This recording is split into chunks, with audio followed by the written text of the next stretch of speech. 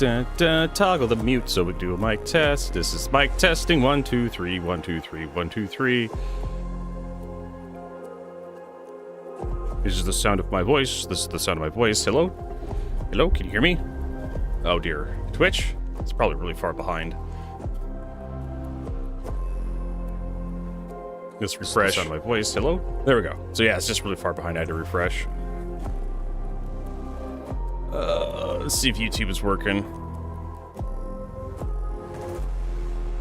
Hello? Can you hear me? All right. So there we go. So the mic test works. Let us get our figure going here. Our camera. Dun, dun, dun, dun, dun. And we're live. Good morning, Void Wolf. Good morning, Macton. Good morning, Hypervelocity Impact. Nice to see everybody in the stream chat. All right, so we do have patch notes. We do have patch notes for Star Citizen. SC testing chat. Evocati is now testing a new 4.6 build. How goes it so far? Well, it's going. It's going. That's as far as I'm aware.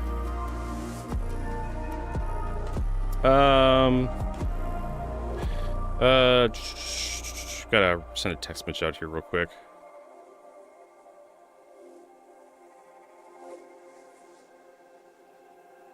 Oh no. Vertigo, how do you spell shirt? It has an R in it.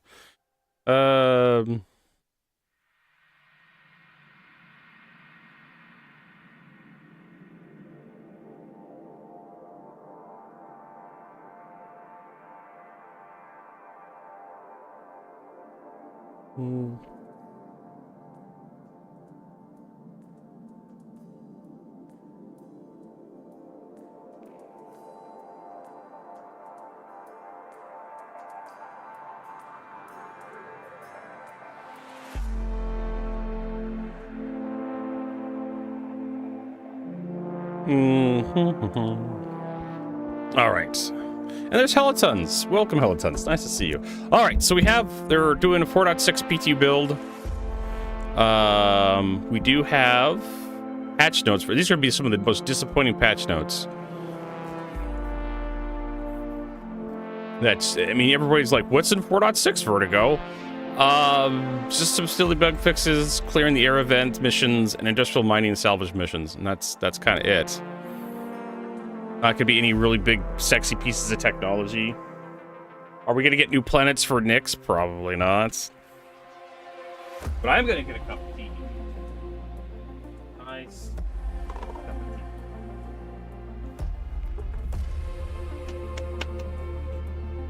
Over there. Before we start reading these patch notes.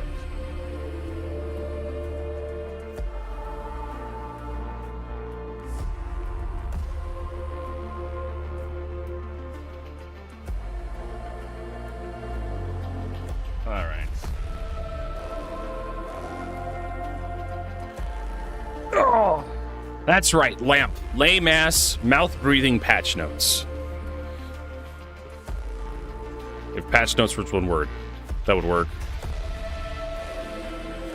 Okay, so known issues: PU clearing the air mission courier. There are no enemy ships spawning throughout the mission. Nyx clean air recovery mission UI recovery cargo mission. Objectives stolen spear after complete the first objective. Levski shopping terminal does not have any items for sale. ASOP UI. There's a chance that a blank information of vehicle may appear during the hangar delivery request using the ASOP terminal. Oof. Yep, 4.6 patch notes. Industrial missions, mission content. Multiple missions are unavailable due to contract generation errors. Industrial resource gathering, ship mining objectives, and HUD markers direct the player to mining claims instead of Lagrange points. For selecting UI elements was just a couple pixels, and you had to kind of wiggle your mouse around to find that little pixel. It's fixed in live, but for the 4.5 PTU wasn't there. Next Levski location, bottom deck of Levski, missing a lot of critical assets in collision. Nick's landing zone, Levski, cargo centers. The floor is missing from the entrance to the area, causing AI to become stuck entering and exit the area. All doors required fuses cannot be opened after selecting override panel button. All locations. So they broke the fuse panels. So we got the first clearing the air event description. And then we have bug fixes. Clearing the air events. For weeks, Levski inhabitants and visitors have been getting sick with a mysterious disease that quickly became known as people's ailment, with symptoms like coughing, fatigue, chest pain, painful lesions in the skull, spine, and other bones. It's bone lesions. Oh boy. Known as the people's ailment, symptoms, blah, blah, blah. It wasn't until an autopsy was performed following the death of maintenance engineer Samuel Molina that the cause was discovered. Fungal infection from a new strain of mold growing in a facility the air filters purchased from Geisen Inc. The so-called Molina mold has proved resistant to standard antifungal treatments and has been spreading unabated throughout Levski, causing more people to fall ill. However, the death toll is rising to double digits and affecting residents in neighboring Stanton system. The Empire has stepped in to help under the guidance of Cure Life, has been developing a targeted antifungal treatment, and Geisen Inc. has been work on manufacturing replacement filters. To assist with the effort, contractors in Stanton have been hired to track down biological samples, deliver needed resources for both the treatment and filters, and ship the finished results to Levski. Unfortunately, criminals in the Nix, like the Moraine and the Claw salamanders, are trying to take advantage of the situation by hijacking delivery ships and ransoming victims of the Molina mold. While the mercenaries are being hired to protect shipping lanes and rescue victims, it remains to be seen if the fungus can be stopped in time, or will the outlaws attempt to time the relief efforts further cause deaths. Okay. Semolina. There you go. I think, Macton, you cracked the code there. Pretty simple, right? This event will take place throughout the PU, running hauling, courier, and resource gathering, kill ship, recover cargo, station escort, defense ship mission. These will lead to milestone missions after completing many specific type of missions, tracked in the Moby Journal. Subject to change, but currently set to, after 25 hauling type missions completed, the payload will receive a VIP urgent care transport, where they have to take a single cryopod with a VIP inside of it all the way to Microtech for healing. Depending on where you get that pickup, that could be a hell of a trip.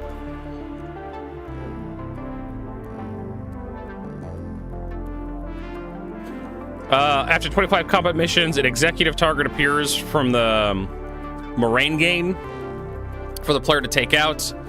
After 50 combat missions, a sick VIP in cryo was stolen by a pyro gang and is being held for ransom. Do you have to pay the ransom or something? What the fuck's going on there? Bug fixes. Star Citizen Alpha 4.6 currently contains over 80 bug fixes for issues occurring in 4.5, 28 of which will originate from the issue council. Potential fix for the Asperia Stinger. Degradation is applied to the interior cockpit glass. Potential fix. Meteor weapon right wing empty is inaccessible from any changes. Potential fix Stanton. Astronaut doorway is inaccessible. Potential fix Pew Stanton. Locations. Platino. Backpack. Loot box not appearing. Spawning in hostile distribution centers. That's the armor set I want to look for. The Platino set. Or Palatino set. Palatino. Crusader Mercury Star Runner. Internal elevator will be stuck after initial use to reach upper levels. So yeah, that's definitely a bug we found. Pirate Swarm. Enemy AI does not spawn after completing the Wave 2. Onyx Facility. Loot room does not appear after selecting Override. Ace pilots do not have any MG scripts or medals in their inventory. I was wondering about that, so it is a bug. Ace pilots should have some script and medals, so that's cool. If they actually you could actually get them to loot, right? If their corpses actually have a marker on them and they don't disappear, you get some stuff from them.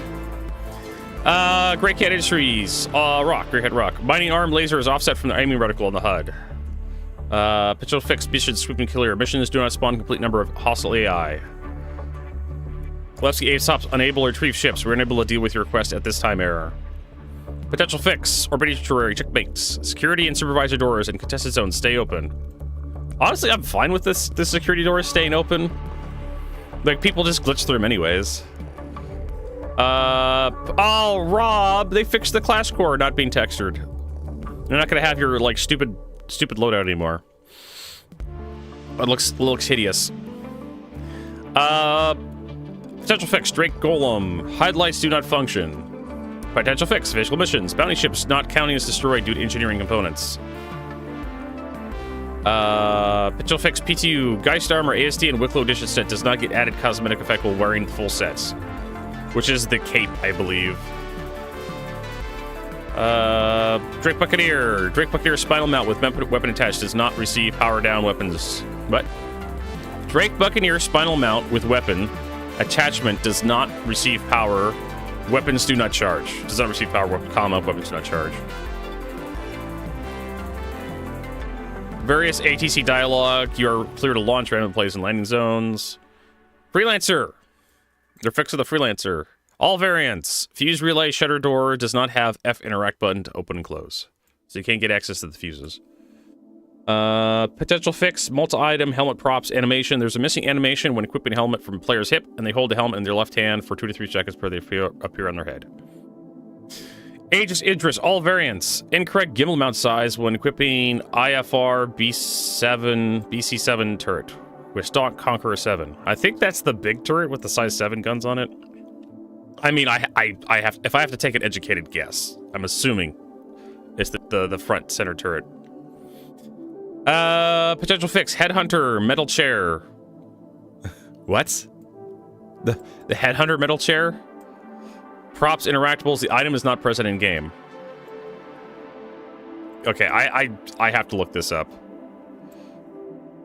What the hell is this even referring to? Support, issue council. Log into the issue council. And then...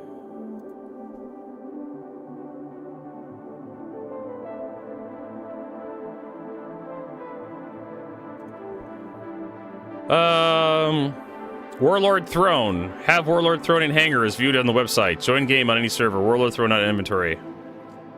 Okay. Okay, so is that like a hangar flare? I was wondering what the fuck is... I don't remember this bug being a thing, but it's just like some like subscriber flare that doesn't exist. Potential fix. Anvil C8 Pisces, all variants. Geometries near the cockpit appear or disappear after changing view angle. Pisces, all variants. There are some spots that has no breathable atmosphere inside the Anvil Pisces. Potential fix PU armor locations. Morozov CH backpack Snowdrift is listed as 0 AUC and can be purchased from armor shops. Oh no! A backpack that's essentially free. What are we gonna do? Economy. Let's see here. Ladders 2.0. Anvil Carrick. Not all ladders updated to Ladders 2.0 tech. I mean, I can believe that. Potential fix, multi-VU, PU, weapons. The Tiger Strike can be fitted on ships that are not bespoke. The T-21 Tiger Strike, which is off the Merlin, I think.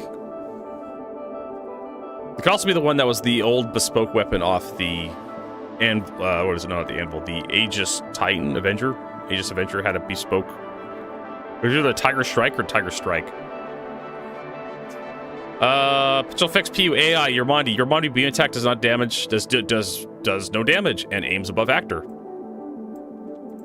Well, that would definitely make the combat a little more challenging against the Yermondi. I forgot that was their name for that. It's the personal inventory screen. It's like personal inventory and equipment or something. Personal inventory screen or something. PIPIS. It's for like your own inventory.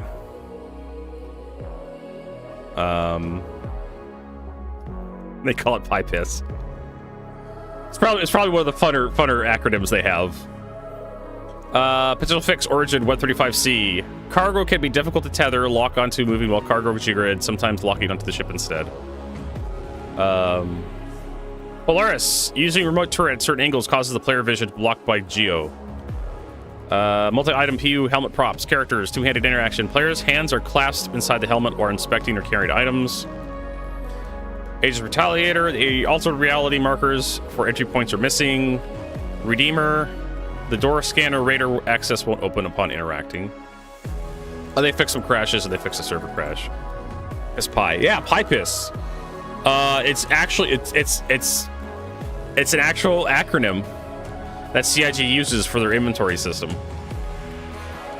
I'm trying to remember what it stands for exactly. But it's like, it stands for like personal interaction system or something, personal interaction system or personal inventory management. Personal inventory screen. I know the P stands for personal and has to do with like that radial wheel that pops up when you press tab, I think, on foot. Part of it's that. And I actually had a response to someone yesterday.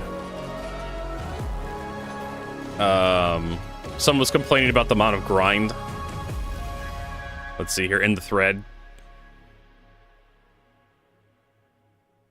Where was it?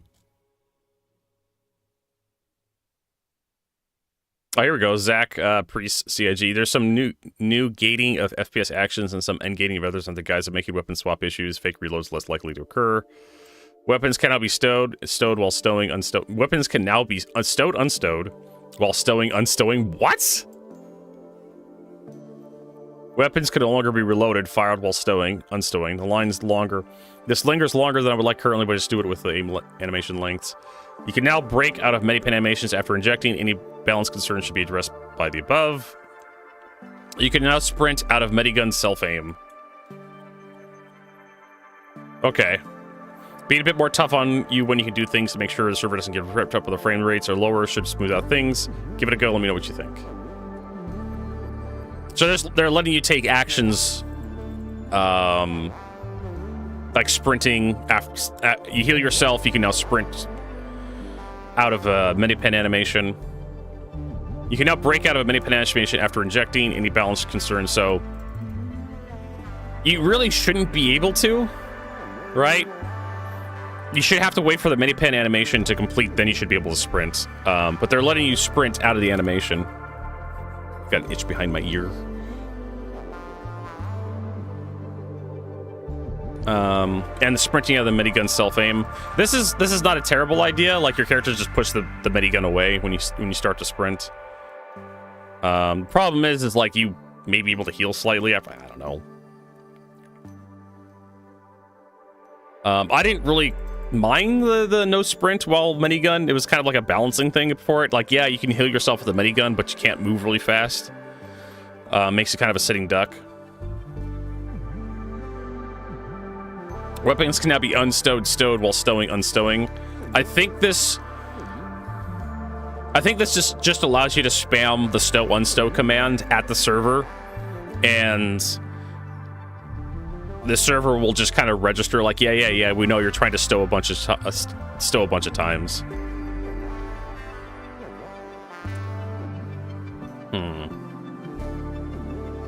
Gating FPS, there's some new gating of FPS actions and some ungating of others, while under the guise of making weapon swap issues, fake reloads less likely to occur. I think part of the stow unstow code is also like sprinting. Sprinting causes your gun to drop out of sight. So I think that's what they're talking about here. You can stow a gun while you're sprinting. So your character's putting the gun down out of the view of the camera, which is a stowing action, I think. And then you hold the reload button to put the gun away. I think that's what they're referring to. I'm not entirely sure. I'd have to like get, more information from Zach here. Weapons can no longer be reloaded, fires while stowing. Weapons can no longer be reloaded, fired while stowing, unstowing. Okay, I just assumed you couldn't do that, right? But maybe that was causing like the reload bug. Because of stowing, unstowing also refers to like the act of entering the sprint animation, and part of that animation is like you stowing your weapon. Then you start going into the sprint, and you go to reload, and maybe that causes issues on the server with like low frame rate, and you can't fire a gun while entering a sprint either. It just kind of makes sense. We'll have to get used to some of this. I'm assuming this one right here, this middle one's probably going to be the worst, that you're going to have to, like, understand how that works.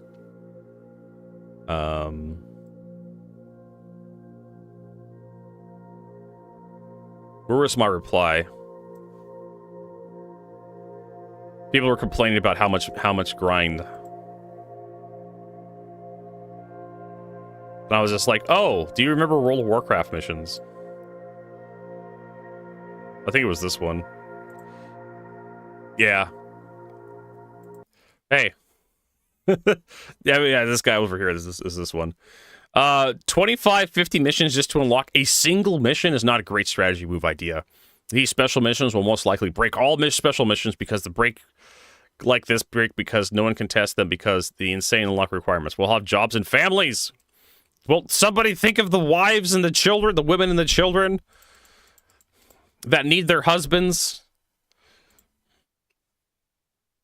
It's a video game, not the sinking of the Titanic, bro. It'll be fine. I'm like, my response, like, it's a standard MMO shtick. Welcome to the grind. Remember World of Warcraft, everybody? Lotar, I need you to kill 20 peons in the mine. It will be only 15 minutes away by walking.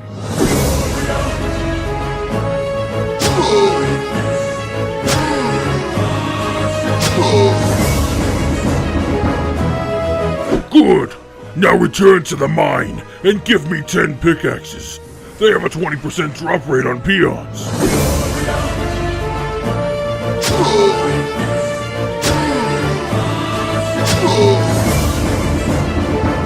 Epic. Thank you. So now epic. Go back where you came from and collect 15 bags of gold from inside the mine. I feel like we could have done this all in one trip. Good job. Now I need you to kill the King of Peons, which is located deep down in the mine. The King of Peons. Oh my god.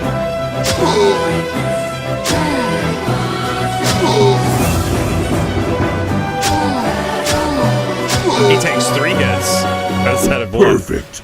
I could have asked you to do all these in one trip, but I forgot. Anyway, here's a piece of armor that you can't even wear as a reward. Yeah, just...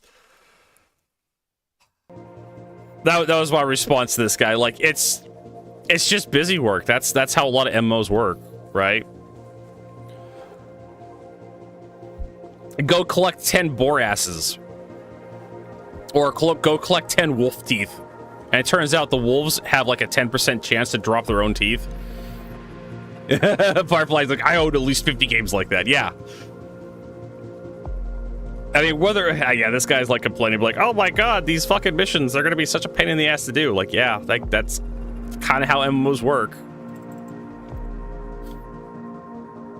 It turns out, like, the wolf have like a 10% chance to drop their own teeth. You know, it's just like, CIG has yet to introduce drop chance. It's coming.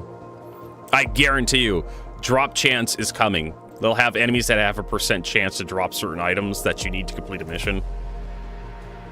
We updated our stream deck last night to the latest version. I'm like, I updated my graphics drivers, and I'm like, you know what? I probably should update my stream deck. And also, we have like a new emote tab in my stream deck, so we can have emote stuff. Didn't make any progress on the video last night for the cutter, but I did get some other stuff done for the channel. I added some timers to remind people to sub and follow. So hopefully the timers aren't too obnoxious. If anything, I can add a few minutes to all the timers so they don't show up nearly as much.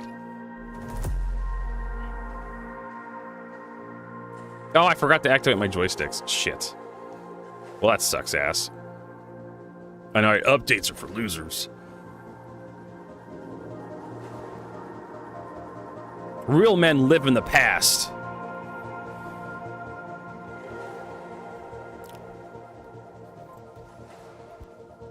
All right, joystick hide configuration. Star Citizen, shush, go away for now. I'm not ready for you just yet. All right. Launch the game.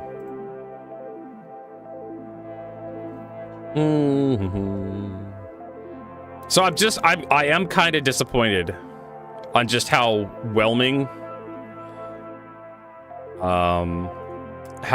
the patch notes are. Like, I was expecting like something for like the 4.6 patch notes.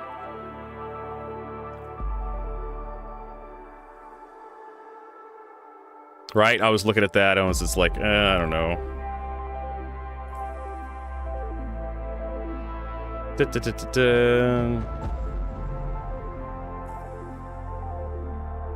Oh, don't tell me I'm getting some errors. YouTube's bitching at me, but my bit rate isn't high enough. Fuck off, YouTube. It's fine. Let's see here. Let's just go in.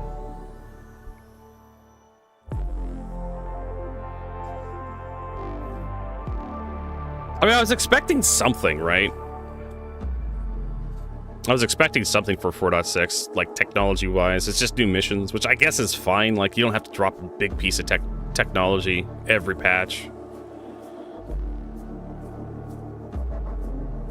But we're really not moving on with like the 1.0 stuff very quickly. Because really, like, the only thing that kind of moved up from the 1.0 category was like Nyx, if I remember correctly.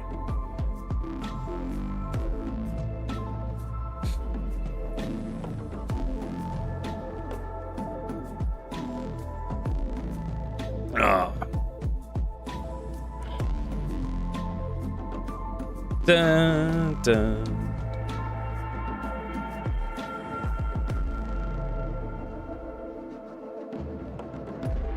All right, oh, that's right. We're in prison. I blame Rob.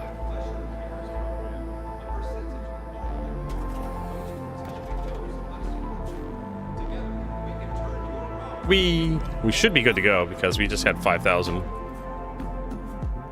Right? Yeah. We had like 30 minutes. Oh god, T-posing. Is that a player or an NPC? Oh, he's dead. He's not actually T-posing. I guess the physics is not updated.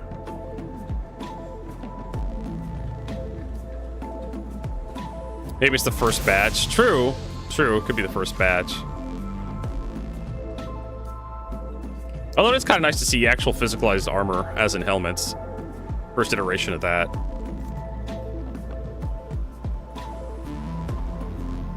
But there is nothing for like the patch notes on like the 4.6 on the roadmap, 4.6 roadmap.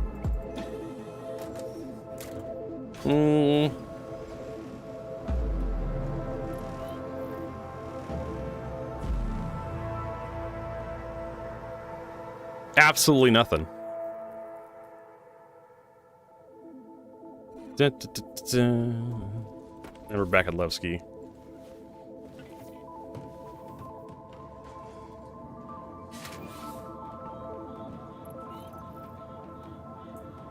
And we kept the IV bag, which I really don't care. There's more junk in my inventory.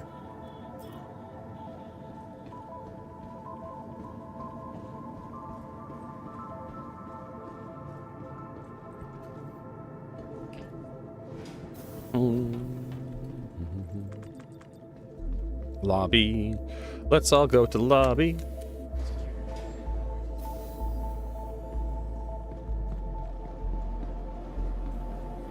All right.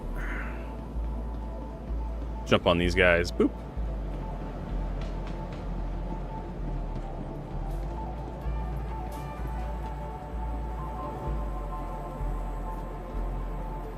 We're keeping surprises secret for now.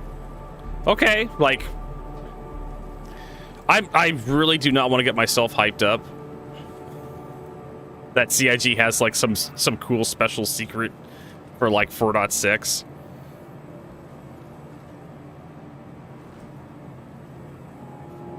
Because there's always a potential that they have nothing. So like hyping yourself up, assuming that CIG is going to have something really cool to show off for 4.6 is just like setting yourself up for disappointment.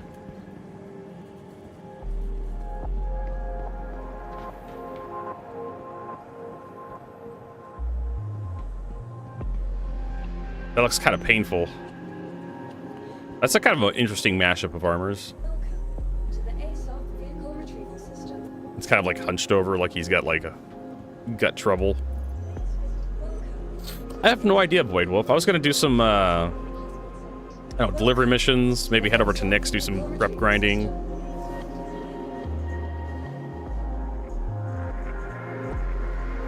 Where is my C2, anyways?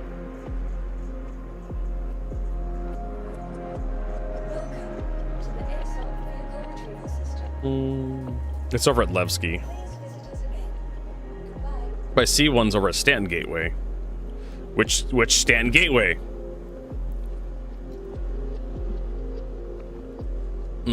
That's the real question.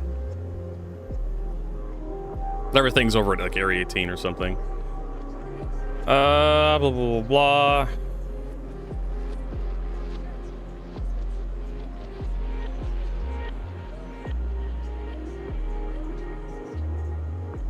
Da, da, da, da. Stalker, Area 18.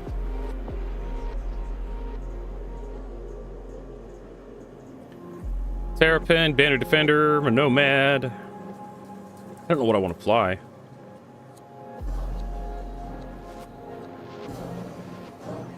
I know, I come in here and I look at this and I'm just like, I want. I have two Corsairs for some reason. So many ships. So many ships. Founding Drama is at Seraphim. I know I've upgraded this guy at least. Polaris is at Area 18.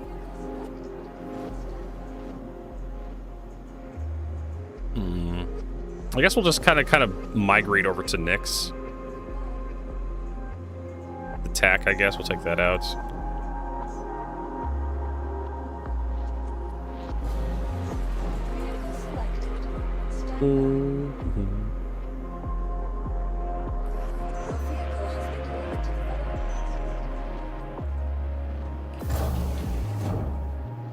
Oh, little there, little.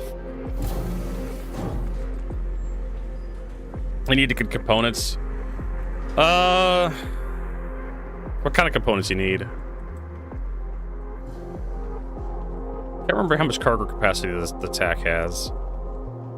We can probably like do a simple delivery mission to Seraphim.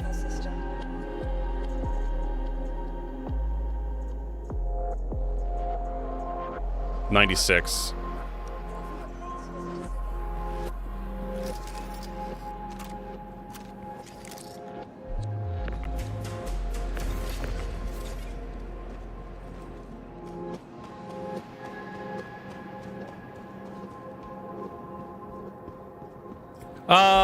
That's why SP Viewer.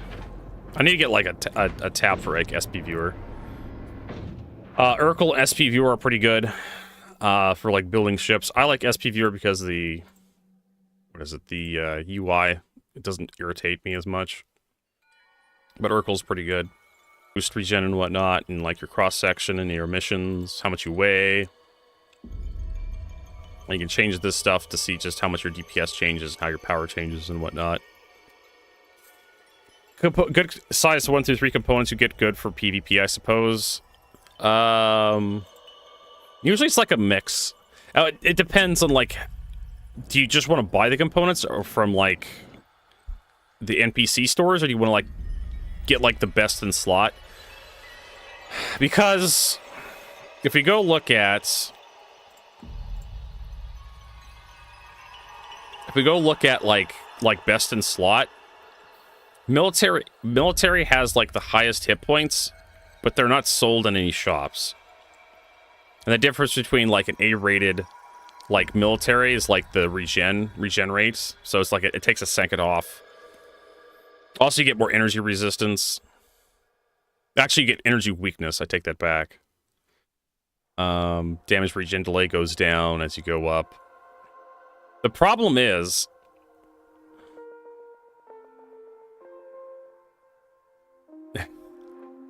The problem is, like, the difference between, like, a C-rated military shield generator and A-rated military generator isn't enough. The problem with the A-rated military stuff, really the A-rated stuff only really drops in, like, the contested zones, or, like, executive hangar, or the QV stations and NICs. These A-rated equipment is usually very hard to find. If you're looking at, like, drop tables and whatnot. So, like an FR66, really hard, really rare, and they sell for quite a bit. Your best bet is to simply get a A-rated civilian shield generator for your Hornet, and just deal with the slight shortcomings it has. Because the difference between an A-rated military, right, and an A-rated civilian is, what, 200 hit points?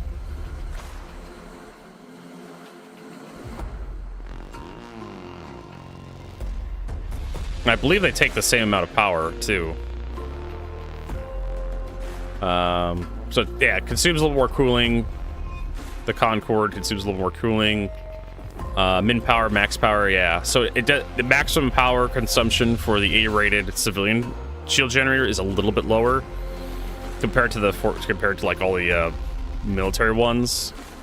So the military ones peak higher, but you only have so many power pips you can assign, right? For a ship. Sometimes you're limited by how many power pips you have because you can only go so big with your power plants.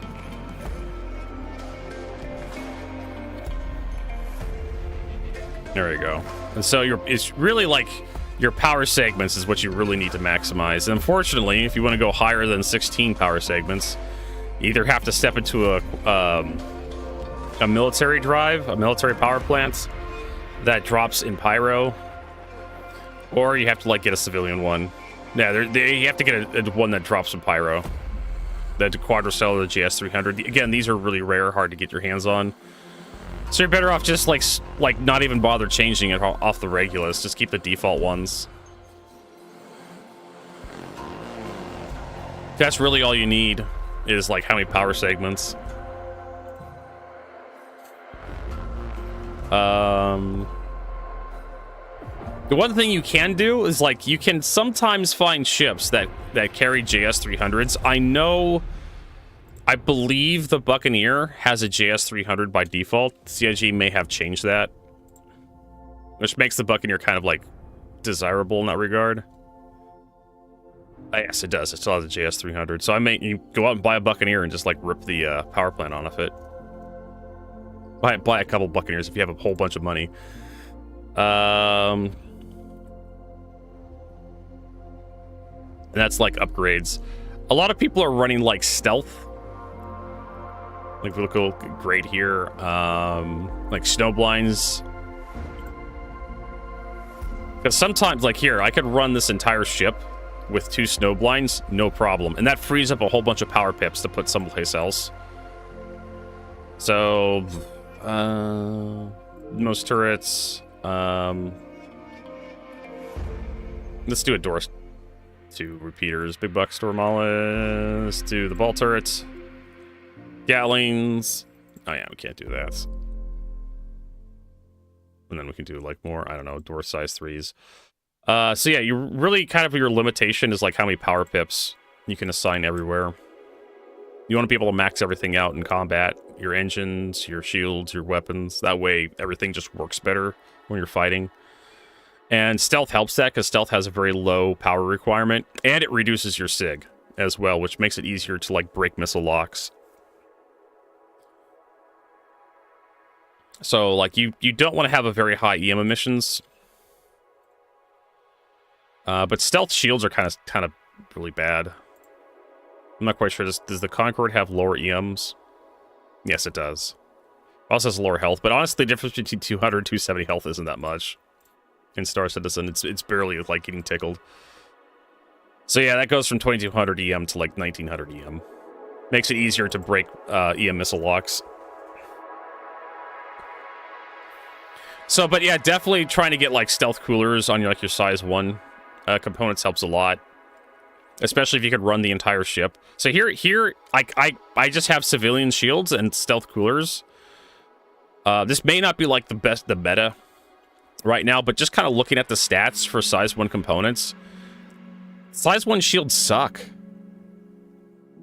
Like, yeah, you give up a couple, 400 hit points, shield hit points for going like the Concorde stuff, but you can actually buy these off the shelf and equip them right now, as opposed to have to go into like contested zones and executive hangars and just grinding that stuff over and over and over to get like the FR66s, which are like the best in slot. Which may not be worth your time. Snow blinds, you can actually hunt these down. I believe a ship, there are ships out there that hold them. I want to say the Talon does. And sometimes you'll see the Talon. No, they hold vapor blocks. I think vapor blocks will probably work too.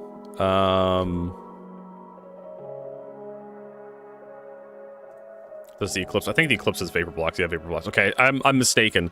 But I have seen the A-rated stealth coolers drop at Hathor in the treasure room.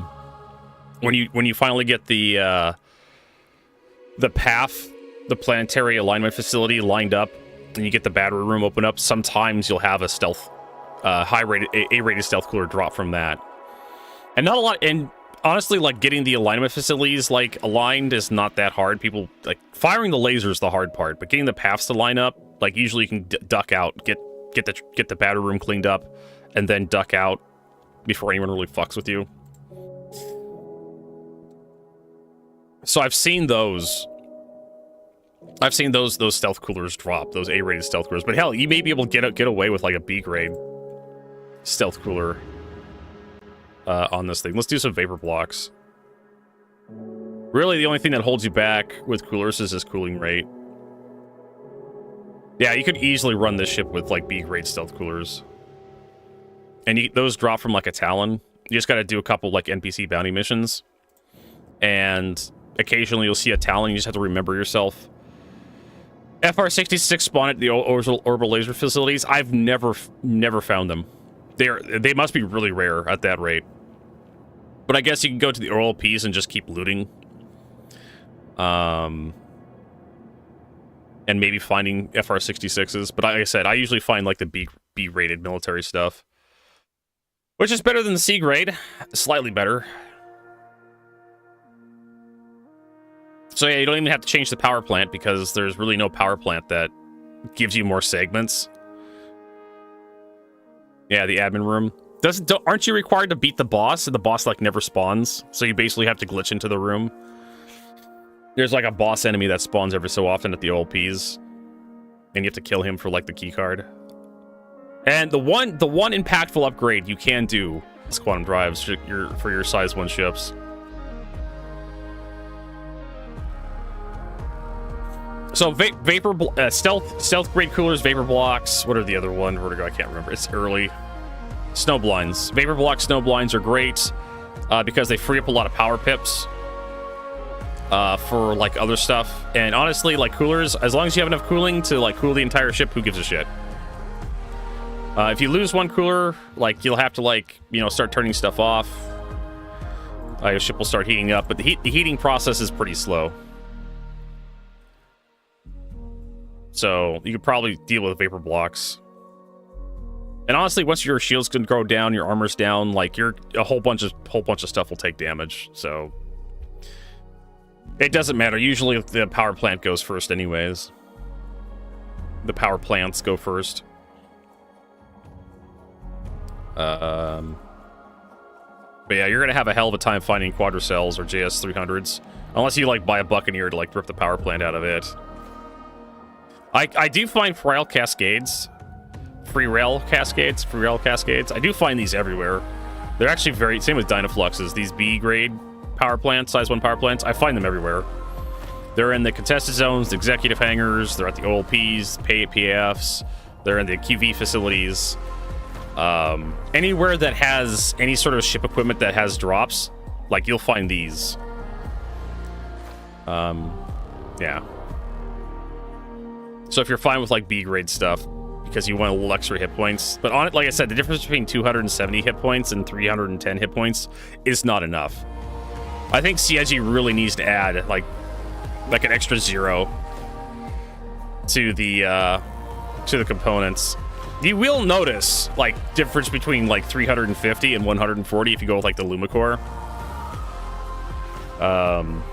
You will notice your power plants get knocked out really quickly, though. So Lumicore may not be your best choice.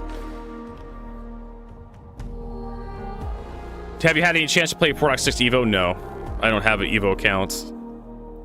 So there you go. There's like your size 1 ships. The meta. Get some stealth coolers, high B grade, A grade stealth coolers. Get yourself some civilian shield generators if you don't want to grind the Concord shield generators. They're good enough. And then get some high damage weapons. Just focus on getting your DPS, as high as possible. Right now, what I see from a lot of people, like people who are interested in PvP, I've been seeing a lot of ballistics. So the shredders, deadbolts are pretty powerful, but problem with deadbolts is they have low velocity, so they're hard to hit 900 meters per second. It's hard to hit stuff in PvP if you're only having like a 900 meters per second. I would say anything above 1200 would be like minimum. If you want to go like mantises are 1600.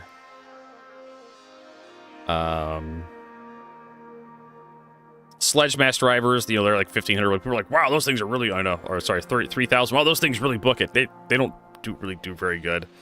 We tried them out, me and Rob. Or you could just put a bunch of Panther laser repeaters on everything and just hold the trigger down.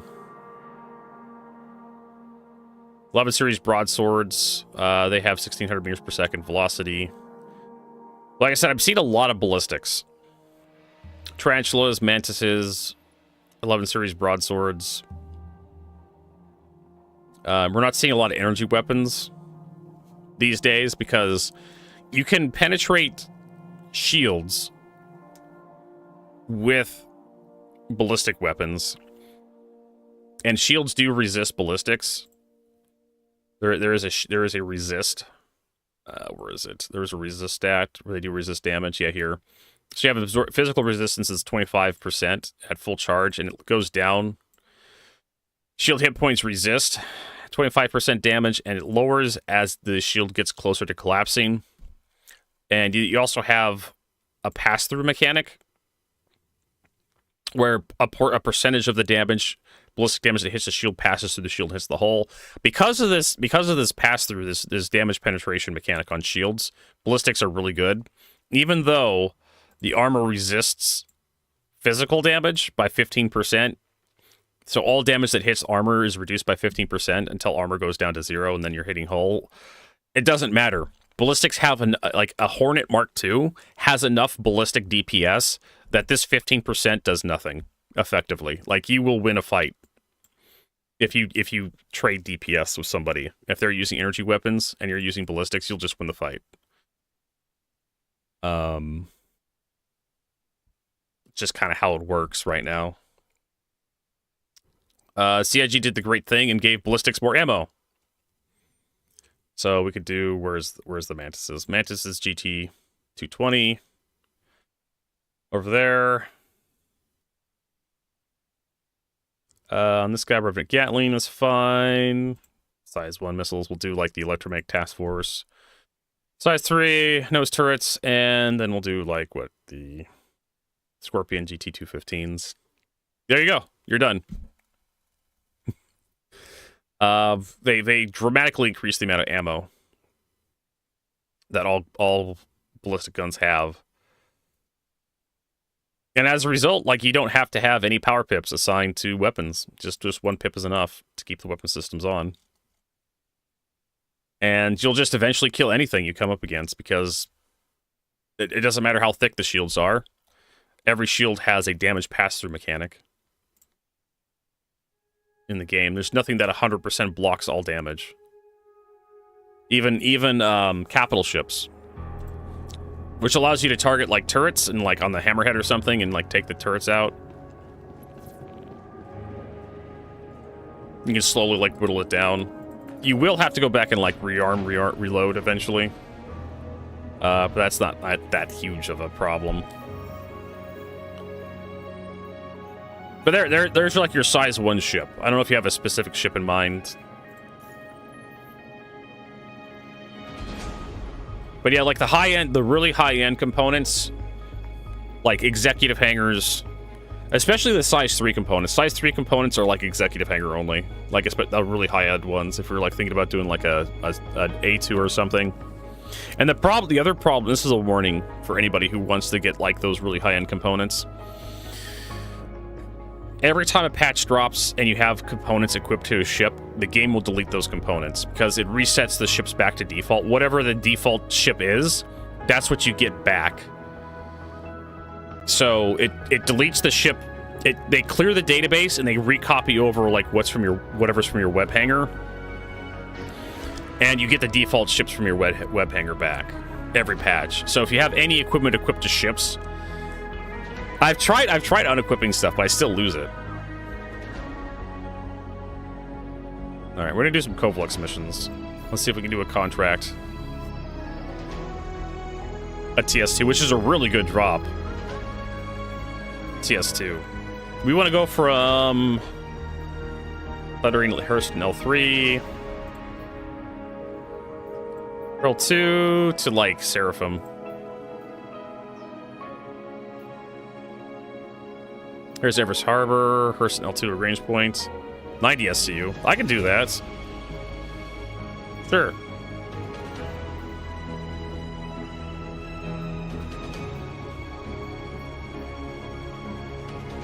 Hurl 3, Hurl 2, Everest Harbor. This one's gonna be easy. We'll do some hauling and attack. It's 96 SCU.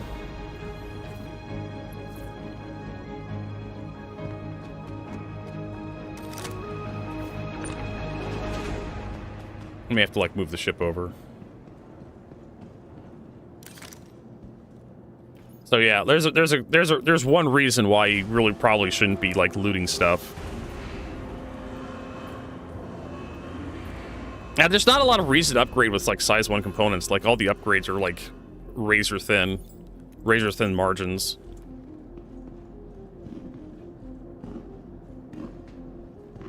The amount of hit points you get for like a FR66 versus like the F7C Lorica, in my opinion, just doesn't make it worth it.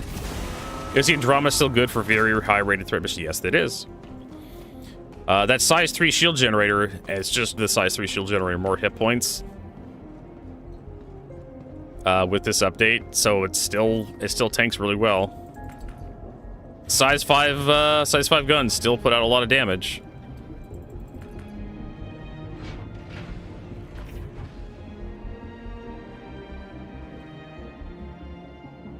Still put out a lot of damage.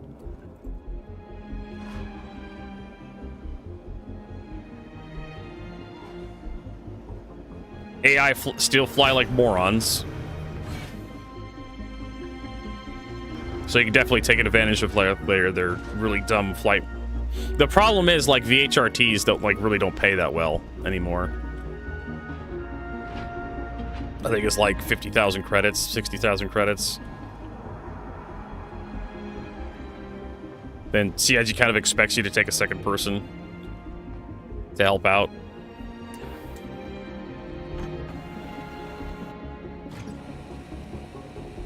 Alright.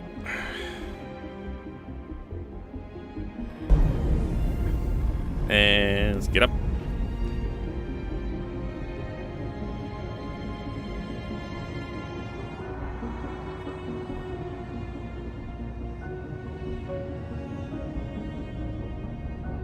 Open and close all the doors.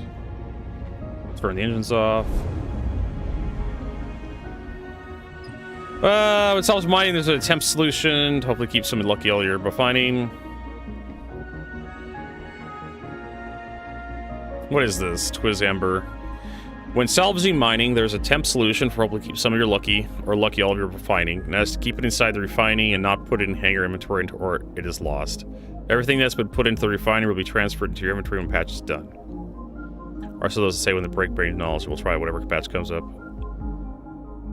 From my understanding, like, if it's in your inventory, it'll get transferred to your home inventory. If I remember correctly.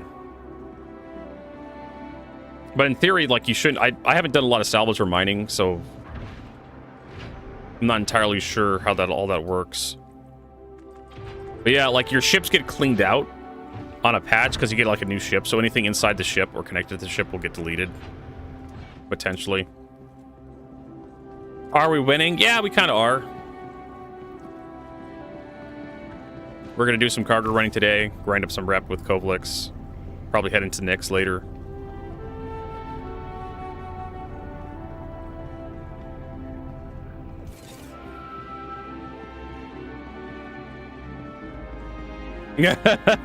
So Void Wolf is like, okay, Vertigo, I'm back. Thanks for explaining everything. I didn't hear any of it. Maybe I should just make a video on like the meta in Star Citizen, the component meta.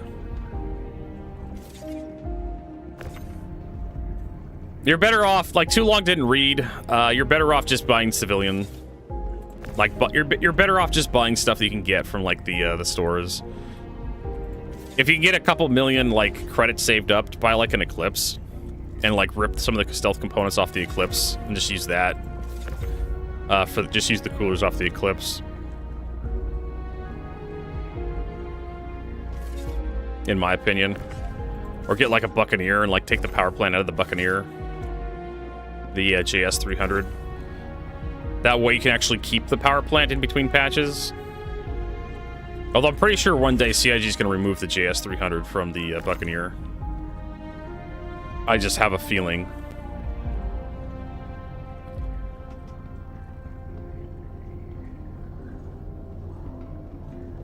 Just have a feeling.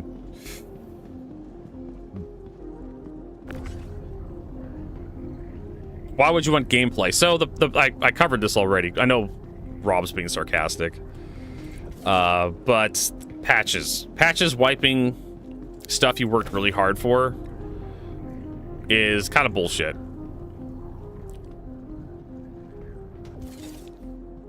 Also, contested zone gameplay is kind of terrible because shit's all fucked up.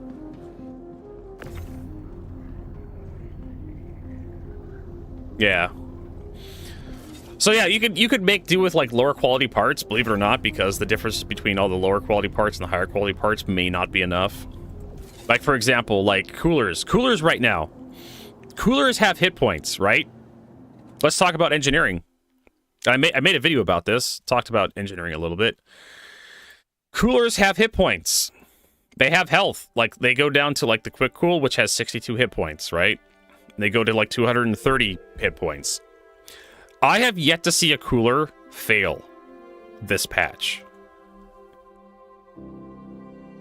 I just haven't seen it. I've seen power plants get disabled.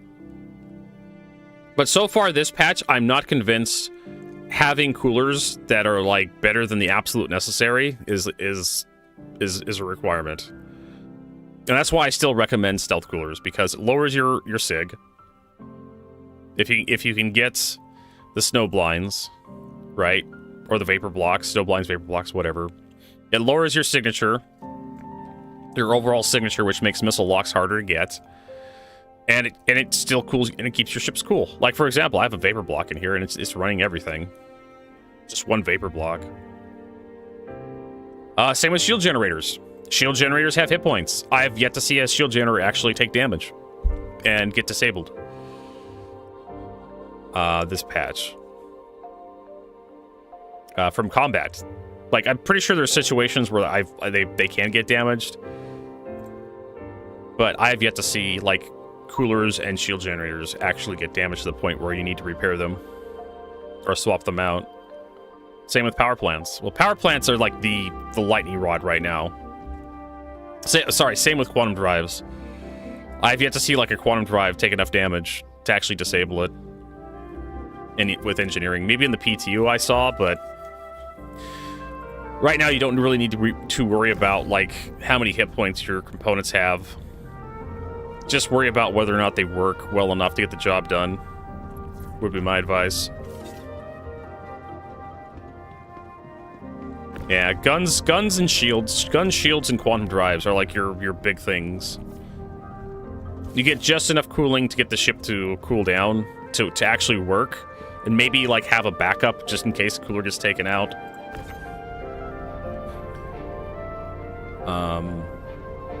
But yeah, it's just... Coolers just need to be there to run the ship, that's it. That's all you need to worry about. And shield generators, like, yeah, if you want to hunt down, like, the best in slot, you can. And, you know, having a couple extra hit points does make a slight difference for, like, size 1 ships in a combat scenario. But the problem is, the Mark II Hornet is so prevalent in like, the persistent universe combat. Arena Commander, things are a little different from the persistent universe. You'll see weirder ships in the persistent universe than you will see in Arena Commander. Like, you'll see Asgards being used in combat. You'll see, as we saw yesterday, we saw, like, the Corsairs, we saw Firebirds, we saw, you know, Corsairs, we saw Asgards, we saw Mark II Hornets, we saw Mantis. Very, very eclectic collection of ships, as opposed to Arena Commander, versus just, like, light fighters. And occasionally, like, the Mark II Hornet. So you'll see a wider variety of ships in the persistent universe than you will see in Arena Commander. So you kind of build a little different for the persistent universe.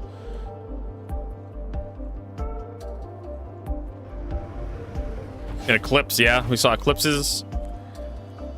And so, yeah, you can go through, you can get that extra 200, 454, or 500 extra hit points for having two, you know, A-rated military shield generators, size 1 shield generators, but you're going to spend a lot of effort to get those shield generators, unless you know somebody who has them and they're willing to give them to you for a okay price, or you don't mind grinding them out. You don't mind looking, going to like the OLPs, the Hathor sites, going to the QV stations, doing the Vandal Tech Smuggler missions, or going to executive hangars, hanging out there. I mean, that right there is not grind, the not grind loop that Chris Roberts described all those years ago. It's not grind if it's fun, right? So there's always that angle, right? But usually there's so many things wrong with like executive hangars trying to get that shit to work. Plus there's whatever hell's happening with like the player stuff.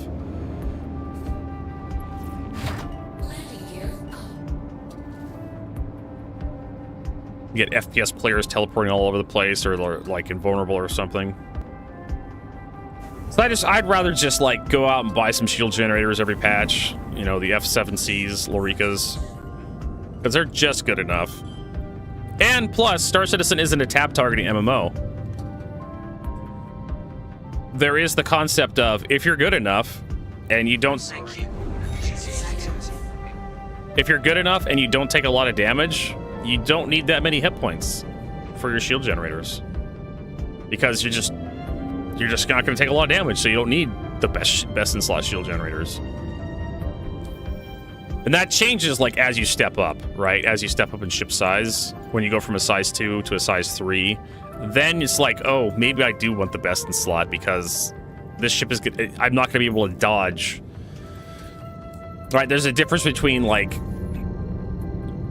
This is why, like, they do, like, evasive actions in the Starship Enterprise, the NC-1701D, even though the thing's the size of a fucking city, is because you're not dodging the attack entirely. You're not trying to, like, avoid the attack. You're trying to make the attack miss a vital portion of the ship's systems, right? So instead of hitting, like, your deflector dish, it hits the holodeck. Like, we can live without the holodeck. We don't need the holodeck on this fucking ship right now. Like, this is we're in a combat scenario.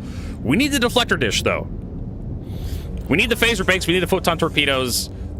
We don't need the holodeck. So if they hit the fucking holodeck instead of the photon torpedo launcher, that's fine. That's a better outcome. And so as you step up in size, ship size, once you start getting around like a Caterpillar, once you get up to like a Herc, once you get up to an Idris, a Polaris, the Perseus, you're not trying to dodge attacks entirely. You're trying to get them hit the cargo bay, the hangar bay. You know, some part of the ship that's less important than the rest of the ship in that scenario.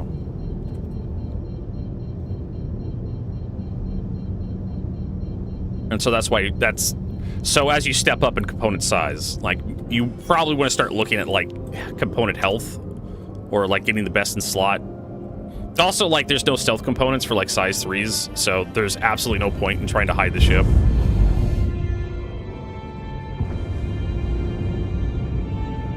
Because your cross-section is so massive, they're just going to detect you from like 40 kilometers away no matter what you do, no matter how low your SIG is.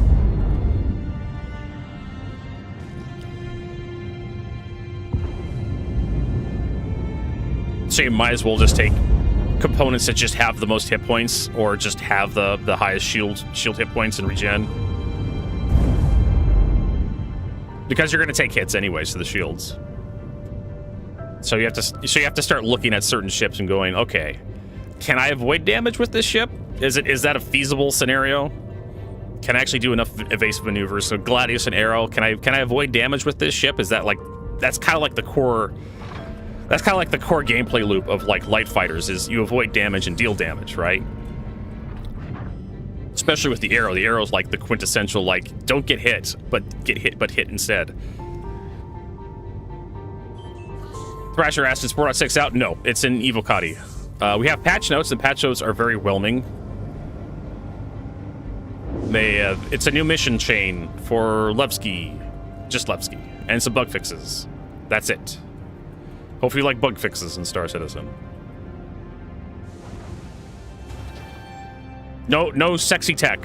No planetary tech version 6, whatever the hell they're up to. Yeah, for like, if you're just doing like mining, like, do you even need to upgrade? Like, maybe you want to put stealth components on your ships if you're doing like industrial stuff, just so you're just harder, you're just harder to detect, so you can just like do your own thing. That's kind of the question I have, like with like the Vulture and the Prospector, is like, is it even worth like upgrading to industrial components?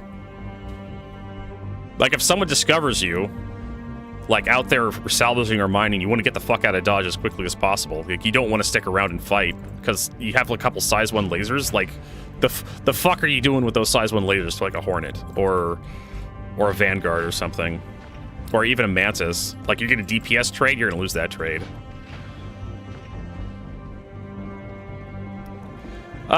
Some of the notes are out.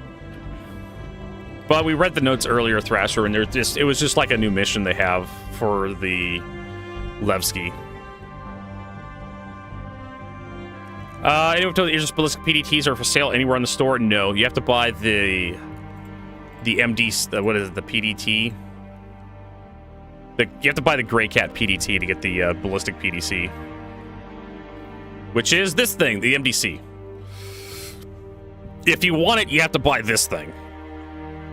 I don't think this thing is available in game. It may not be available on the web store. Yeah, I have to upgrade to it. It's not available for purchase right now. But you have to like remove the point defense cannon from this thing and then put it on whatever the hell you want it to work with. And you basically have to either buy enough of these things to have enough point defense turrets to outfit your entire Idris, or you have to scam the components off it by like ripping it off, destroying it, claiming the insurance, and then you just keep doing that until you have enough PD point defense turrets to like fully equip like your Polaris Perseus. It's a tedious prospect. Yes, 1 MDC per slot. How is there 3 shields on a Prospector? Are there 3 shields on a Prospector? I usually don't consider a Prospector like...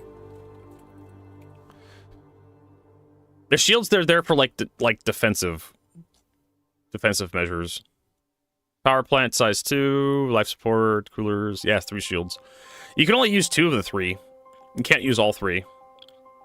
I've been told that all three like add hit points to each other, but honestly, like you might as well just have one shield on the Prospector. Guys, what is the Prospector doing to anything? Like, you're not a combat threat. Like, they nerfed the laser a long time ago because people were killing hammerheads with the fucking thing. But you can buy one.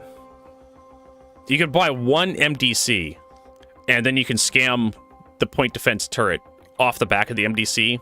Again, you can pull it off with using the tractor beam. Just you can pull the whole thing off, set it off to the side, blow up the MDC, claim the insurance on it, slap the point defense turret onto your Idris, physically onto your Idris, and you can keep doing that until the entire Idris is coated with the ballistic PDTs. Oh, here we go. I'm sorry, the website was loading. So it's $45.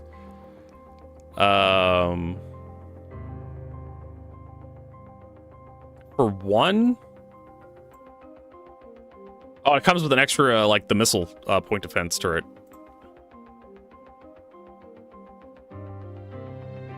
Bearing M2C PDS point defense system, I guess. And the Bearing PB-116 missile turret, lifetime insured self-land hanger. You can buy two of them for $85, which is a savings of $10. And for credits, it's $50. It's you got a 7 paint pack for edition paint. I don't know. It's up to you. Like I said, I'm kind of done spending money on Star Citizen. Hey, Wald Volus, it's nice to see you.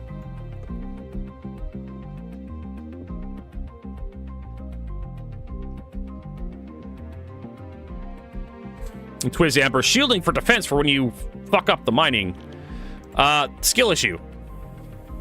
Just don't fuck up the mining, and you won't have to like have your shields be a thing.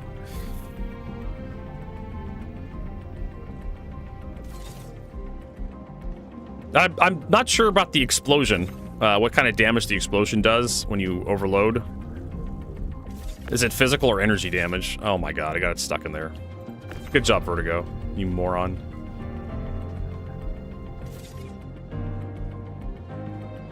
Exactly, and you could also have Wild Vols can help you out with that if you want the if you want them. We do have people in the community who are willing to like play the game with you and give you that stuff. Just keep in mind that 4.6 is on the horizon, which means you're gonna lose all that stuff, maybe, potentially.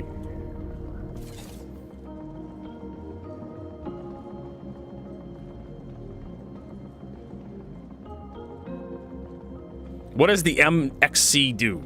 You have the MDC.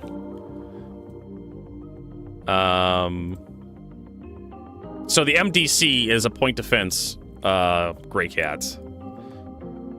The MXC is Perdition Paints.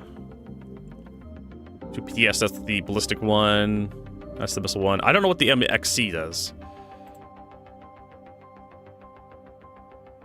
But there is an MX. There's an MDC plus Ice Front, and then there's an M... Oh! That's the other one, the other Grey Cat vehicle. Okay, so the MDC is the point defense version of the chassis. It's like the Atlas Spartan chassis, the Atlas chassis. The Atlas chassis covers the Anvil Atlas chassis covers a whole bunch of different vehicles. There's the Ballista, the Centurion, the Spartan, I believe. So there's like 3 different versions of the Atlas chassis. So there's a bunch of different versions of the Grey Cat chassis. I can't remember what it's called. But the MXC is basically like a cut down Ursa Rover. It's this thing. I think the MX stands for like the duo pack. So it's the MDC and the MTC. The MTC is the transport. I think MDC is the defensive vehicle. So yeah, I think the MX stands for like the pack is considered X because there's a bunch of different vehicles in it. But I don't think there's an MXC, Grey Cat MXC vehicle. I was kind of confused when you point that out too. Wait, what the fuck is the MXC? Because I remember there was an MDC and there's an MTC. The MTC is this thing, I believe, which is it's a smaller Ursa Rover. Take the Ursa Rover and just kind of crunch it up a little bit, and that's the MTC.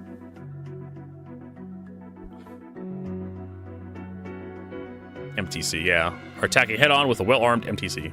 So it has like, it's designed for you like in a buddy to assault stuff. It's got like a little turret on top with a couple size 1 guns. And it's got weapon racks and suit lockers in the back and some areas for like carrying like little boxes. It's basically like a Drake mule, but better. So, yeah. I mean, if you want a ground vehicle, it's perfect. For, like, driving you and your buddy around doing stuff. I need to figure out how to get this thing out of here. There we go. Hey, look at that. I figured it out. Just as I said it. Just patience. That's all it took.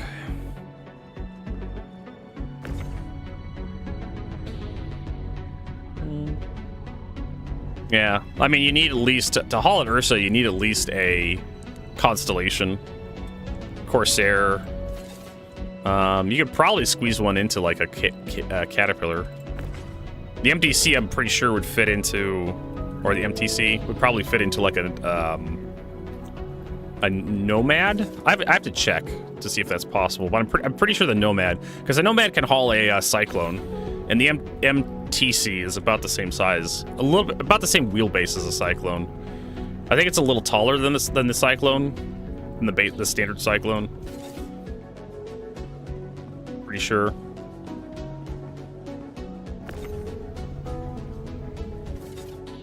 Oh, god damn it. Did it again. Those missile launchers. So that's another thing with like the Greycat series, this chassis, Greycat chassis. I have to look up on like if there's like a name for that chassis. Is there a... Usually Chris Roberts, covering defense, blah, blah, blah, blah. Pete cover skies. There, button, easy activate. Eyes on the road, automated defense. As newest addition is growing ground vehicle family, threat thwarting MDC, studies get around.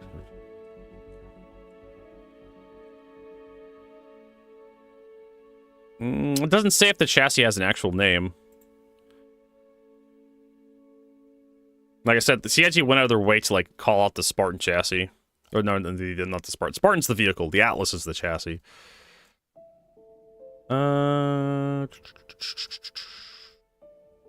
Factory standard. Usually they had like some propaganda that went with this thing. I could always look up in the Galactopedia.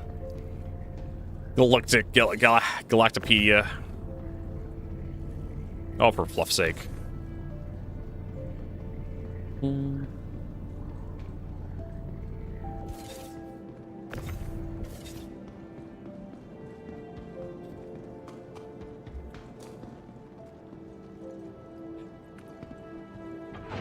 of these days I should add more channels to the Discord. For people to use.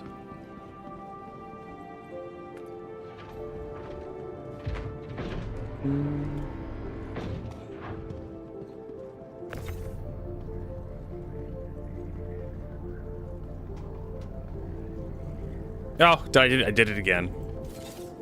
Well, that'll shake out eventually, right? There we go.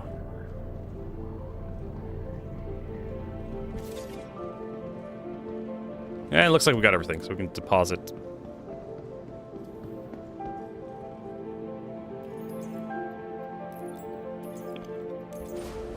So, I wanted to look this up, see if there is an actual entry.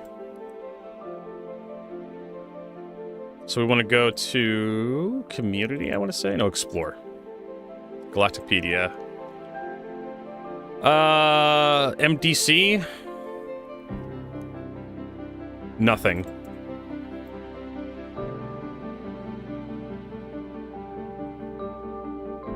Greycat Industrial. It's a snub, yeah. Greycat Industrial's manufacturing company produces armor, industrial equipment, and utility vehicles found on Mars and SCY 2237. Greycat is one of the oldest still operating corporations in the United Empire Earth. Early in its history, Greycat's first successful product was an advanced armor plating created to protect mine workers, followed with Pyro RYT multi-tool. Today's Greycat is best known for its personal transport vehicle, sometimes referred to as formally as the Greycat. All right, cool. What? We go to the Matrix of Lies.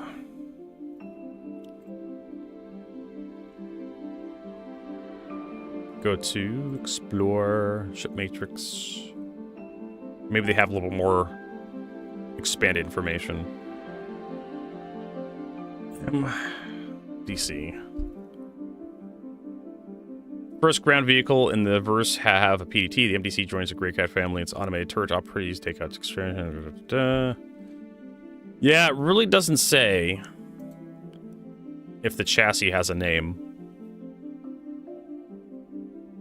I mean, you guys could also just use like call each other over Discord too. I used to have more Discord channels, but people kept confusing. Like people want to get into like the live channel. Yeah, you can use the live channel, but it's going to be push to talk only. I'm not going to use it for right now. I think the waiting room has the ability to talk. Right?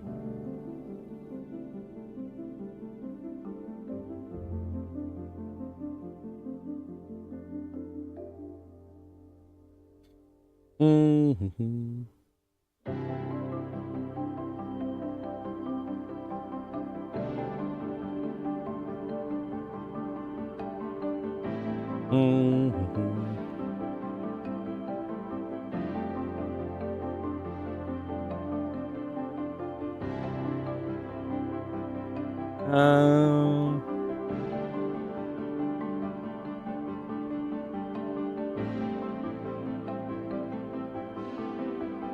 I'm checking his permissions.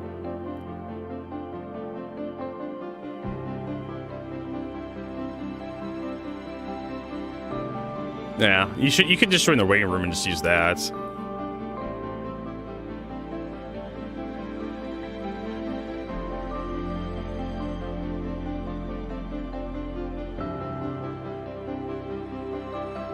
Da-da-da-da-da.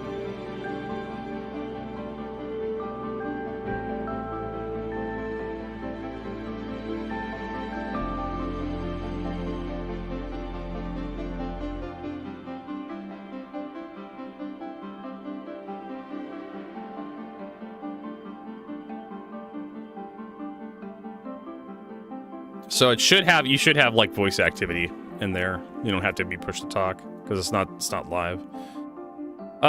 Technical specs. The Great Card family's automated turrets, blah blah blah blah. PDT, quick ballistic weapons, ground vehicle fire surface range, technical specs, specification, length beam, mass. This thing is like 40,000 kilograms. I'm sorry.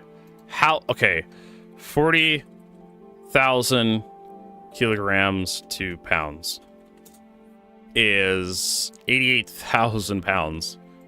And if I remember correctly, like you take 2,200 is how many pounds is a ton? 2,200? Take 880 divided by 2,200.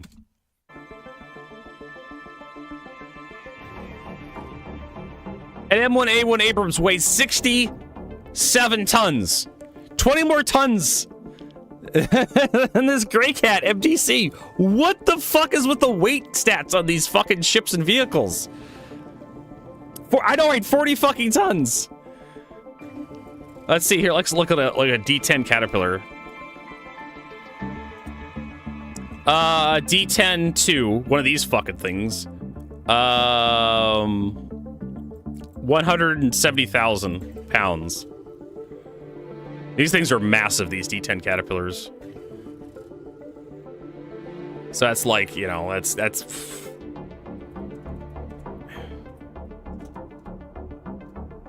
So that's like 77 tons. You have to have special, like, floor jacks to even, like, get these guys off the ground. They are so fucking heavy. Is it a lead cube? I mean, it's... a lot of, like, the weights in Star Citizen just blow my mind. Like, a Cutlass Black weighs more than a unloaded 747 or something like that.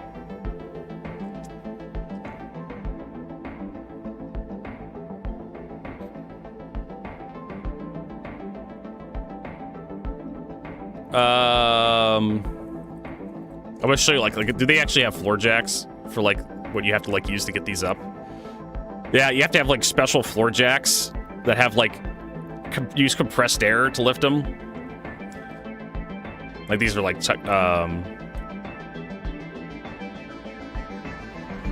no, that's not a floor jack. Yeah, you have to use these special hydraulic floor jacks to even think about lifting some of these earth moving machines. They're literally hooked. They use a compressed air motor to actuate a hydraulic. They use a compressed air motor to actuate a hydraulic pump, which then pumps up a cylinder, which then lifts the entire machine. And otherwise, like, it would just take too much effort to manually jack up the machine. It would just tire you the fuck out. I'm gonna see if they have, like, the special ones that have, like, the dual wheels on them. But you have to have special lifts to even get these fuckers off the ground.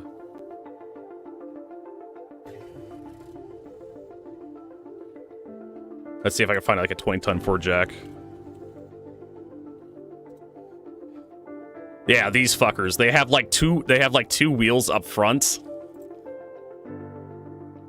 This is yeah. Or you have these which use these also have a compressed air hookup for like hooking up to the shop air compressor, and you just have like a little valve you just hold on to and it just lifts the whole fucking machine because it has like a little piston that comes out of here. Also these guys. You have to have these really fucking heavy wheels because all the weight goes onto the front wheels because there's a fulcrum essentially when you lift up here, it wants to pivot upon the front. So this is where all the weight is, so you just have to have more wheels on the floor on the front, or else it just crushes the wheels, or it crushes your floor. So I just cannot believe that the Grey Cat MDC, or the MX, is it the MXC? It must be the MXC's chassis. That must be the name of the chassis.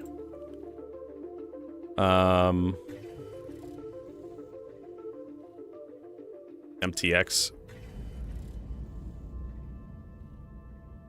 Now, so here's the, this guy, blah, blah, blah. I'm looking for the name of the, like I said, I want to find the name of the chassis.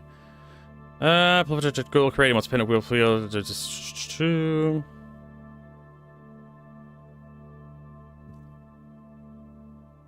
Now the terrain. Oh, here we go. Grey Cat specs. There we go. Suit lockers, weapon racks. Got some cargo capacity. Blah, blah, blah, blah, blah. General width, heights, terrain speed, computer avionics, shield batteries, pilot controlled. Yeah, nothing. Maybe if we go to the wiki.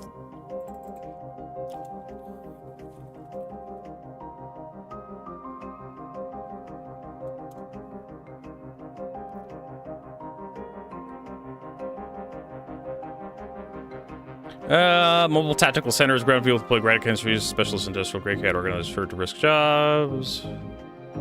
First enhanced equipment of projects. Tells you allows to navigate remote operations. Series MXC. So there is a series. MTC mobile defense commander, MTC.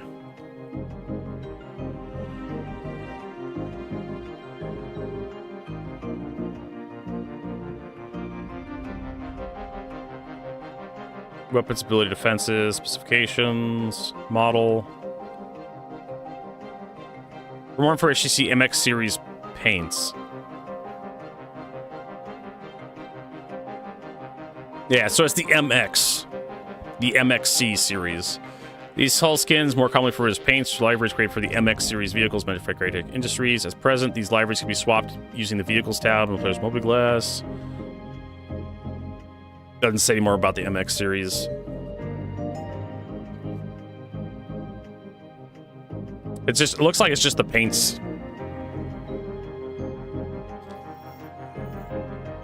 Yeah, it looks like it was just like this. Just the paint tab refers to the MX series, the chassis. Well, at least I know better. Hauling Stellar. Everest Harbor. A whole bunch of stuff.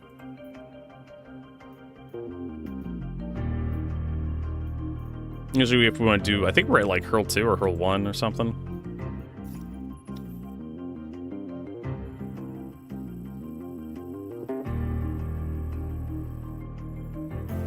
Hurl 2. Okay, so we need to go from Hurl 2 to like Seraphim or something. No.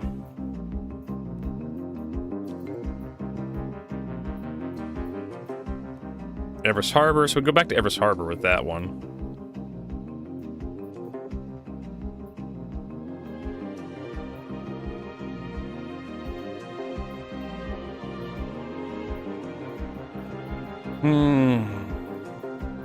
We may not get what we want out of this, though. There's from Seraphim Station.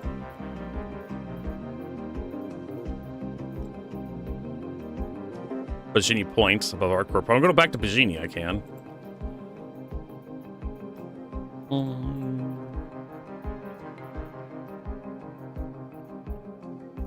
Alright, let's just take that Everest Harbor. Make Hurl 2 to Everest Harbor.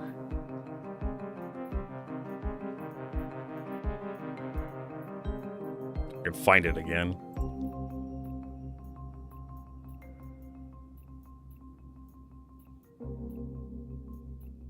May just have to do like an empty run, but I'm assuming Everest Harbor has something to Seraphim.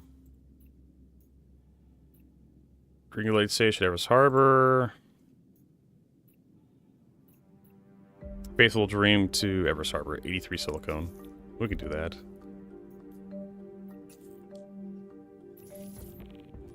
Do you have like Legatus? Do they keep throwing ships at you that are new? Yes, Thrasher. I do get new ships every so often from CIG.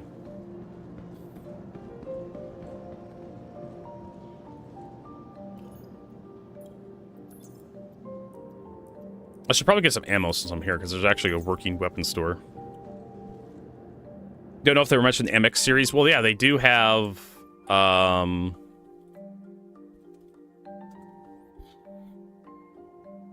behind the ship's Grey Cat MTC.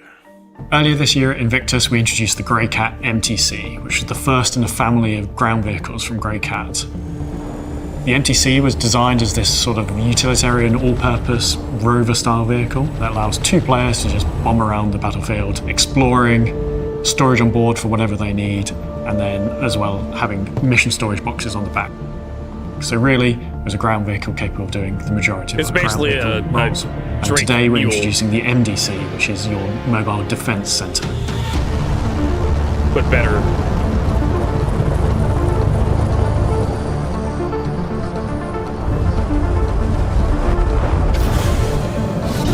The MDC is the Gatling version of the existing bearing point defense turrets we have elsewhere in the game. Obviously, being a ballistic, it has finite ammo, so this will need to go back to a location to reload. But the trade-off for that is that it has an increased alpha damage, so it is more useful against shielded and armed targets. You can. So the reason we decided to put a PDT on a ground vehicle was because when you have events like Jumptown, and people are there loading their ships and getting other bits and pieces, you're very vulnerable to attack, giving them a different means to actually defend themselves, or if they're on their own. The PDT on the MDC is swappable. So that means you can have the missile variant, the Gatling variant, and the laser variant. Why The can't I just missile have and the an laser automated ballista at variant this is rate? now available in 4.4 within in-game stores. Right? Why can't I just have a Centurion? Driving the MDC around is automated? very much like driving the MTC around. Its handling is almost identical. It's capable of getting to places the MTC is capable of getting, and can be carried in the same sort of vehicles as the MTC. But whilst you're driving around, the PDT is automatically engaging threats against you as a player, whether that's incoming ordnance or ships. But as an added bonus, it is also very useful as a base defense mechanism. You can park this vehicle up, leave it there, and then it will continue the same role of defending against targeted ordnance and ships whilst you're outside the vehicle. The exterior is a mix between utilitarian and minimalistic. We wanted to find good balance between those. The MXC is a really nice chassis to work with. Yeah, they mentioned the MXC right there. I think that's the first time in the video they did. We thought about the The different MX variants when we were MXC designing the base chassis. chassis, and I think it lends itself really well. It kind of leans into that military idea of they don't want to be making everything from scratch. They want parts to be serviceable, they want them to be interchangeable. We've tried to keep the overall silhouette of the vehicle and its overall size as close to the main chassis as we can, but then when it jumps into action, the turret lifts up on this big platform that is very well supported, very, very strong, and it gives a little bit greater visibility, not only of the sky, but also of the surrounding Right. area. Yeah. You can see the engineering that's gone into it, and I think it's really successful in conveying what its purpose is. Yeah, The Paul said you interior play tower is defense based now. on the teenage engineering design, rounded corner and bolt buttons. As soon as you walk in on the rear wall, it's all of the components. So everything you need to make the vehicle drive, everything you need to make the vehicle function. Fine. My favorite part of interior is those two weapon rack next to each other, and just open the door, access to weapon rack, get the gun and go back. You've got your fire extinguisher, and then you're straight into the cockpit, straight into driving it around and blowing things up. I can definitely see these being used a lot within the universe, especially at things like Jumptown style events or the DMR rally, where there's always a threat of incoming ships ruining everyone's fun. Or causing everyone's fun. Suppose it depends what side you're on. It's my first ship vehicle that I worked on it from scratch, and really amazing concept from Sam. I really have a good time designing it and finding ways of putting everything together, making everything fit and worked within the constraints of the vehicle. This is the second vehicle in the family that we're showing, and I think you can see that commonality between the two existing ones, and it just adds that extra utility, which I think is very useful. And we're off to the MFC next year for crafting. It's for someone that The wants to MXC next take year. Yeah. Which I think is very useful. And we're off to the MFC next year for crafting. MFC for crafting. Okay. It's for someone that wants to take those extra few steps just to ensure that something's looking out for them, that something's protecting them. So what happens to the person who gets 30 of these and lines the top of their 890 jump with them? That person feels really safe.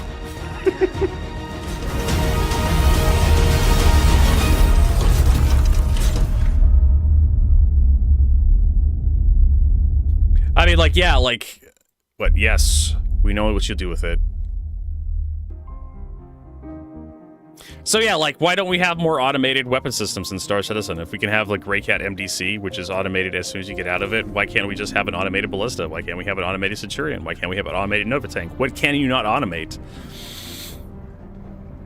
And so, like, lore-wise, Chris Roberts is kind of painting himself into a corner here. What happened to the idea of having players, like, participate in these battles in different roles and whatnot, when you could just take 30 MDCs and just line Jumptown with them, and then you're effectively untouchable except by the biggest ships? Because they do have anti-air versions of the Cyclone as well that nobody uses. I don't think I've ever seen the anti-air version of the Cyclone in the game, other than like a couple times I've taken it out to show it off. Just got a couple size 2 missiles. I'm like, what the fuck are you doing with that?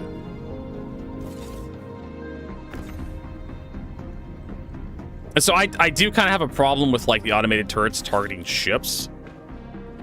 Like, you should have to, like, you should have a weapons control officer that targets the point defense turrets. They kind of, like, control a whole bunch of point defense turrets to get them to target stuff. Like, you have to manually override their automated systems. But what do I know? I know Polistan, but Vertigo gameplay. I think Star Citizen is starting to change a little bit in the regards of, like, automation.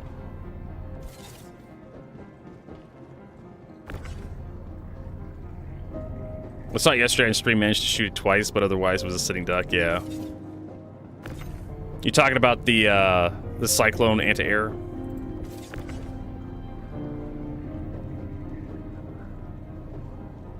But yeah, like, it's... I don't know.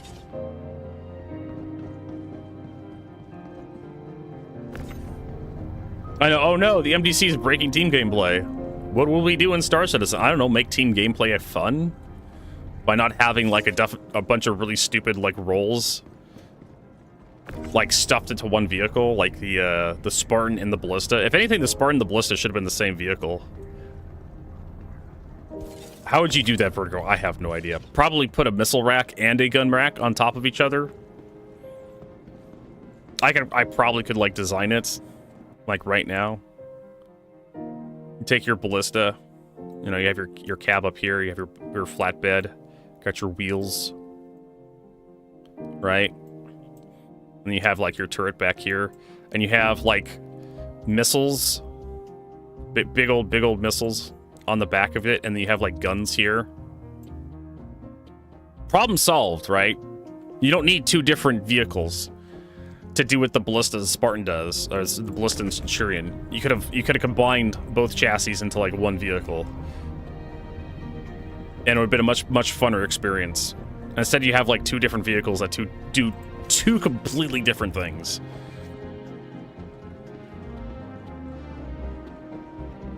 I know, right? Hey, Vertigo wants games to be fun. Fuck that. This Vertigo guy, he's super salty, and he just doesn't know a fucking thing, and look at him calling cargo. Cargo works in Star Citizen. Cargo works in Star Citizen, and it's a gameplay that anybody's gonna be good at. Just one of those things. And it's also a nice break between all the high-impact gameplay of, like, falling through planets.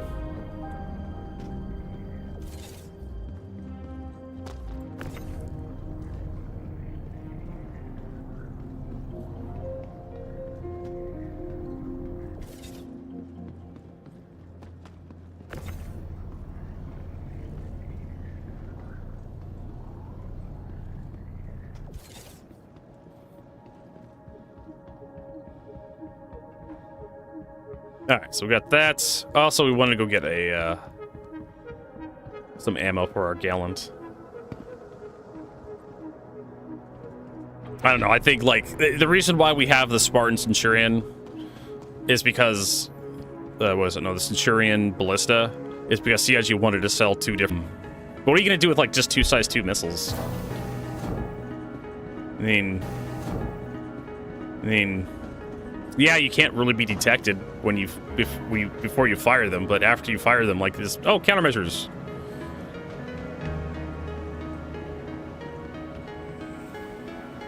Now the problem is you have plenty of ships that have a lot of missiles already in them, and it's just like you can't make missiles too dangerous, or the ships that have a lot of ordnance become super dangerous.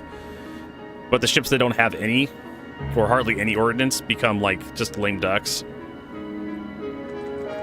As a result. Salt E Vertigo.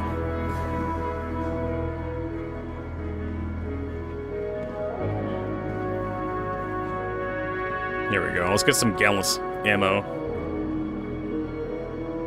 Drop that into our backpack. Oh, they have a Boneyard rifle here. They also have the Midnight Rifle, which is just black. I'll buy the Boneyard one. Then we'll buy, like, I don't know, 30 of these. 31.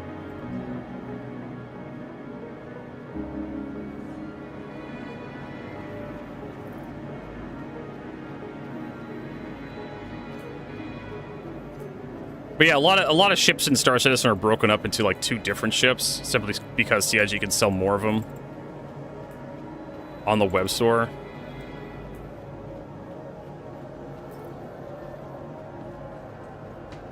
Just, you know, just ships that should have been combined into like one ship. Like the Expanse and the Odyssey.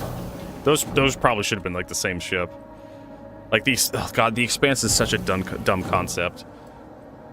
We go to Hangers and Hams. It just refines stuff. That's all it does. It's basically something that should be either like in a bigger ship, all by itself, like a room in a bigger ship that just kind of sits off to the side and just does stuff. Should have been like wrapped into like the Reclaimer. The reclaimer should just have like a refining bay in it.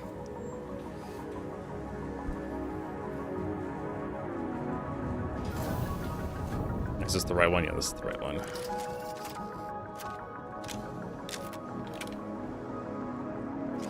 All right. Let's go back to Everest Harbor, pick it a load, see if we can head over to Seraphim Station. How do I get into this thing? There has to be a button somewhere. Right? Oh, there it is. I thought that was that is a bay. Right here. This does open. That's where the Marines drop out.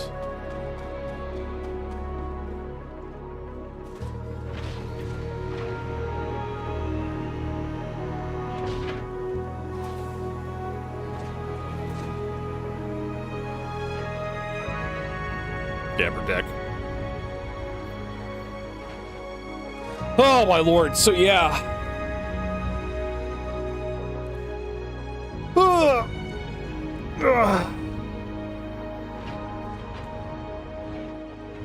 Open that up.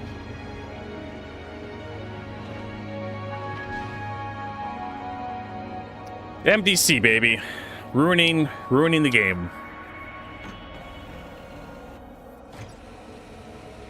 I don't even know what you're supposed to do with the Centurion. That thing doesn't have very... It's got 4 size 4 vertigo. Like, it's got a lot of guns on it, yeah, but it's also a ground vehicle. Like, it's got a pretty short range.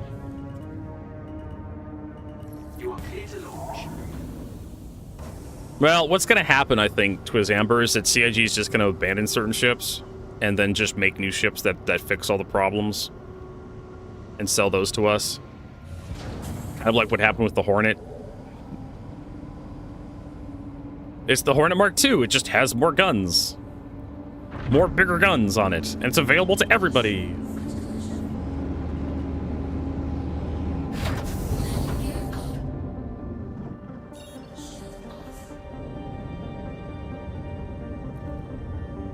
So I'm pretty sure one day we'll get like a Prospector that's just, you know, a version of the Prospector that's straight up better than a Prospector. Alright, stand up for a bit. Stretch my legs.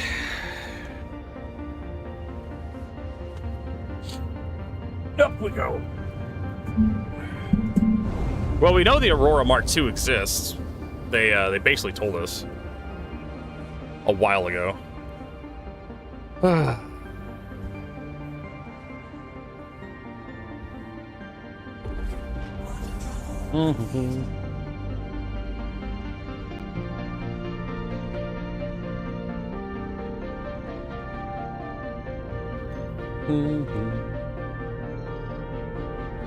Alright, so the shipment is Everest Harbor, so we go to Lorville.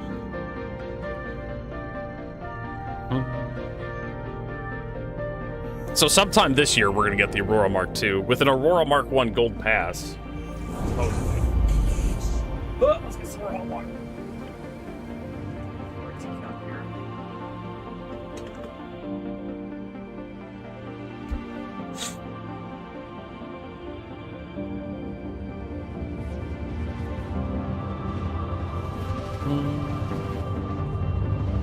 Dun, dun, dun, dun, dun, dun, dun, dun, dun, dun. All right, so it looks like the stream is kind of stabilized over on YouTube.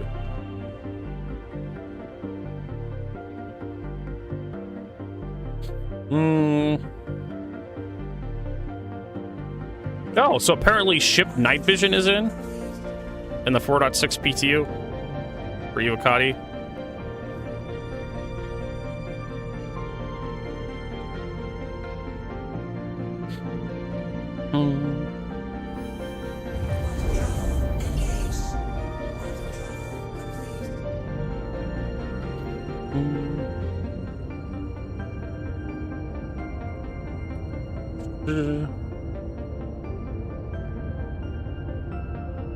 Oh, yes, we're in the Starfarer.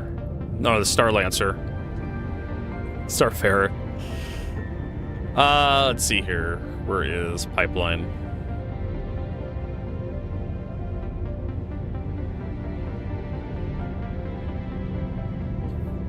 It's not as good as Reshade, yeah. I mean...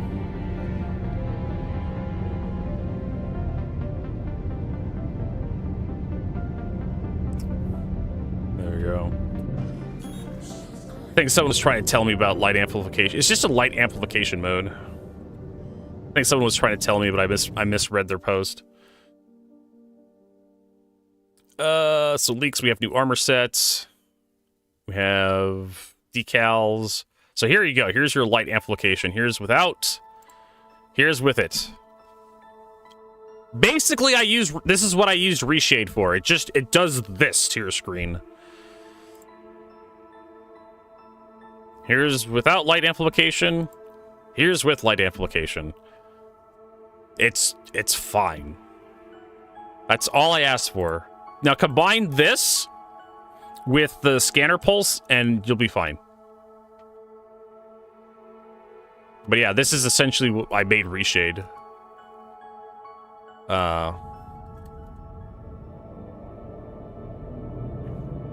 That's why I had Reshade on my computer for. It was just like to make it so I could see in the pitch blackness of like the planets.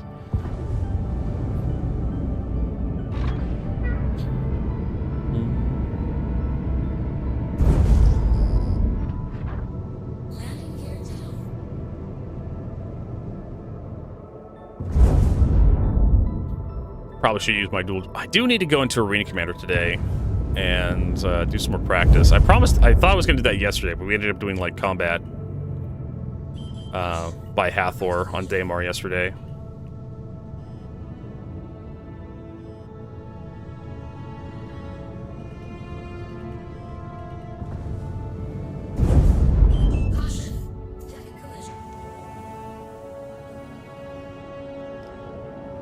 Landing complete. Have a pleasant stay.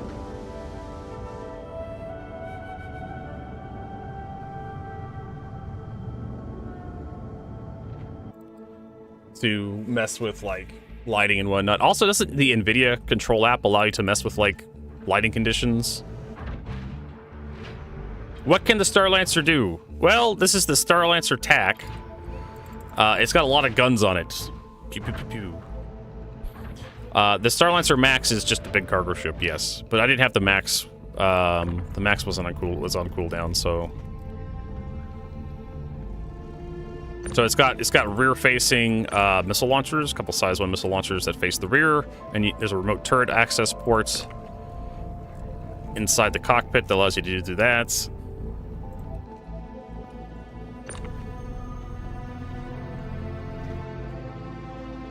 Oh my god, I keep hitting that spot right there.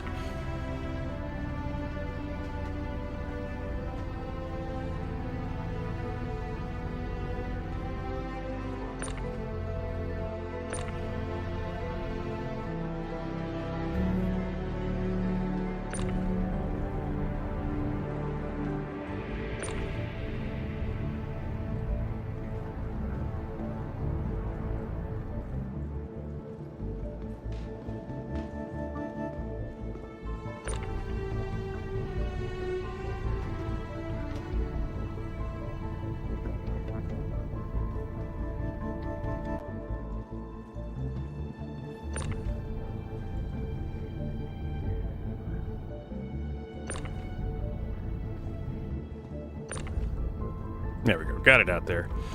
Wasn't there a refinery ship? Yes, you're thinking about the Expanse, which is a MISC ship as well. There's also the Odyssey,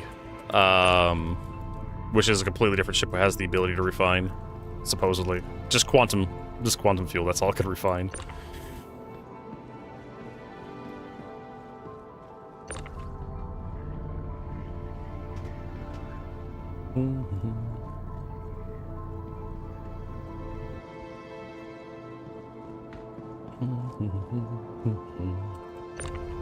Also, we can get some B-roll recorded for like the Clipper video that I've been meaning to do. I just need B-roll and get the script recorded.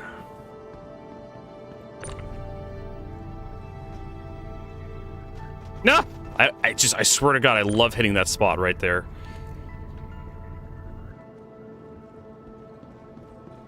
But yeah, the Expanse is going to be a ways away. If CIG even remembers the stupid thing exists.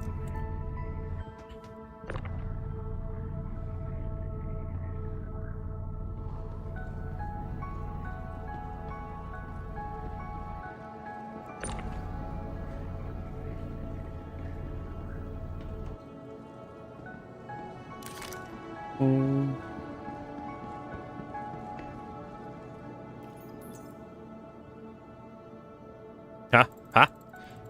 Can't press any buttons. Can't press any buttons. Why can't I press any buttons? Now I can press buttons. There we go. All right, let's see if we can get over to Seraphim, because I kind of want to work my way over to Nyx. Kind of, sort of. And that requires me to, like, kind of head over to Seraphim-ish.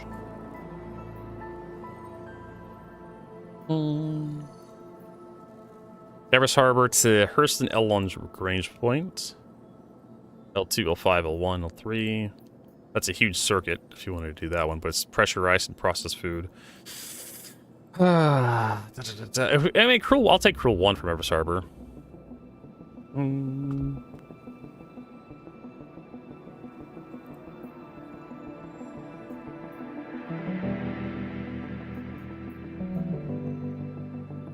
Everest Harbor to Hurston L1. Hurl 4, Hurl 1.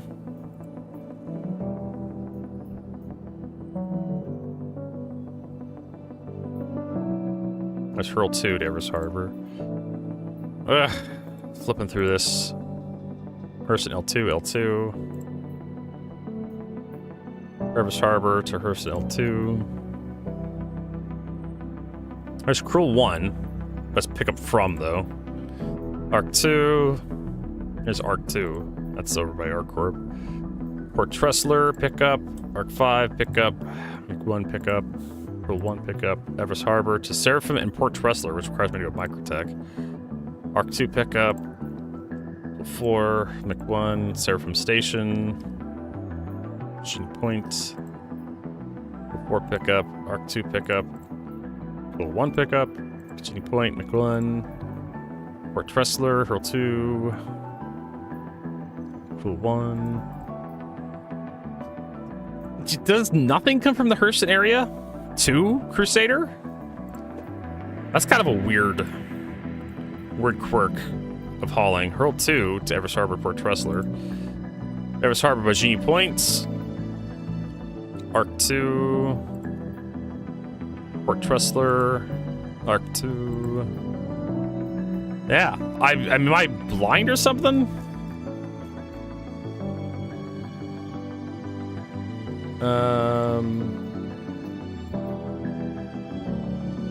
L3. Where is the L3 Lagrange point? Like, relative to me. I'm sure it's over here somewhere. That's Cruel. Hurl 3, yeah. Hurl 3 is in the kind of the direction I need to travel.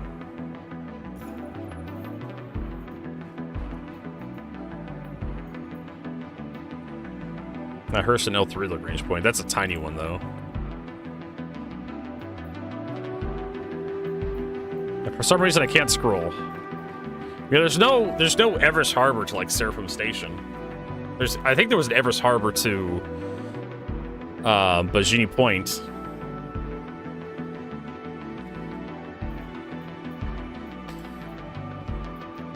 Howling Planetary. You want to do some merc work with this thing, Vertigo? You can.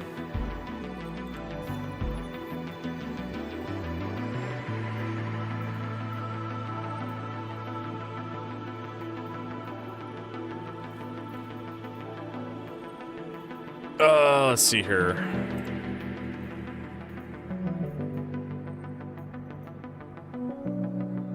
Expel outlaws. HP Farmsway near the storehouse. Alright. We also have secure sites.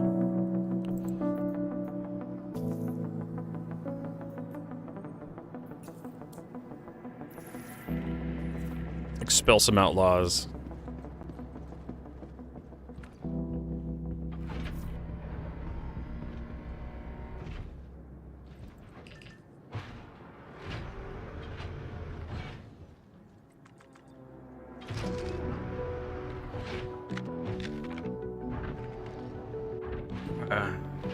Yeah, they could do a better job with like that searching. I'm not quite sure how you would present that information. Quite honestly.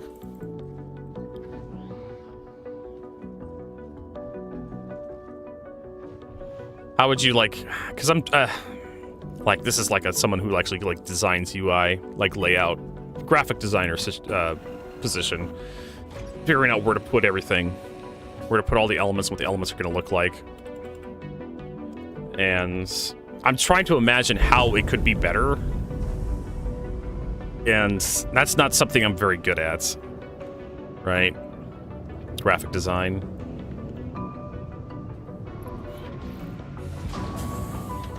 There's Q-Pan. Hey, Q-Pan. I see you. Have a Peppo. Hey, Tech Zero. I'm doing all right. A little tired this morning, but we'll survive.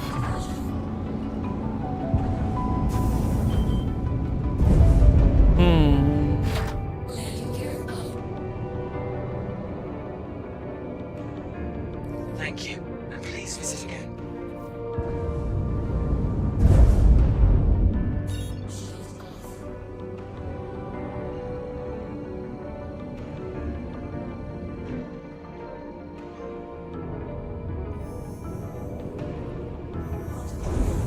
Yep, a wild Q-Pan appears.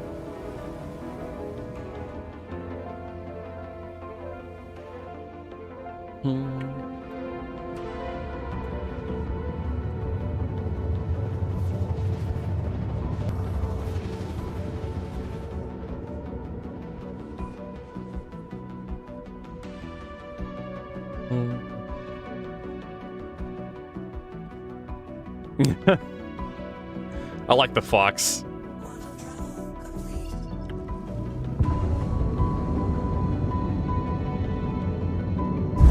Where there's Q-Pan, you can find a Q-Fans. Exactly, Dovakin. You've been watching Star Trek Picard? What do you think of Star Trek Picard, Dovakin? You think it's a good show? I haven't seen it yet. I really do need to sit down one of these days and watch it. But I got a lot of work to do with the YouTube channel, Twitch, and whatnot. I'm trying to like improve everything this year. Kind of like my New Year's resolution: increase revenue, make the channel better, get more stuff on YouTube going.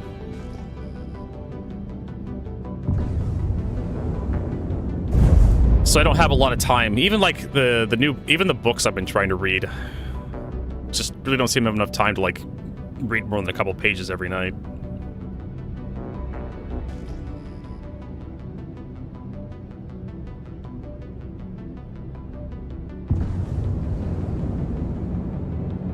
So the only opinion I have on Star Trek Picard is like opinions from other people that I've seen, like Red Letter Media. They did not really care for Star Trek Picard, near as I could tell.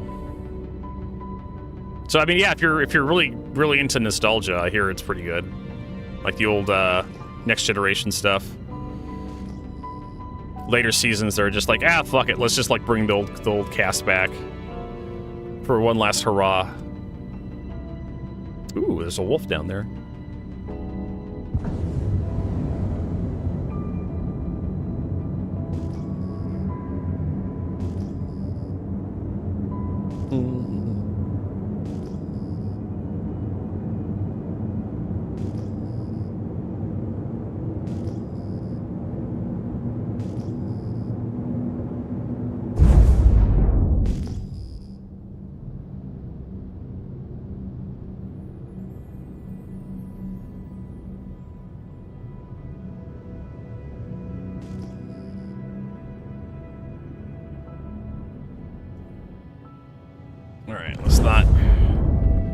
Let's not get killed.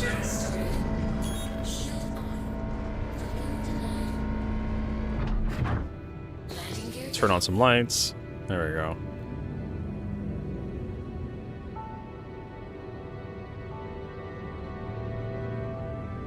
We may not have enough room to land up here. This thing's got a fat ass. We may have to like land elsewhere. Down here could work. Oops, gotta go the wrong way.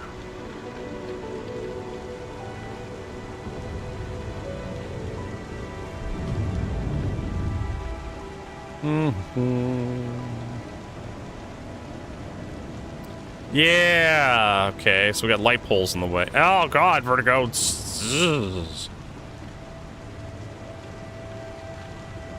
Yeah, this thing is fat. I guess we'll have to land in the dirt. Best bet. Over here.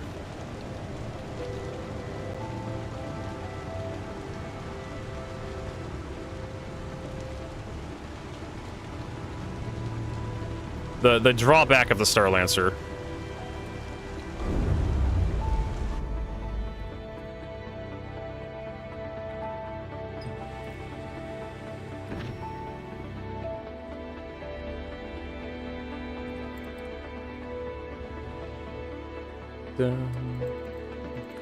It's so... The footprint of this thing is so large.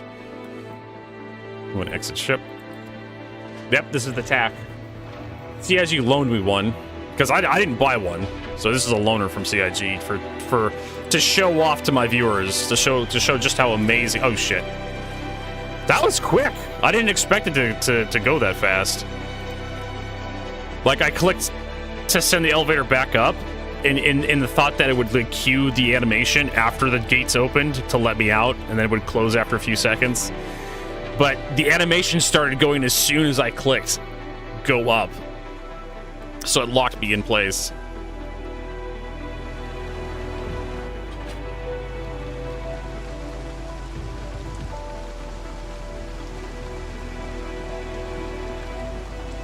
Excellent soundtrack for this scene here. Little cyberpunk feeling, rainy day.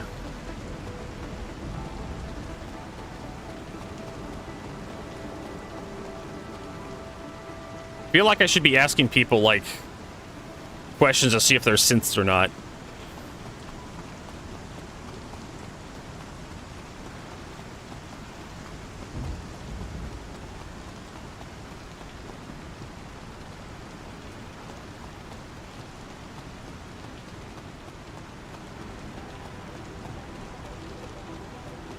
Alright.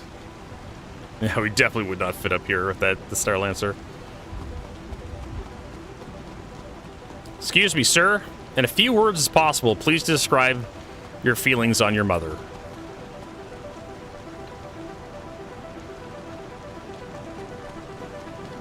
Can someone just stream your... Yeah, they could. It's not easy, but it can be done. Like, for example, this guy, he left his ship open.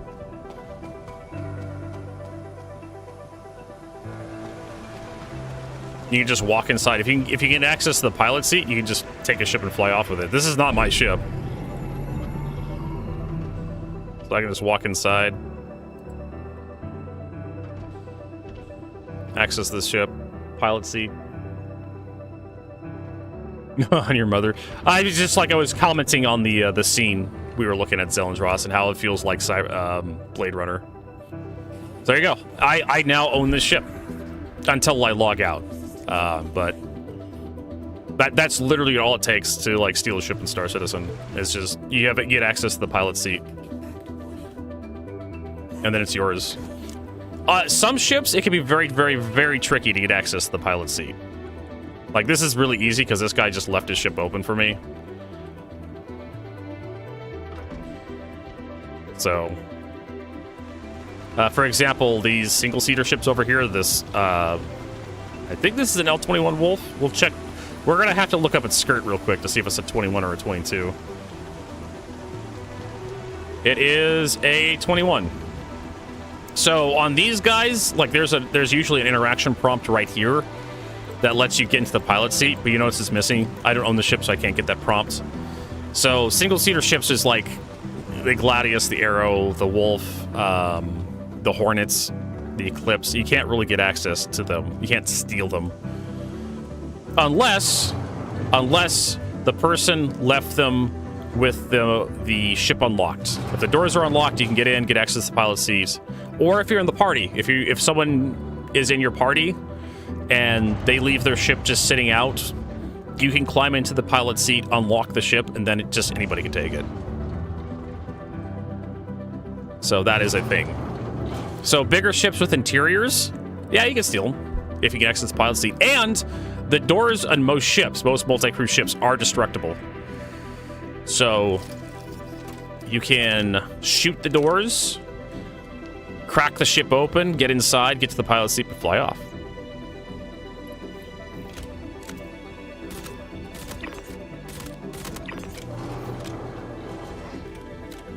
I see a guy right here. Oh, wait a minute. There's a shield generator right there. What the hell is that shield generator? There's actually components in here? Interesting.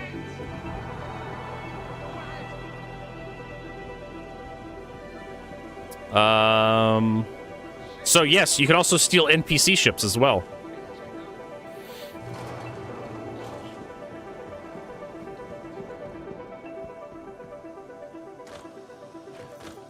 Gallant rifle. We've done it to hammerheads, NPC hammerheads, where you just blast the airlock open. And same with the Idris. We've stolen Idrises before in the past. We lost one. Someone just got blasted. Was that your cousin? Move on. I won't last long here. Move in position. That's. There we go. Let's go. Hello? Cousins, look lively. That's a grenade. I need a medpen quick. There we go. We got trouble. And we got 18 left. There's a few guys left here somewhere.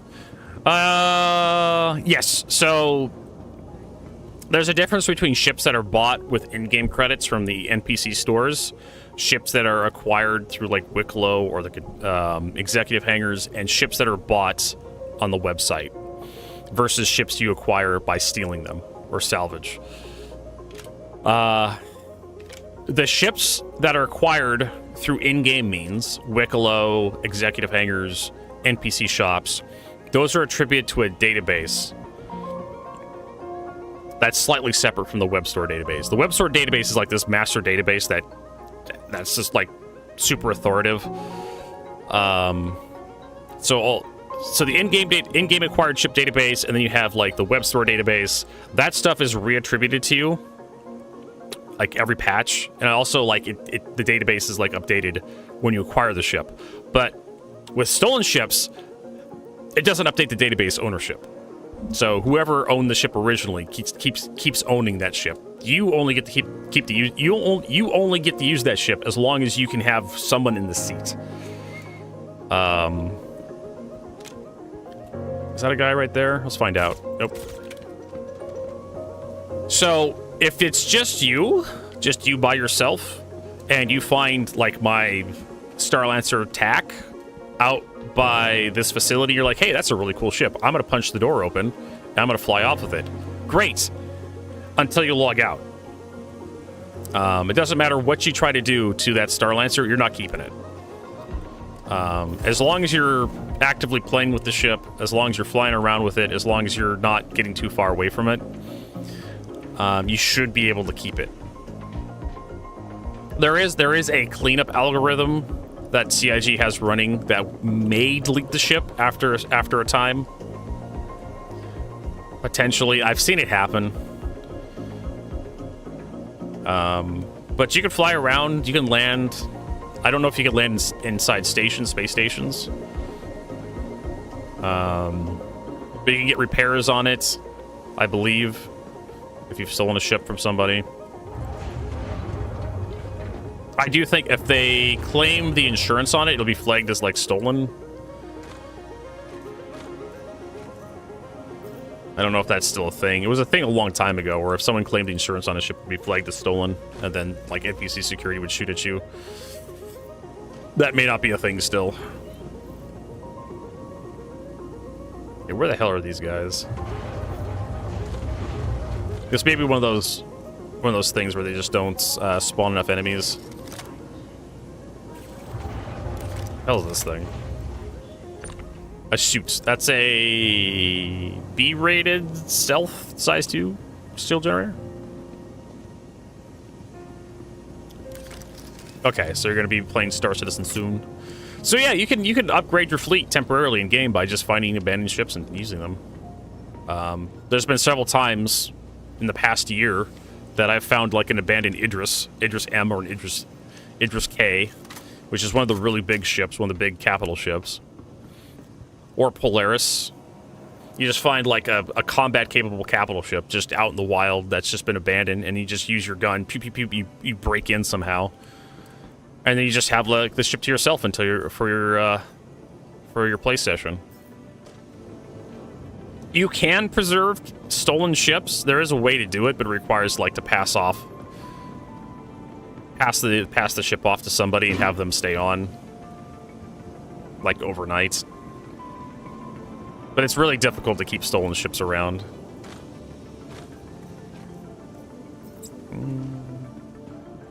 Yeah, so I don't think this mission is completable.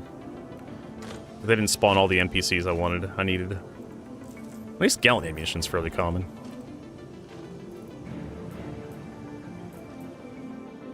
Then there's P6. I don't need P6 ammo. Not something I really care about.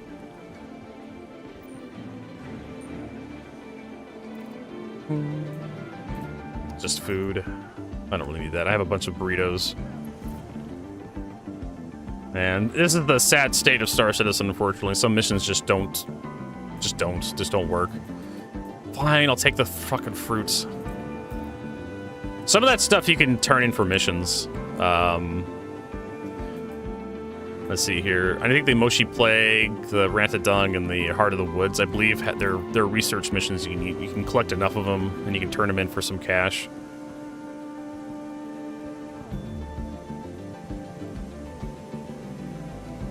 Yeah. Now I'm just looting the place because I'm kind of bored.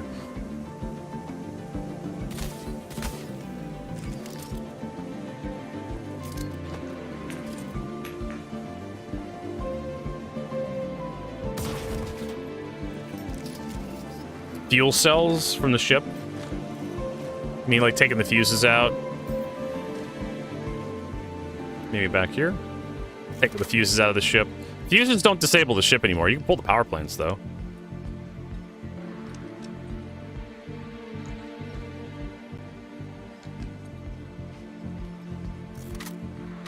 That'll stop people from stealing your ships.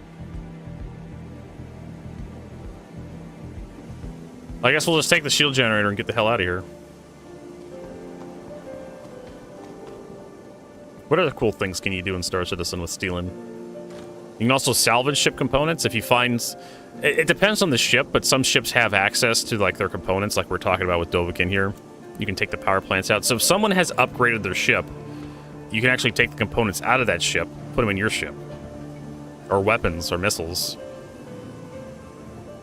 That's like the whole engineering thing that they released recently. Or if you find a ship that has like compatible equipment with your ship, you can just, and the component you find in that ship are better than the ones you have, you can just take it out. Hey, I'll take the green laser pointer.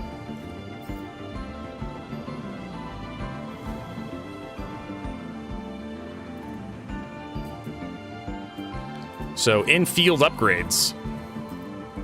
Amazing. And Francis. Okay, we got to take the party animal one. Never hurts to have a plushie on you at all times. So you're not alone.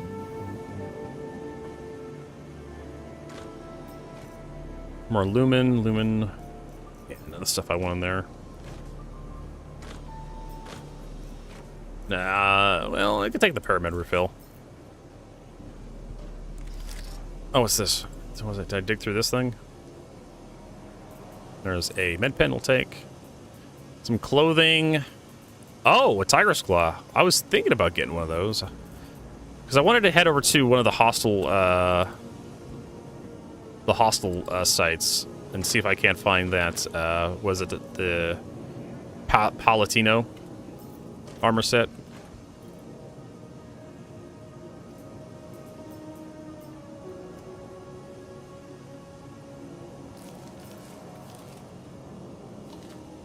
That's also another thing we can do.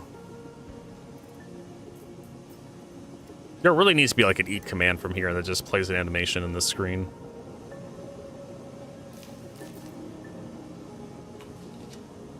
we go. Get ourselves a bit of a snack. Stole some dude's lunch.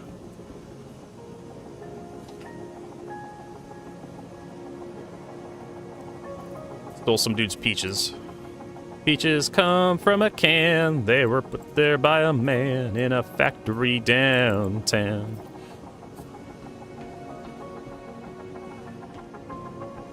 Yeah, time bombs and whatnot. C4, remote detonated C4. There's other places that these guys could be, like downstairs. At this point, they really should give you, like, waypoints. One of the reasons why we actually have waypoints in Star Citizen for missions like these is so you know if the mission's bugged or not. Or tripwire bombs. We have tripwire bombs, but CIG doesn't give them to us. Right? They're for NPCs.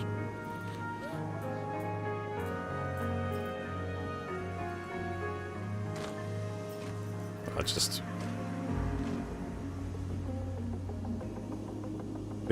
actually they're not even for NPCs. They're for like the developer level designers only.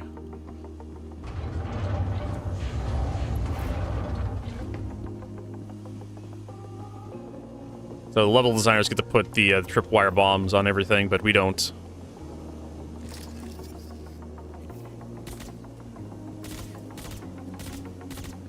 Yeah. I was hoping to, like, anger the NPCs in here. Apparently I can't. Man, making NPCs so they can lick your nuts. How many years of development that's going to add to the development of Star Citizen? Alright, so it looks like we just get to take a shield generator here and then leave. Because I didn't spawn enough NPCs for me to actually complete the mission.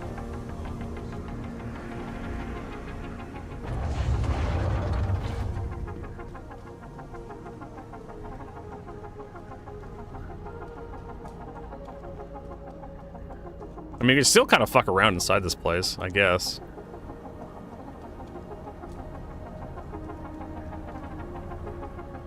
I'm not trespassing. I still have a reason to be here. Oh, hey, look, there's a Absolute Zero.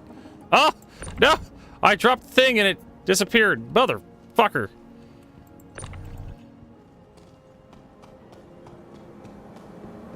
I mean, it wasn't like the best shield generator in the game, but it's just one of those things where it's like, I did kind of want to keep it.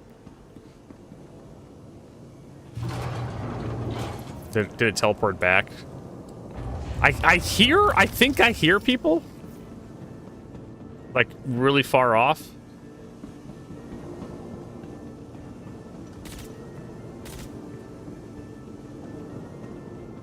Like I said, I'm shooting to see if I can't aggro them. So they, like, start talking.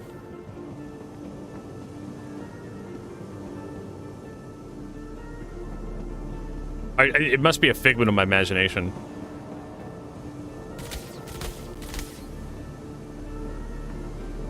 I get close to this area and I hear, like, NPC barks. The wild lines.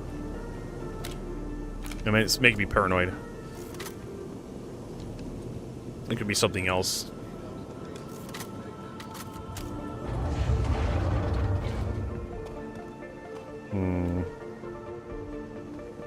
Got food there.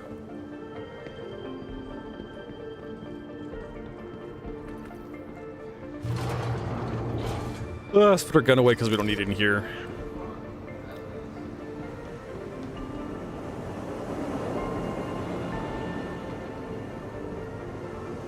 I don't know exactly where you find the Palantino set. Arc lights, combat knife.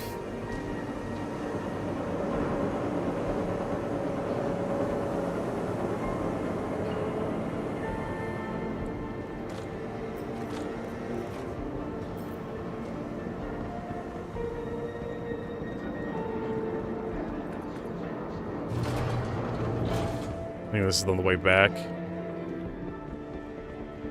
On call area.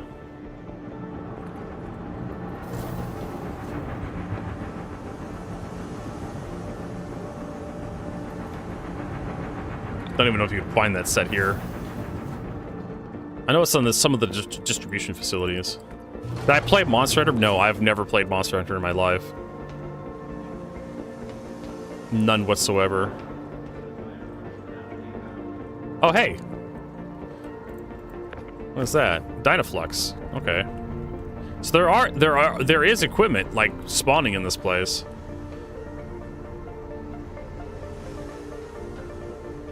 Now, if I let this go, will it stick around? It does.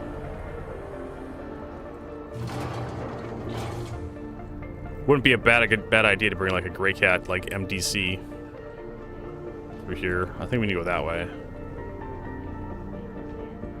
to load up, or an Ursa rover.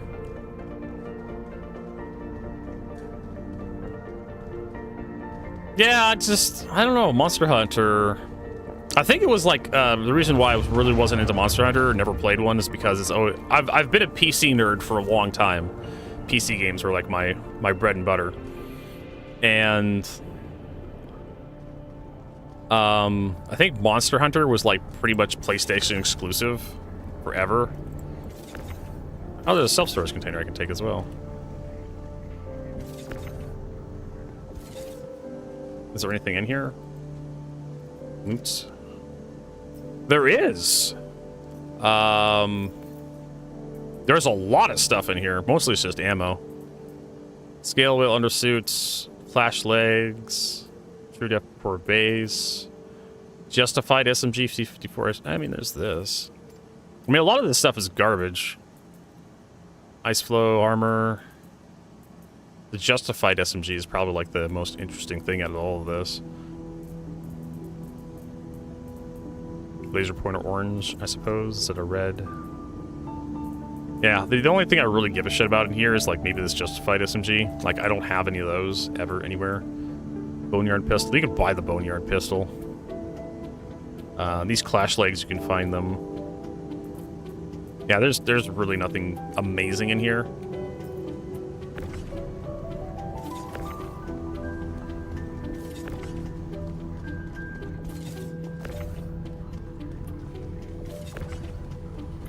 I guess we'll just leave it with what we got. But now we know that there is stuff at the distribution center.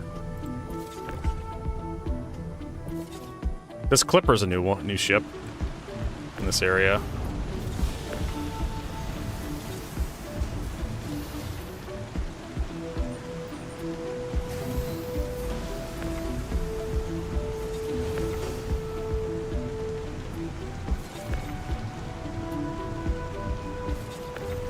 Looks like someone's out here like doing stuff as well.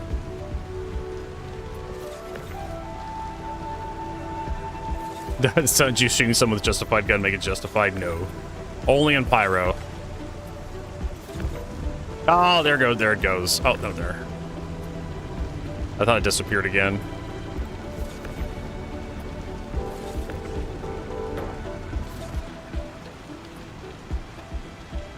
Yeah.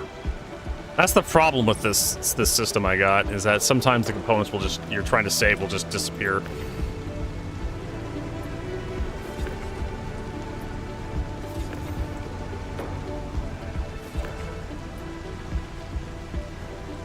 I don't even think the absolute zero is like the absolute best. I have to like look up size 2 components. The game really, really wants you to take like the absolute zero coolers, because I find them in like contested zones all the time. Oh.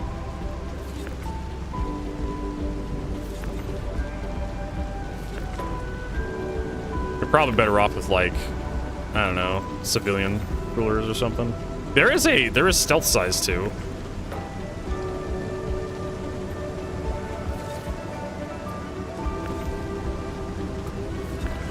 Stealth size 2 coolers.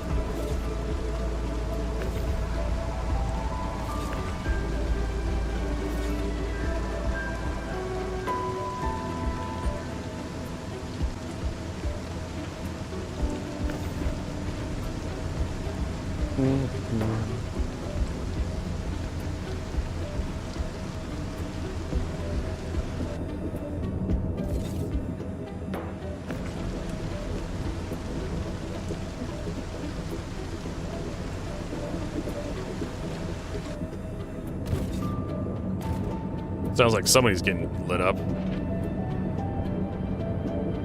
Someone's getting shot.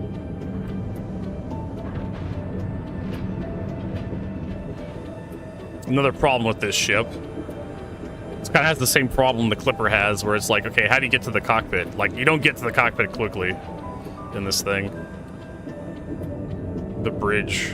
But luckily you have, like, you know, fairly thick shields.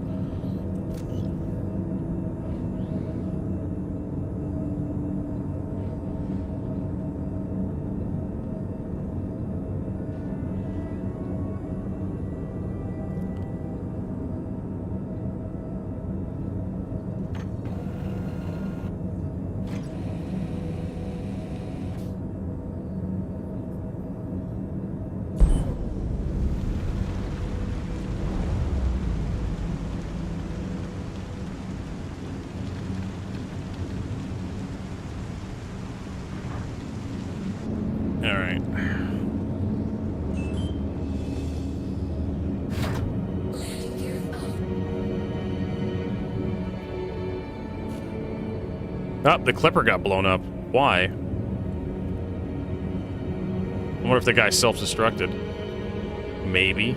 Or maybe he, like, accidentally shot somebody, or maybe he wasn't supposed to be here.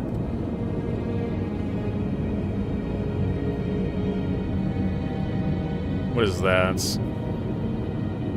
Oh, it's just the cutter.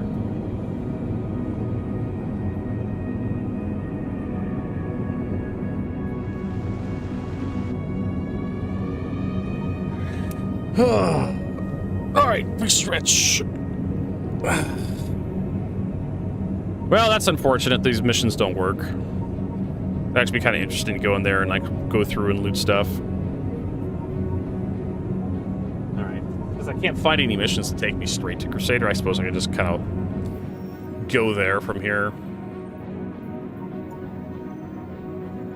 Unfortunately, Crusader doesn't have any distribution centers.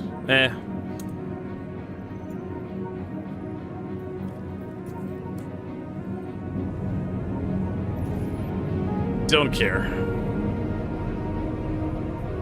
You can also do some Hathor runs. Where is my marker? Oh, we're not high enough.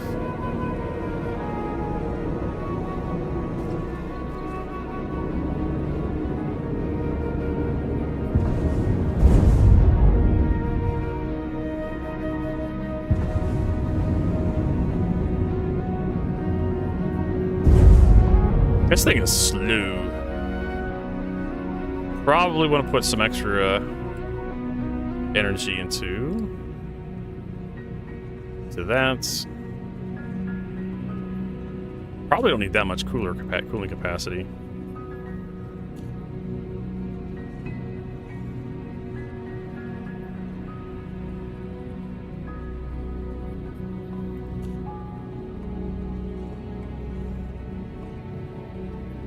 All right.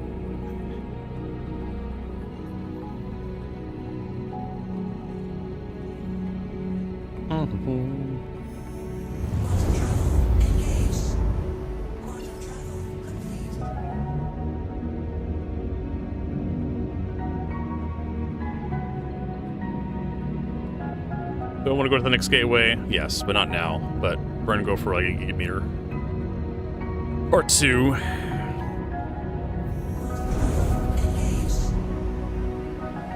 Sit down for a bit.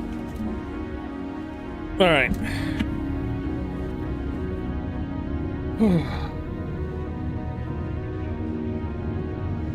And we're on our way. Ah, don't run over the cord. Don't run over the cord, Vertigo. So yeah, light amplification in the 4.6 PTU. That's amazing.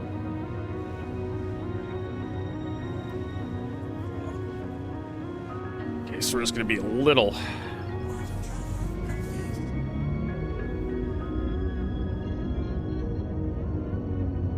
Stand. They really should have made the...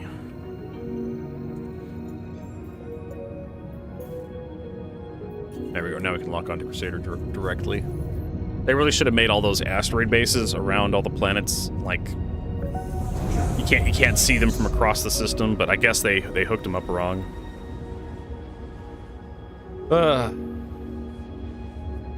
So ship night vision, that's a thing that wasn't in the patch notes, but it's in 4.6.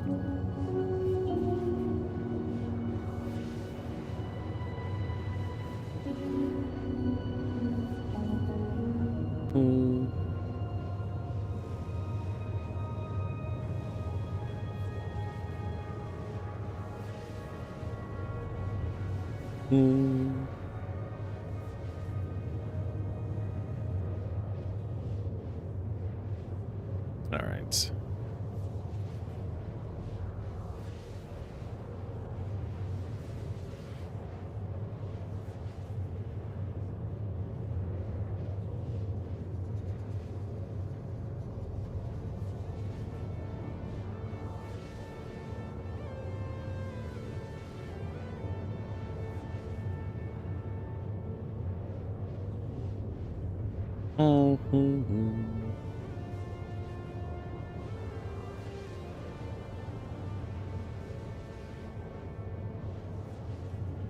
All right, so that's some time to kill. The hell is this thing? Oh, is this the Raptor? I think this is the Raptor cockpit. That stupid meme vehicle.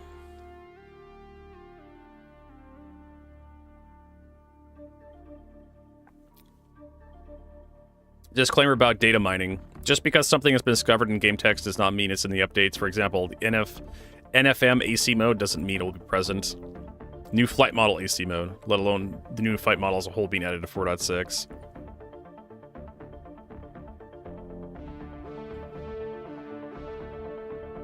Yeah, I like Late Dangerous' night vision with like the sonar pulse.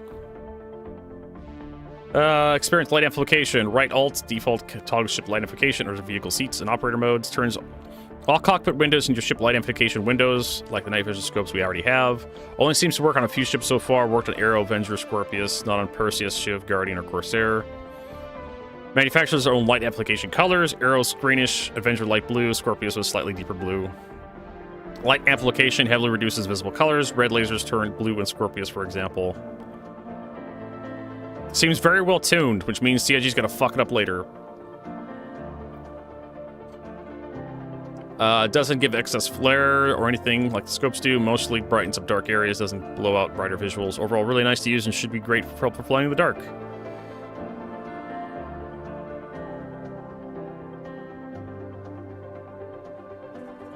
Original racing suits. I don't really care about the racing suits.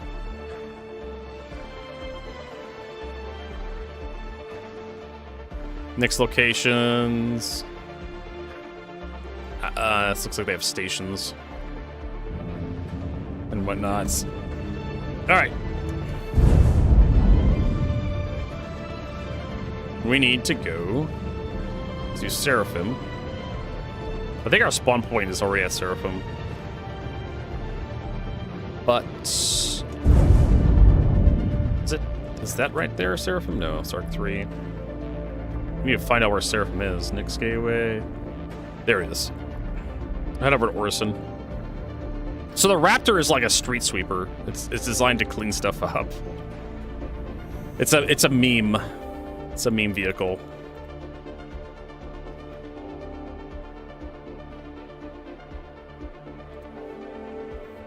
The Misk Raptor.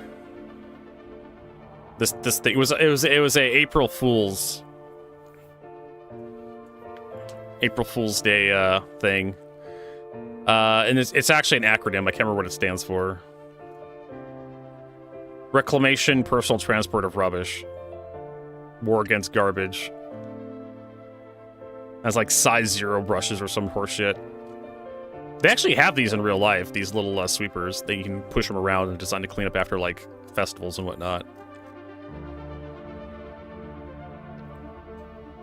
But do I care about the racing soup? No. I don't care about racing soup. Blah, blah, blah, blah, blah. Okay.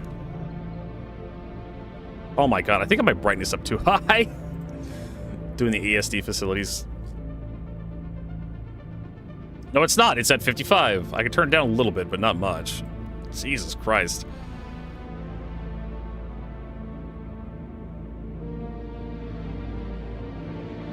Let's go to third person, see how that affects the scene. That's not near... That's... Jesus.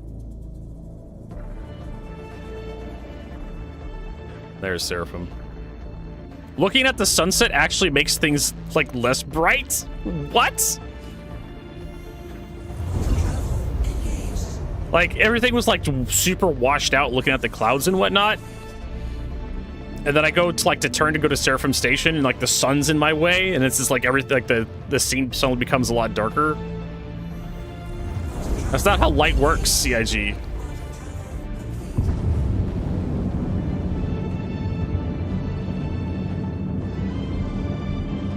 It's not how light works at all.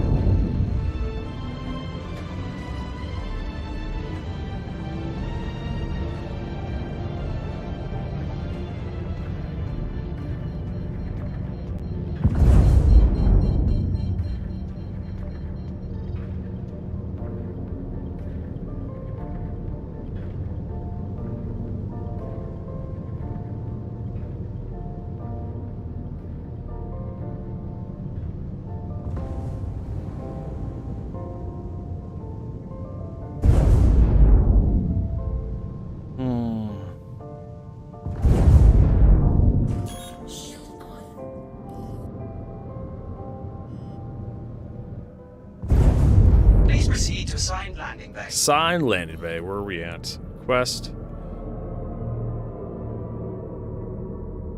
Dun, dun, dun.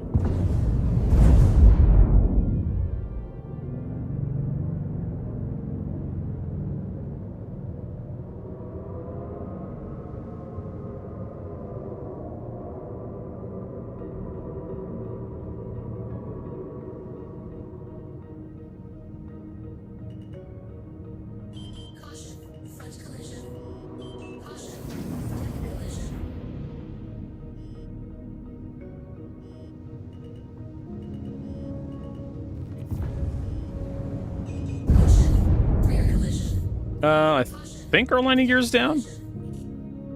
No, it's not.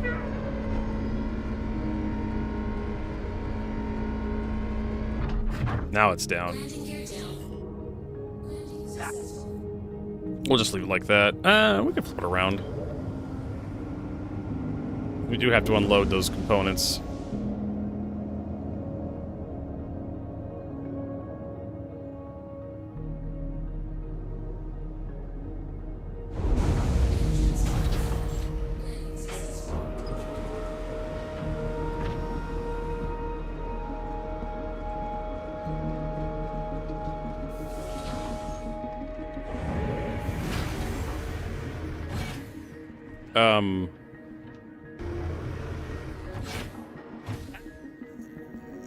I don't really want to break my ankles, so no, we're not gonna leap down that.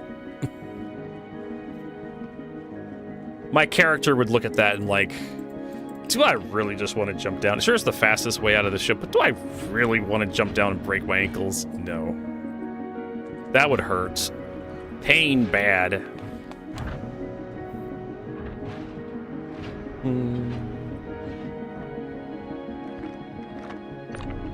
My character would not enjoy that.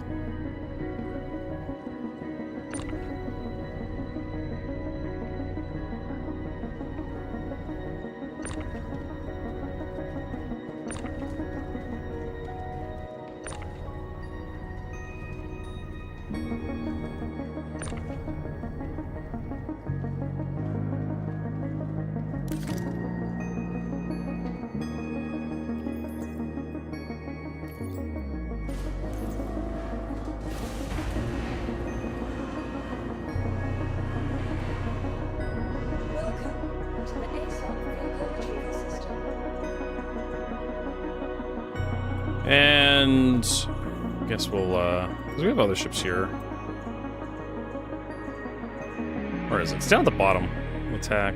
I'm gonna go inside and check to see if I have... I don't fly misc ships all that often, so I can't remember where they are on the list.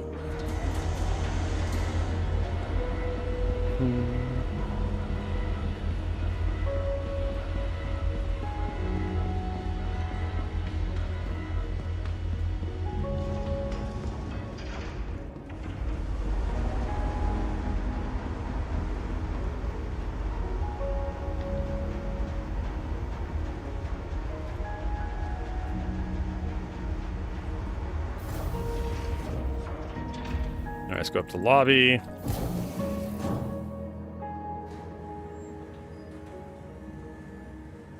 Check our spawn point. That guy. Wait, that was an ASD piece. Oh, he's got the ASD arms. There's this guy hanging out.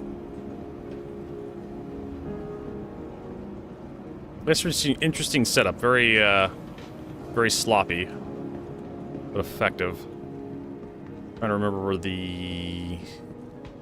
Yeah, so this way.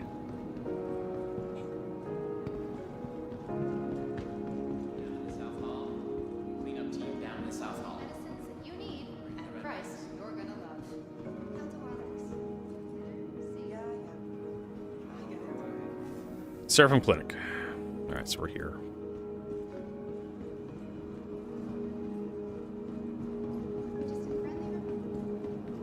Got the bolt weapons. Alright. So unfortunately, these missions don't work. Quite sad and unfortunate.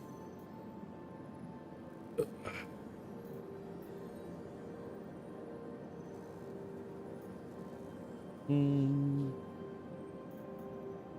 have an HRT with 87,000. This is Honey Large Contract Outlaws, Frontier Fighter Hideout in Cellen.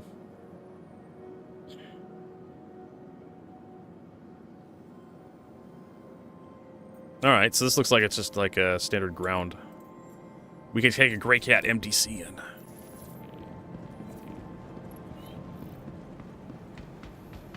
I don't know if I have one up here. Vehicle selected. Welcome to the ASOP vehicle retrieval system. We do have the Connie, right? Your vehicle has been delivered to the Yes. location. Please visit us Have the again. Connie out. The Connie I've upgraded to like use some better equipment. Mostly like A-rated stuff, A-rated civilian.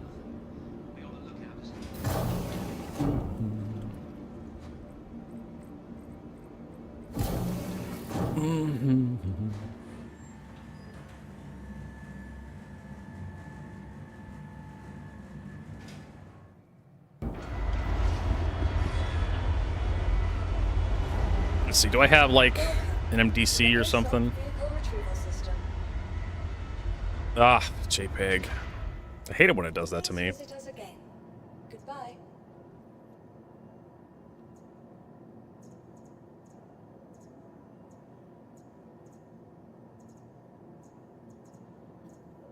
I have a Grey Cat PTV, Grey Cat Steve.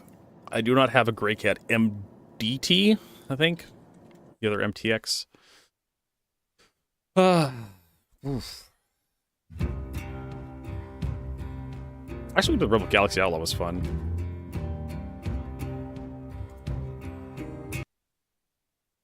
Pumping Iron is good track.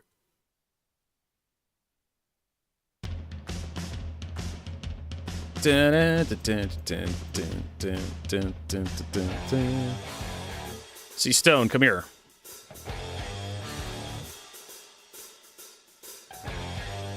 There's the MD... D? MTD? No, MT...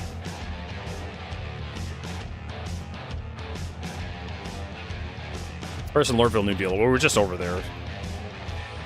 So, yeah. Oh, well. But, you know, we could take... We do have the RSI, Apollo. No. We should have an Ursa. Yeah, we do. Ursa Medevac.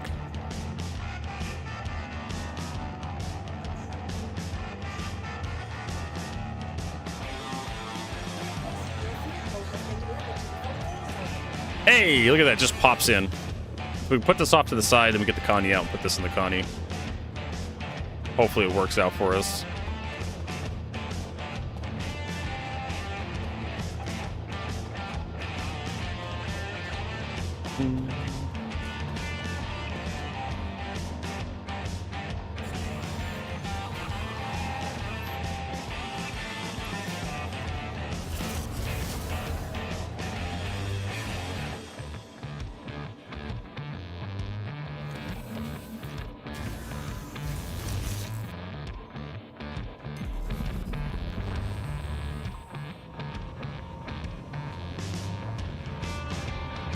Oh, we do have a terminal over here.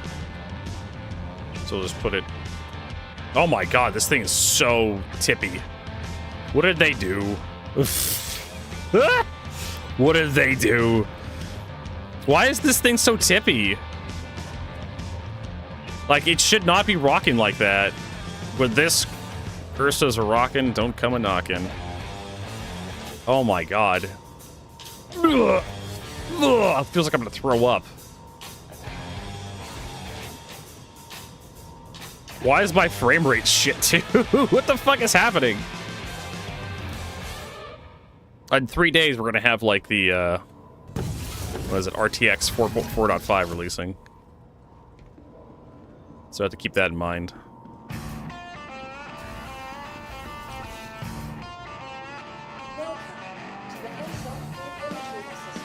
So we flip. It's always a fake screen every time. All right, unfake screen. Retrieve the Conti Andromeda. And there it is. Hey, Conti Andromeda, nice to see you again.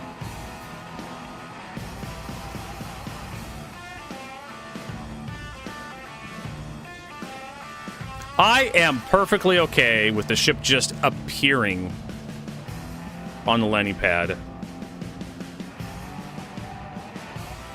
It saves me time, and it doesn't break my immersion because I'm used to it.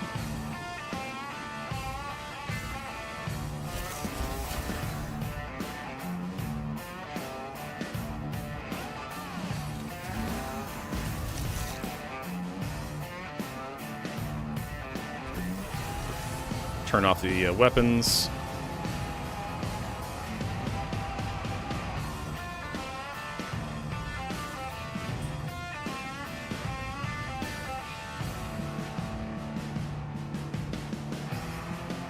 That should be good enough. Really, the real limitation is like the fronts.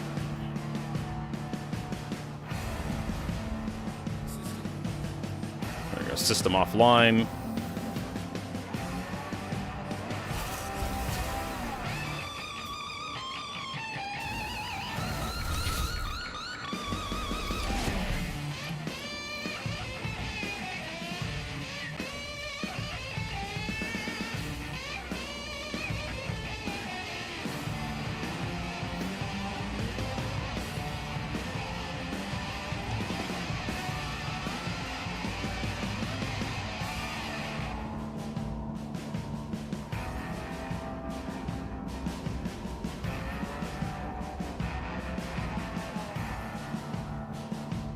Awesome.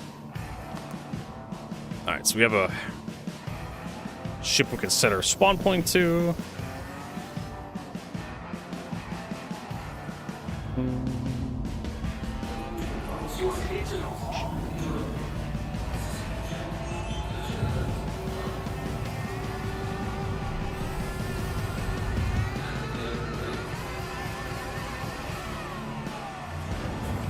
Yeah, you don't need all of that.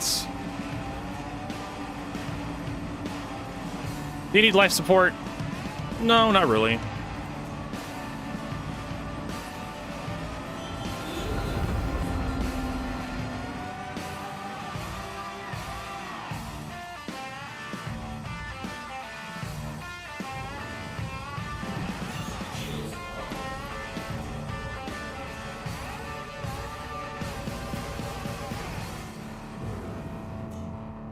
You have life support when we're in quantum mode.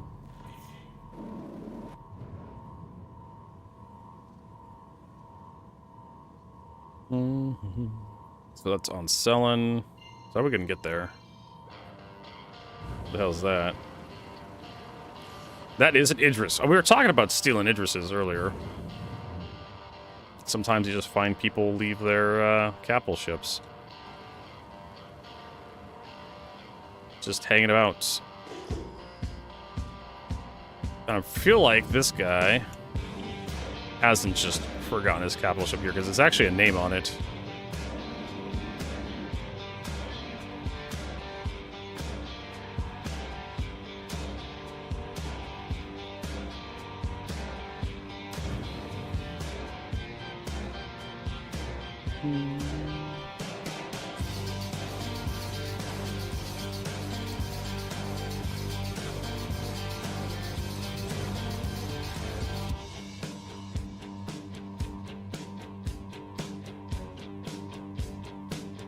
I don't even know how the scanner works sometimes.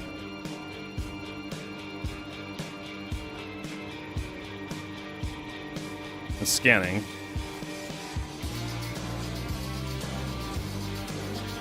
Oh, owner's game rules. So this has been abandoned, I think. But it's someone's taken over it, I think. Yeah.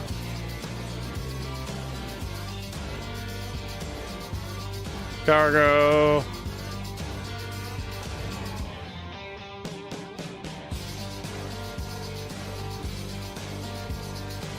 Medichel, the Den 094. So he's probably stolen it, I'd imagine. Because listed as owner's game rules. Alright, so we need to get out of here. Yella seems like a good place to go, as I need to go.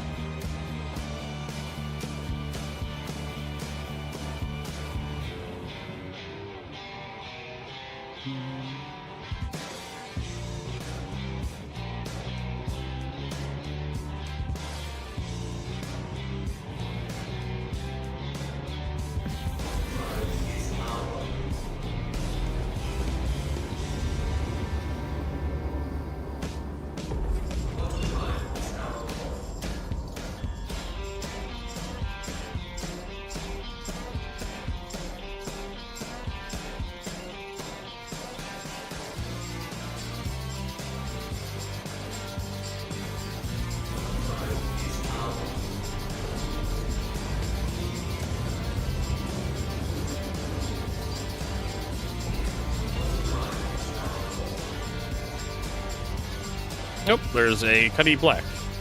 Or a Cuddy of some kind. Guess we'll head over to private property first.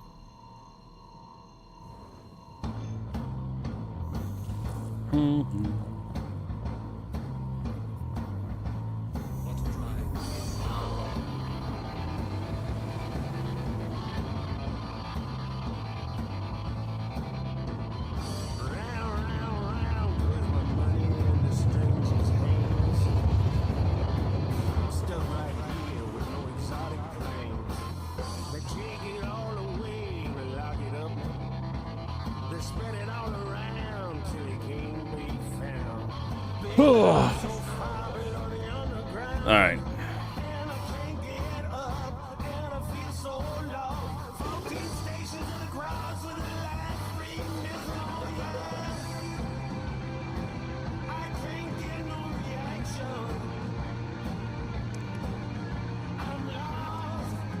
Lost in the bloody jungle.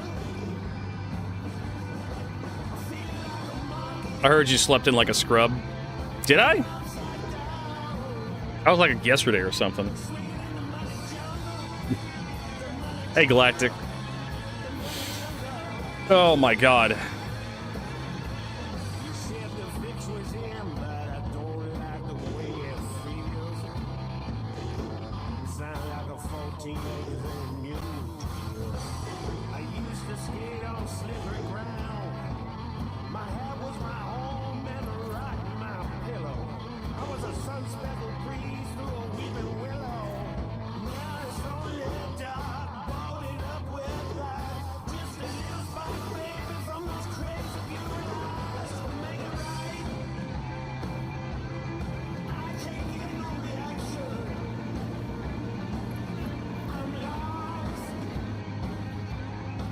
Now, the question is...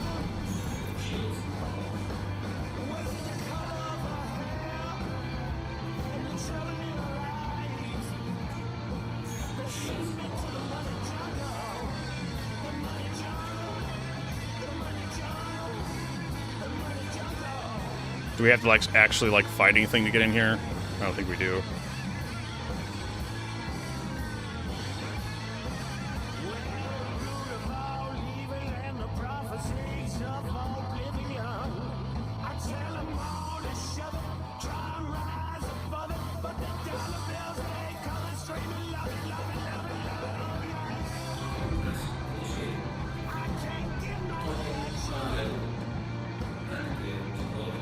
Bunch of cutties here.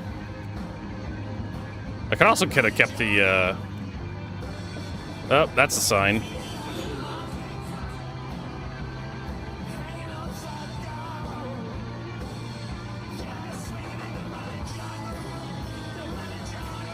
What's got me the radar locked?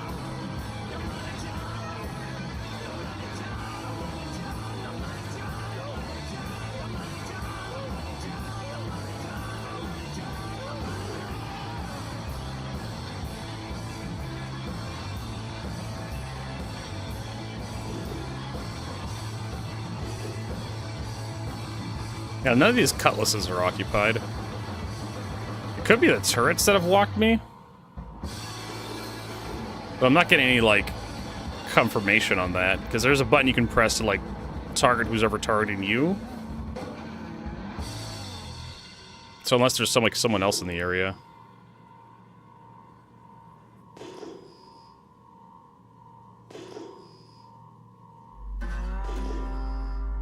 Huh. Nothing.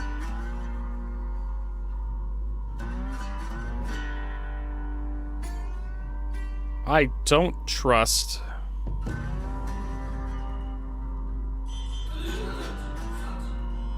How's Galactic? How'd you sleep last night, Galactic?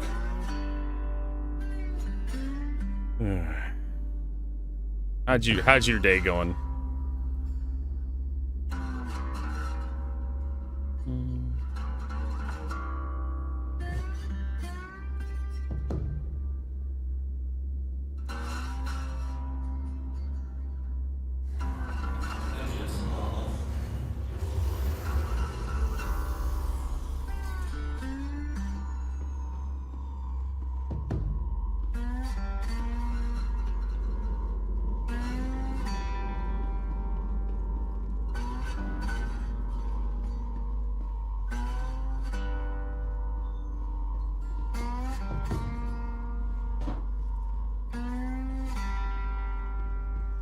All right. Is there a button to send it down back here? Yeah, there is. Okay, cool. Ooh. There you go. Curly fries. I think the doors stopped working. That's the light switches, Vertigo.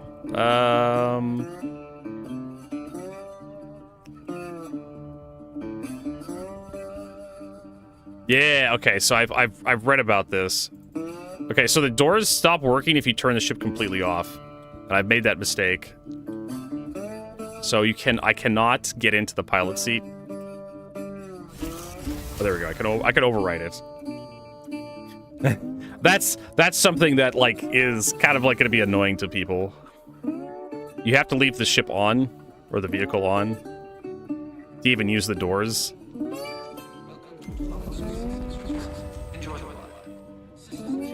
Alright, so get some gunpowder here. Gun works. Close it up. Alright, let's start our journey.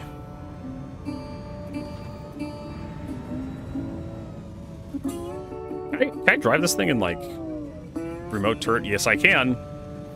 Oh my god, this is really bad. Turret controls, let's see, gyro stabilization, there we go. Gimbal mode. There, that's less, that is less motion sickness inducing if I turn off gyro and I change how the turret rotates.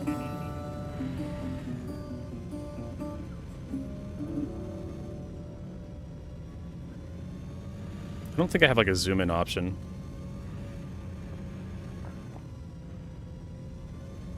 Bet y'all didn't know you could drive this thing in the remote turret view.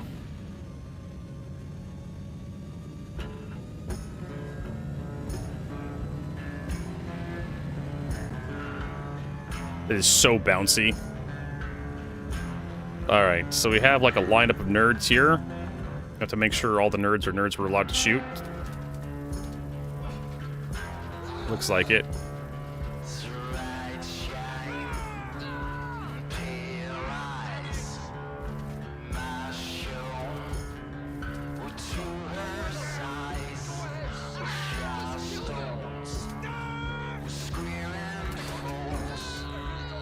Size 1 weapons aren't much better than like handheld weapons.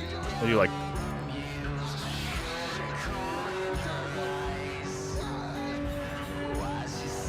All right. Get off there.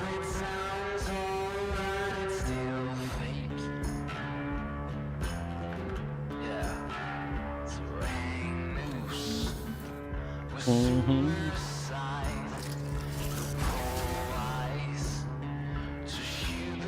You can set our spawn points.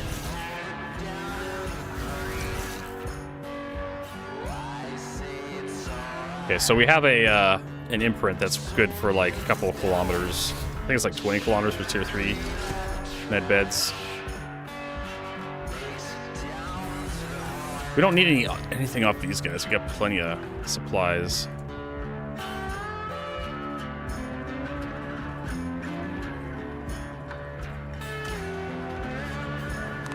We can also go figure out where Jumptown is.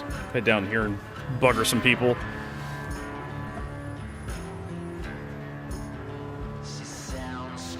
For like some of the special attachments.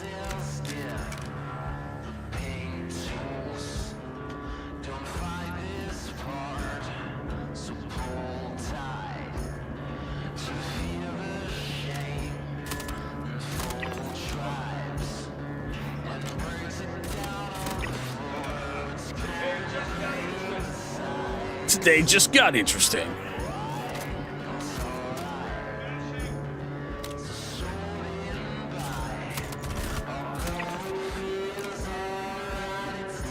There was a neutral NPC in there, which I was kind of worried about, because I couldn't see all the way in there.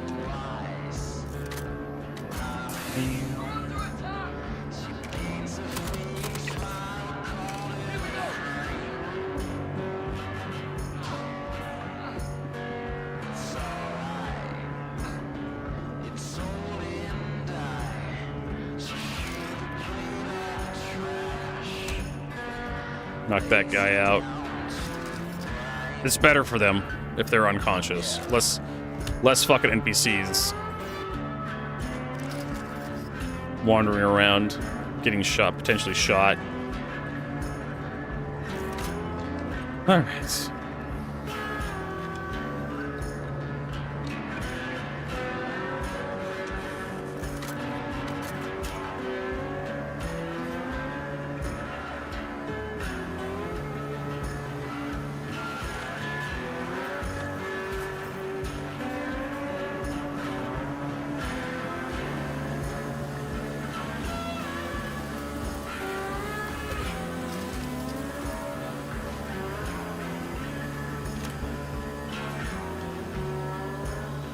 Rondell Quackenbush.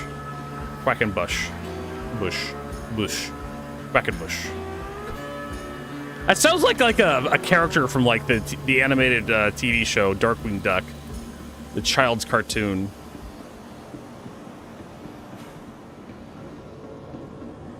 Quackenbush. Always had some sort of duck pun.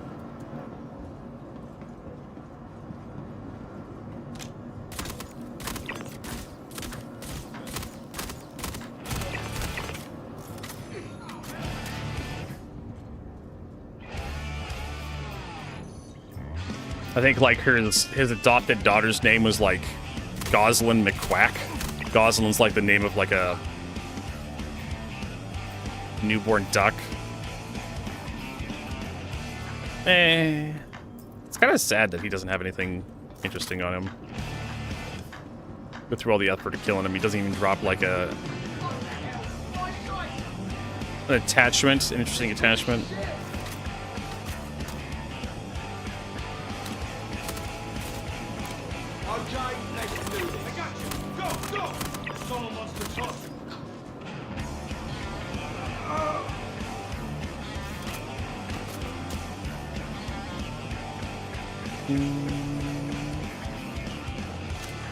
That's that NPC, neutral one.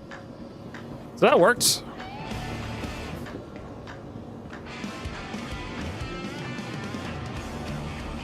Daddy Eckhart is going to be so proud of me.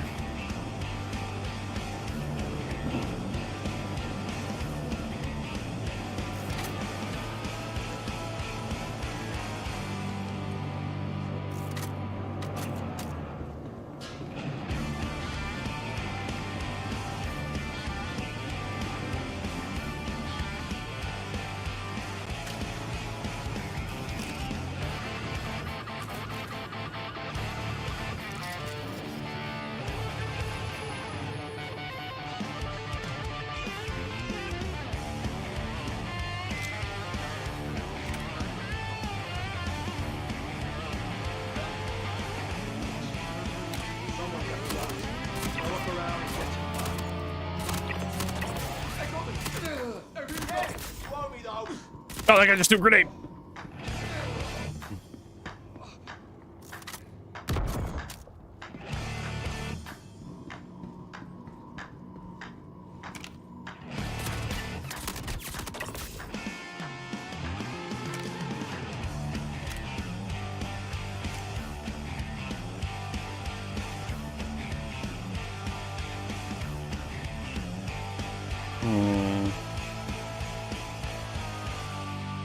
Boop, boop, boop, boop, boop, boop, boop, boop, boop, boop, boop.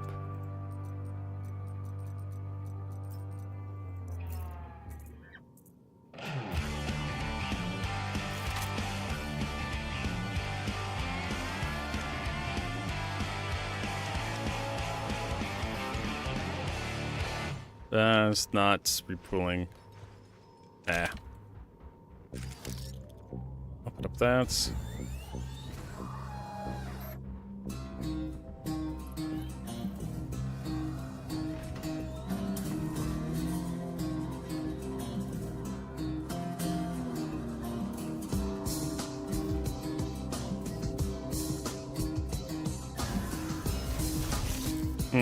Looks like I can't get the light switch turned on. Oh well.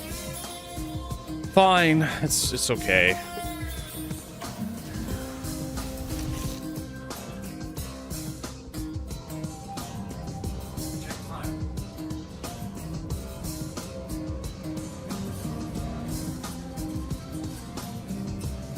Yeah.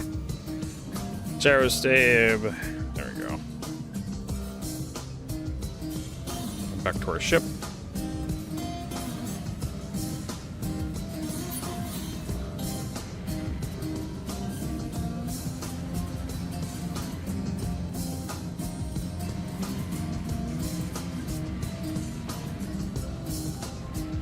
Whee! This thing is so bouncy. So bouncy.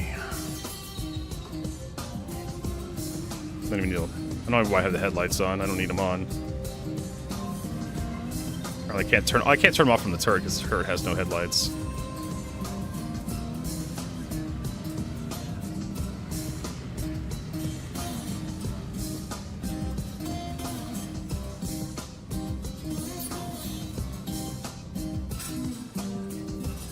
All right. Let's turn off our weapons. Get up in there.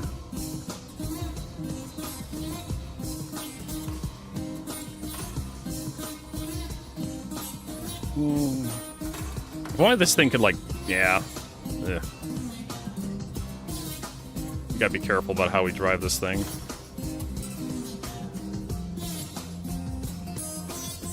That is good enough. Nope, we can't turn the whole thing off. Engine power. There we go. And we turn the shields off, too. Gotta remember to leave it on. Leave some power on so you can actually use the doors.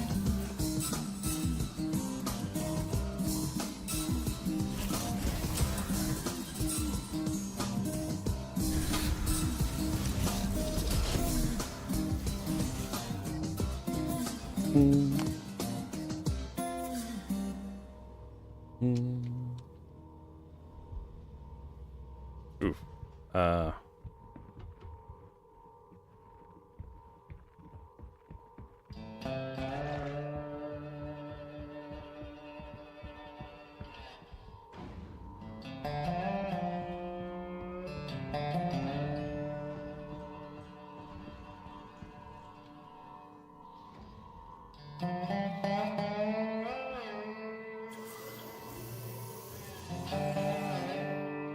Ship's still here.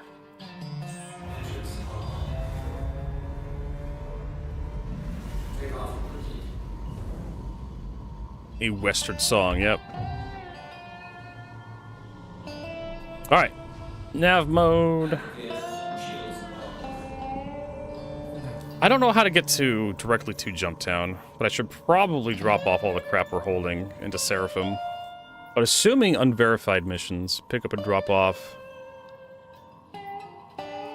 Pickersfield. Pickersfield's like a microtech.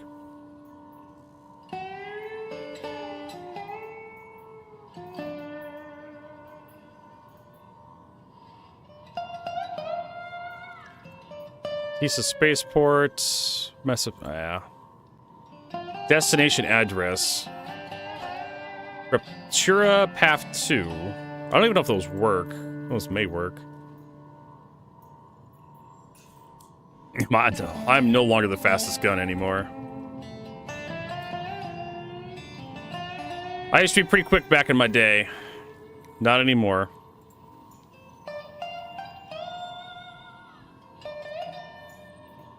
I can barely keep up with all the kids these days.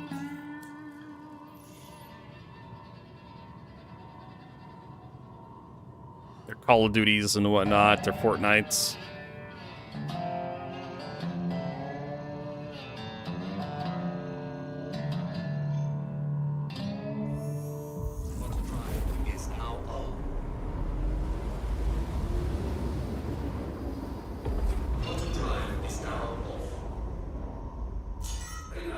There we go. That guy's dead. I don't care about him.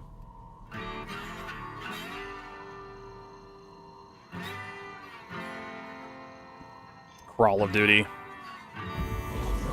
Crawfish of duty. Craw of duty.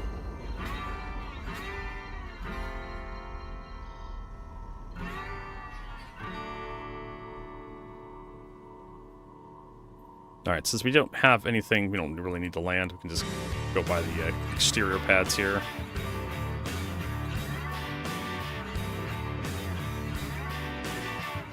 Ooh, a C2?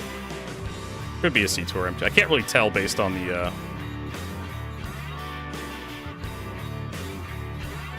target information. That looks like, yeah, it's either C2 or an M2. No, it's a C2. I don't see the chin turret.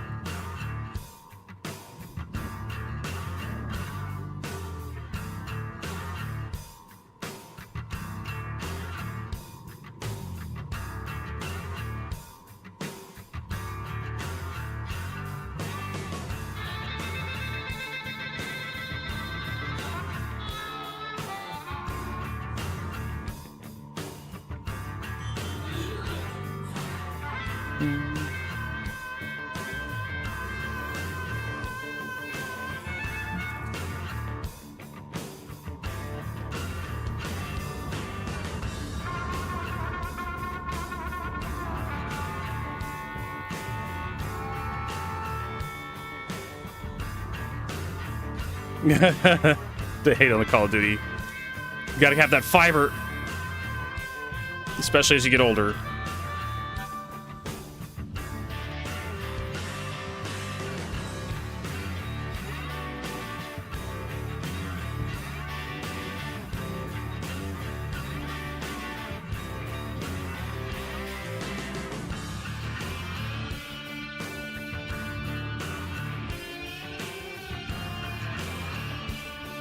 Ah, yes, the Firebird. I do need to get a Wicklow Firebird one of these days. Maybe I should start thinking about grinding for one. Just so I could annoy people with my missile spam. Oh, which pad are we on? 3. Ah! Pad 3. It says right there in the elevator vertigo. That's the lobby.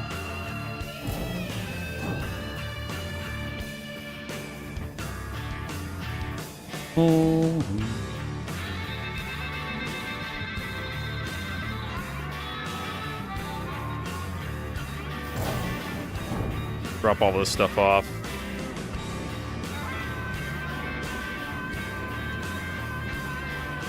We really don't need a two-handed tractor beam anymore.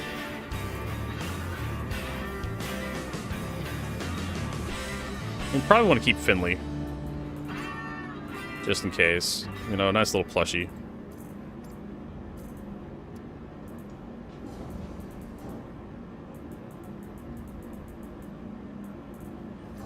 Tons of re-key cards, blue key cards. 2 Pembroke suits. This is like stuff we found, like, just hanging out at the PAF, the Planetary Alignment Facility. Mirage, Veil Shields, B stealth, A stealth, Slipstream, Ace Raid stealth. Dynaflux. All in all, not awful.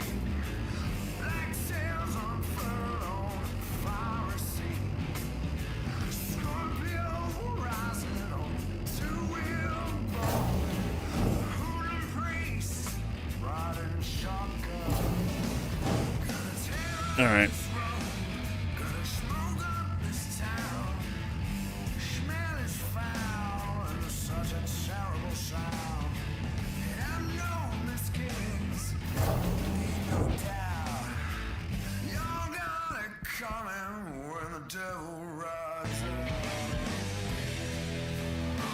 Nothing.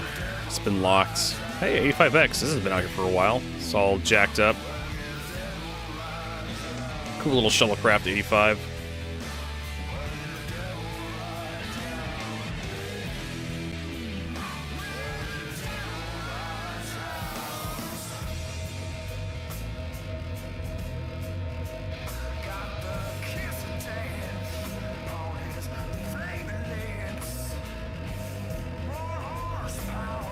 The apocalypse.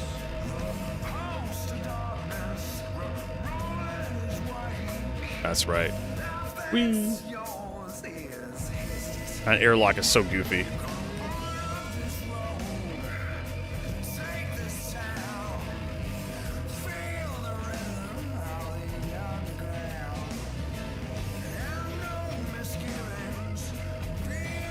Sure, no one's behind us.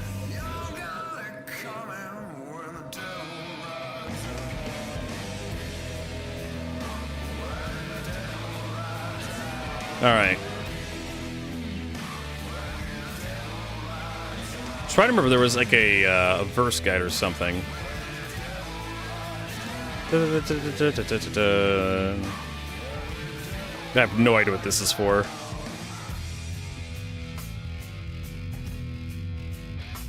Verse guide. Let's see if this actually works still. So we go to Stanton. I could probably just search for it. Right.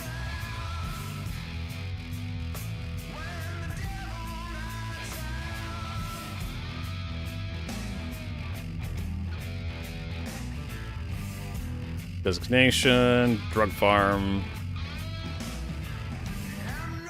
Has marker, can't jet quantum to intervene short sight lines.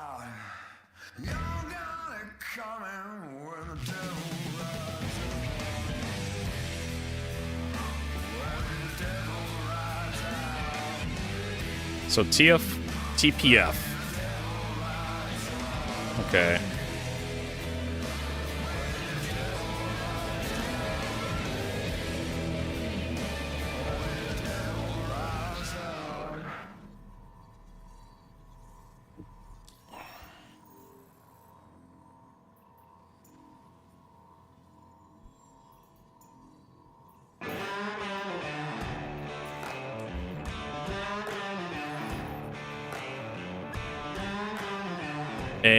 Hey, that's a salvage ship.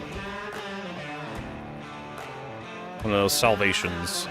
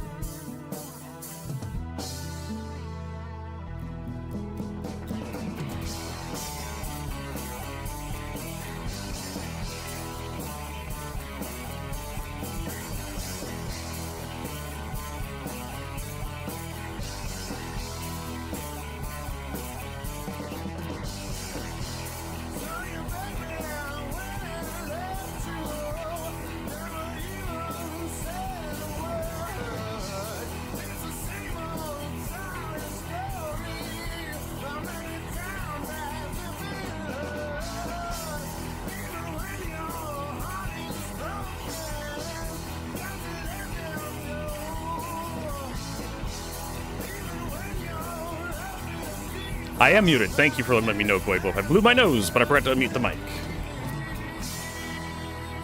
Appreciate it.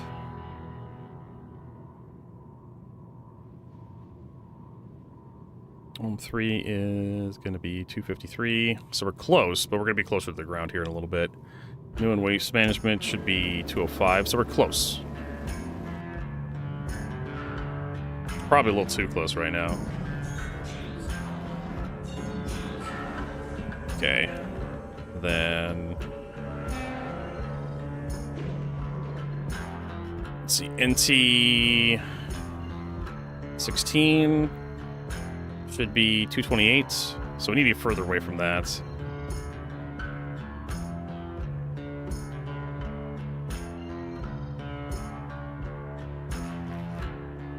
OM2 should be 380 something.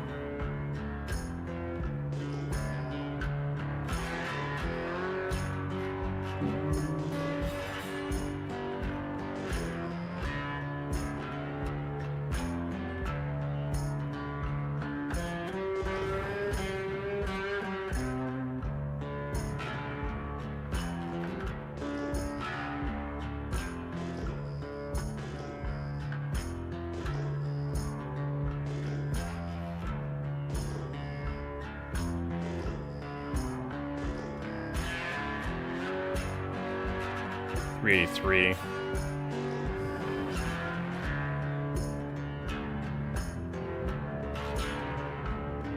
TPF should be 850. So we'll head to 8 TPF for a little bit. 85.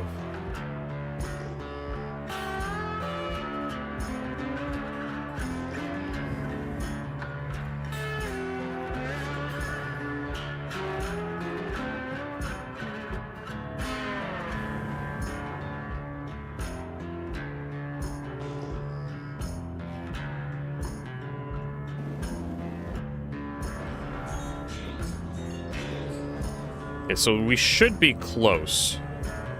Ohm 2, 380. So we're a little too close to Ohm 2, so we need to go fly away. What else do we have? Oh, there it is. It's like right there. Blue Spark! Thanks for that raid. I don't know if Galactic's here, or my mods can give a shout out to Blue Spark. Thank you so much. Hopefully you had a good stream today. Welcome, Blue Spark. Old Bald Gamer. Difficult with intent. Welcome. We're looking to get into some danger here.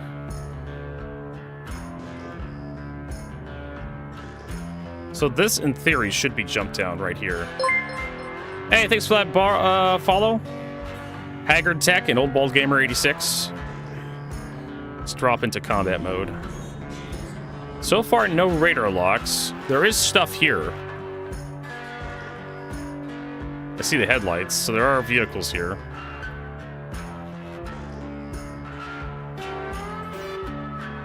Was great until the end. Tell me about it. I've been doing more art these days on my channel, waiting for Star Citizen to be less frustrating.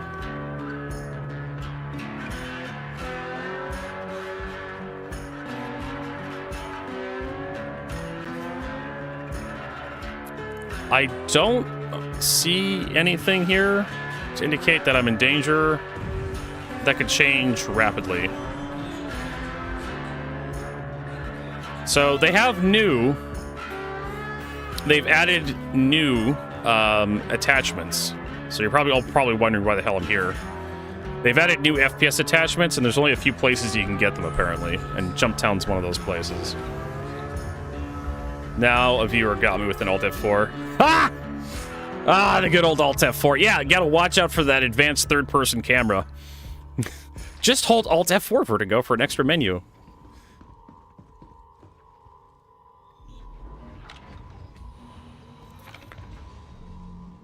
I don't see any movement.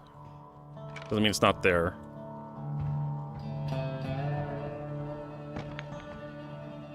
We are extremely conspicuous, but it doesn't matter. I mean, you can detect the constellation from, like, miles away. Dozens of kilometers. Dozens!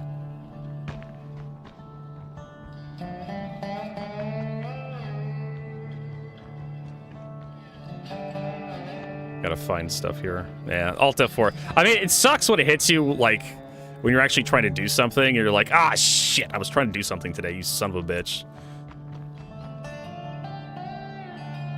It's not so bad when it's just like, you're just sitting in, like, the lobby waiting for people to join. Someone's like, oh, yeah, just hit Alt F4, and this thing pops up. And you're like, oh, that sounds like a great idea. And it's just like, oh, shit. You got me good. Depends how they get you. Alright, so I don't think there's anything on the outskirts.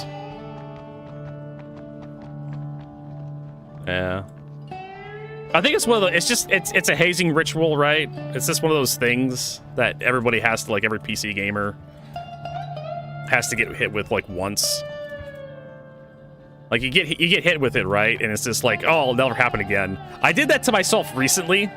Well, not recently, like a couple months ago. Because I have my reverse camera, for the longest time, was like left alt on my keyboard. No, it was right alt. Pointer green. Hey, look what I found, everybody.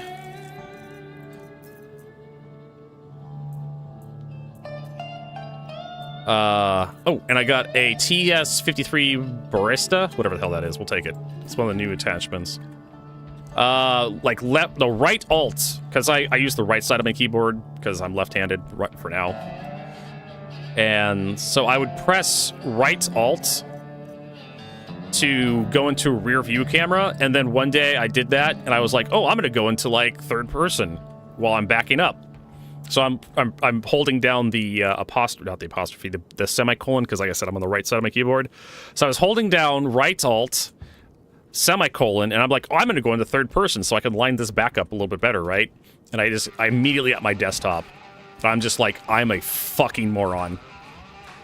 And then I immediately rebound my reverse camera to the number 9 on my keyboard, so that never happens again.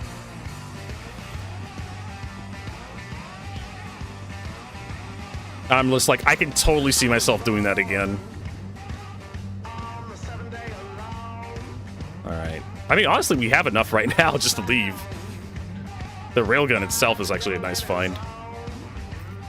Overlord Core Dust Storm? Nah, it's pretty common. There's nothing's crazy there.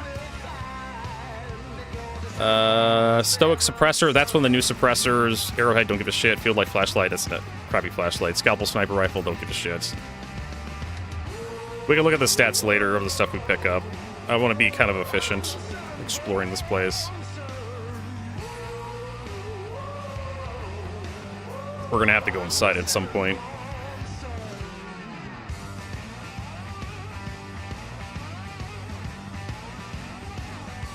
But yeah, the longer we stand here, the more likely we're gonna have a PvP scenario show up.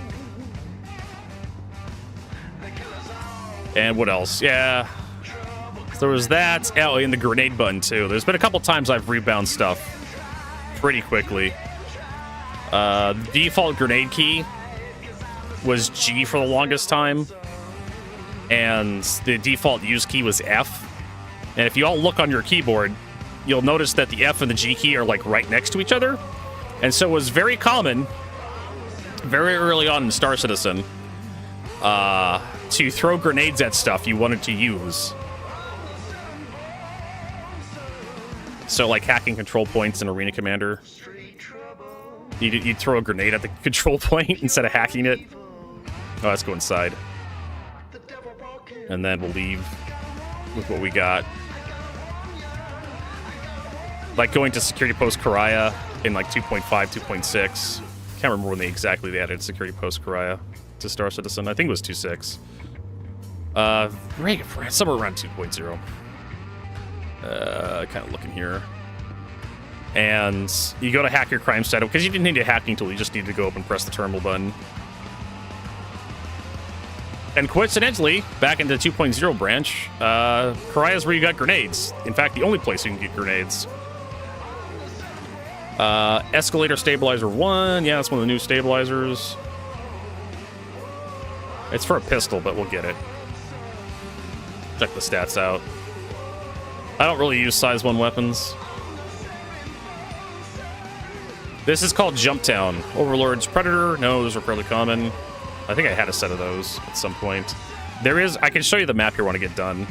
Like I said, I just want to get in, get out, because this place is a notorious PvP zone.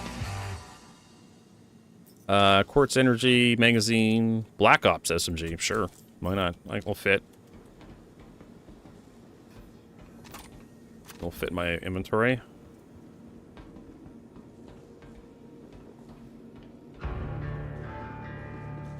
This used to have, like, a whole bunch of stuff that was happening here. They have, like, drug orifices. This one may be empty. No, it is. It's Devastator Executive Edition Shotgun. Executive Edition, okay. PT3 Holographic, Scalpel, Devastator. Nah, the PT3X is, like, a pretty common scope. I think you can buy them. It's not one of the new ones. Like, so this place is a mess. Oh, and there's someone's med tool. And there's an apple and some whatever the heck that is up there. Ice cream cone. Alright, I think... Yeah, we're done. Let's get the heck out of here. And then we can show you how to find Blue Spark. I can show you some useful websites, so you can, like, talk to your viewers about them. They're... Assuming we don't die.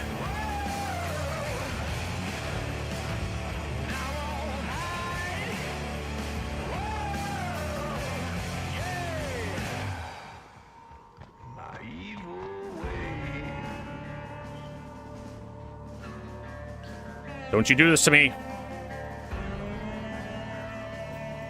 There we go. I have to remember how to get into the stem thing.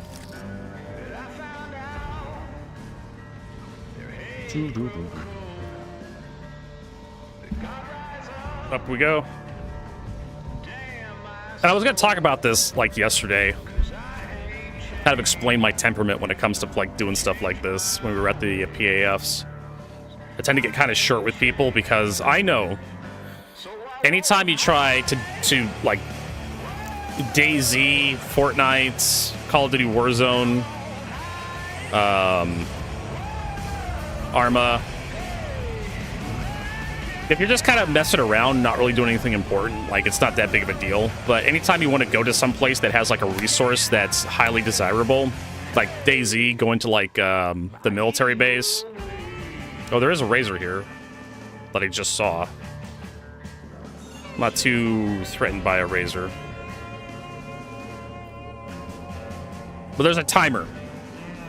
There's a timer, invisible, you don't know how long it's going to be before you encounter another player. And players are the most unpredictable, dangerous encounters you can have. Same in, like, Ark. Like that new Ark game that's out, that everybody's enjoying. When you load into a match, but games like Ark, Warzone, and Fortnite, you're guaranteed to encounter other players at some point. With Star Citizen, not entirely. Like, just now, we managed to we go to Jump Town and get out without finding anyone else. So we got lucky there. So Jump Town does have a marker, but you can't set a waypoint to it. Alright.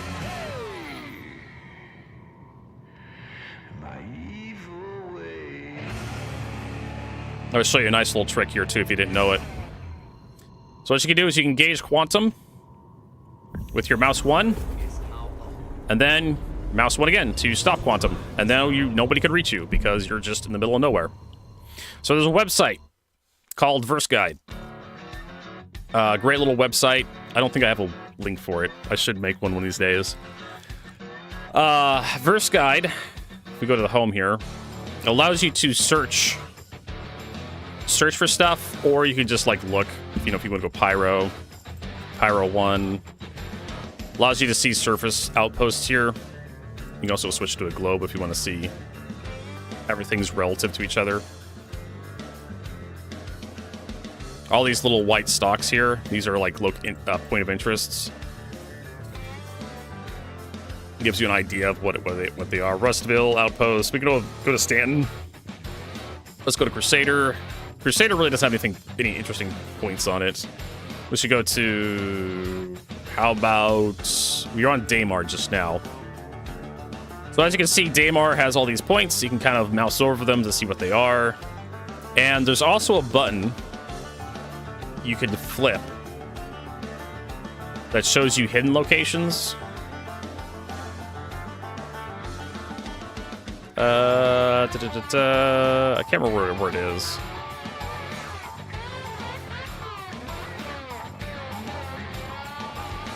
Economy 2, uninhabited, planetary moon. Yeah, here it is. So it allows you to see all the locations. And you have like caves, underground facility hideouts, hideout 2, hideout, security post. I don't think there used to be a lot of caves. Oh, here we go. You have to actually click caves on. And you can do wreck site, onyx facility, derelict outpost, drug farms, abandoned outpost, derelict settlement, racetracks. You get everything, right? So you have like wreck starfarers and onyx facilities. This is if you just want to like you're tired of looking for stuff. If you don't want to get spoiled, if you just want to find stuff organically and naturally and just do missions. A lot of these places will have like mission locations. The one thing that doesn't have a mission location, I think, is the crashed javelin. I haven't been there in a long time. I don't know if it is marked on the map. There it is. Yeah, javelin UE says Felissa. So you can use... So you can click on there. So we want to go here to the Wreck Javelin site. How do we get to the Wreck Javelin site? Well, you can click on the Directions tab. And it gives you closest beacon, closest orbital marker, and it gives you directions on how to get there. Some of these directions take a while. Like Quantum to OM3, use main engines instead of Quantum Drive, fly towards OM3 until you're at least 100 meters away from OM. Distance center planet moon should be this number. Fly forwards until distance OM5 is 443 kilometers. Fly away in reverse from OM1 until distance OM1 is 55. Fly forward to reach 2 kilometers in altitude. Distance OM2 should be this number. Doing waste management should be this number at this heading, and you'll be there. Or you can triangulate based on these markers here too. That's what I did to find Jump Town. I just wrote down, and I used to do this. I used to literally do this exact stuff back in 3.0, where you discover like outposts and whatnot based on community guidance, or you find a bounty there. You know, you'd be doing bounty hunting, player bounties and whatnot. You just find a player there. I'm like, oh, cool, this is a little outpost that doesn't have a quantum destination to it. I'm just going to write down all the OM markers to it so I come back later. And I have, like, sheets of that, just tons of this stuff. So that is Verse Guide. For anybody who wants to check out Verse Guide, even in the YouTube chats, we'll give that to you guys over there. And Blue Spark, you didn't get a shout out, so I'll go ahead and give you a shout out here. There we go. So I recommend any streamer keep Verse Guide in your back pocket. Favorite this website, really good website for finding stuff that maybe you want to go to. Have you been to the Crash Javelin, Blue Spark? Have you been to the Crash Javelin on Daymar? There's not much really to do there. You can just walk around and look at stuff. But it's one of the older. I wonder if does it count as a wreck site? Hey, Gwen, thanks for the follow. Yes, it does count as a wreck site. Cool. So, I mean, we can go there after get stuff dropped off. But it's a very, very useful tool for finding interesting things that maybe you never considered. And it has, like, stats for the moons and whatnot. The diameters, the Cayman line, atmospheric pressure, composition, how long a day lasts, the temperature range. If you want to figure out, like, what am I going to need to survive on Daymar, right? What sort of armor set am I going to need? So you got that. Another really good website is Cornerstone, Seastone. I mostly use Seastone. Seastone is actually an organization in Star Citizen, their website. But what I use Seastone for is its item finder. Right, so if you're looking for, like, where can I buy? I have to wait for this thing to initialize. Come on, you're making me look like an asshole here, Seastone. Let's go back to Cornerstone Home. Yes, I'm not a robot. Oh my god, crosswalks. So it's an org website, but Universal Item Finder is what I really use them for. But you can go through here and you can search for stuff. Useful if you're trying to set up a very specific loadout. I had the Valor, Star Citizen Valor Karna rifle. This thing. And it has a really nice kind of blue and yellow motif, almost like the Ukrainian flag. And I'm just like, cool, I could design an armor set that matches this gun, right? I don't know if they have any more screenshots of it, but I'm just like, I created an armor set, and I ended up having a trouble finding, what was it, the Orc Mark V, Mark V, blue arms, blue legs, I believe is what I was having trouble finding. And I was at Area 18 in Stanton, and they didn't have them in stock. They had something like the Imperial ones, which were kind of blue, but not the blue I wanted. And I'm just like, where the hell can I find? Because I can find the Orc Mark V blue arms, which is the color I want, at Area 18. Where the hell do I find the corresponding Orc Mark V legs in blue, the same color as the arms? And so I headed over to Seastone and looked it up, and I'm just like, okay, where can I find it in Stanton? Nick's jump point, that's really far away. Stanton Pyro jump point, oh, that's actually not that far away from Area 18. So I flew over there, bought a bunch of legs, trucked them back, and then I had like basically looked like the Ukrainian flag. Yellow core, yellow helmets, blue undersuit, blue arms, blue legs. It matched the Valor Karna rifle beautifully. But sometimes you have that in Star Citizen, for those of you who are struggling to find, where the hell do I get this item? And also, Seastone, nice thing about Seastone, it tells you if an item's unavailable as well. So if you want to buy an FR-66 shield generator, where do I get that? I think it's thinking, I believe. Here we go. Location, not sold directly or at all. So that gives you an idea where an item is, if an item is available. So that's one of the reasons why I like Seastone. Very useful website. Recommend everybody, again, another website I recommend that everybody keeps bookmarked. Every Star Citizen streamer should have Seastone bookmarked, just for like looking stuff up. And same with all the Star Citizen fans.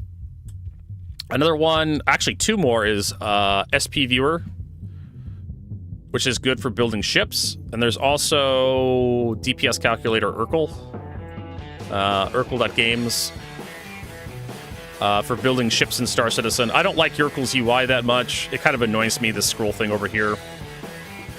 I'd like SP Viewer a little bit better. But this Urkel will also tell you, like, if you're building a ship, where can I get Singes? Scroll down. Oh, Singes aren't sold anywhere. Where can I get Ignite missiles? Oh, wait a minute. Stanton Shops, Dumpers Depot, Ship Weapon Shop, Pearl 3, Mick 2, Area 18, Dumpers Depot. Where can I buy this Beacon Quantum Drive? Nowhere, apparently. There's no drop-down menu. Can I buy different quantum drives? Where can I buy them? What are the quantum drive stats, right? I can sort by stats, efficiency, spool up, cooldown, grade. Buy an Atlas, A-grade Atlas.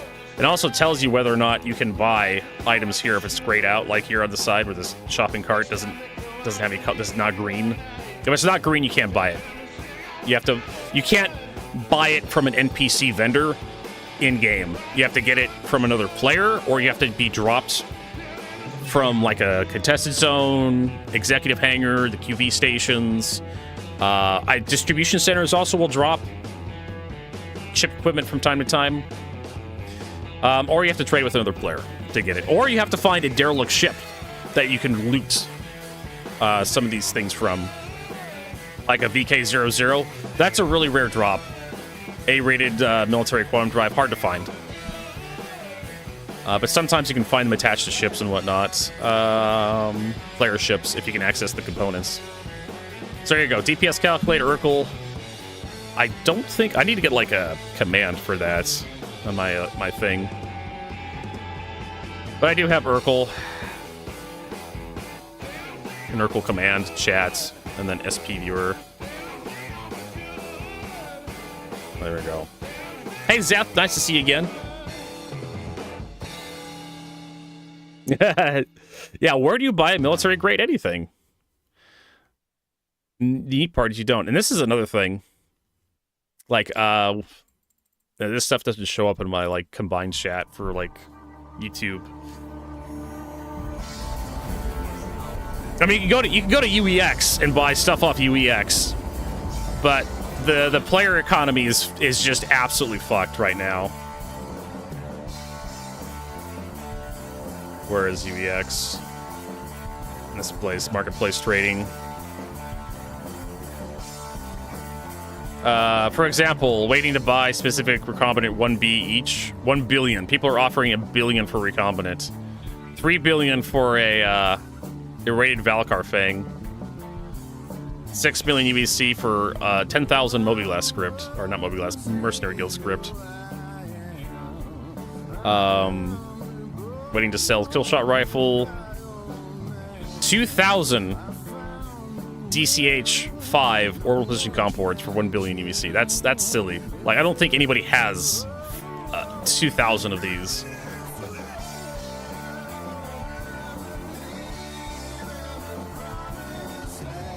So...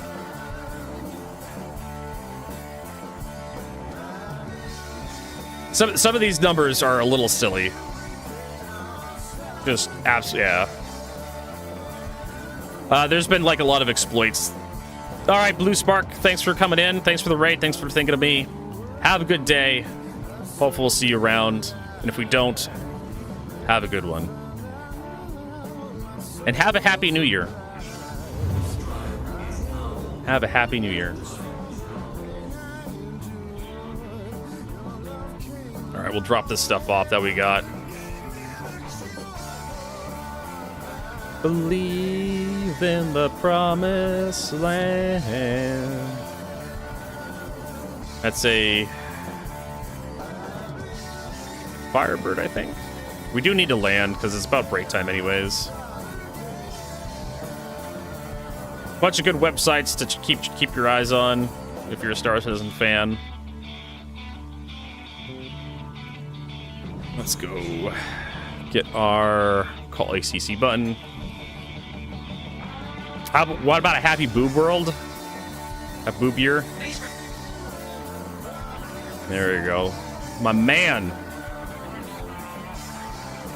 Man's all about the titties.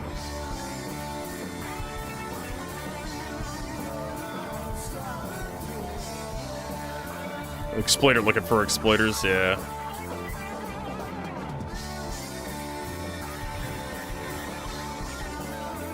I don't know, like, how people are doing it. I haven't bothered looking up, like, to see what the exploit is, because I really don't care. I basically have everything I want in Star Citizen. I don't really need more. Like, the one thing I may want is, like, a Firebird for missile spam to annoy people with. Maybe a Cutlass Blue, Mantis.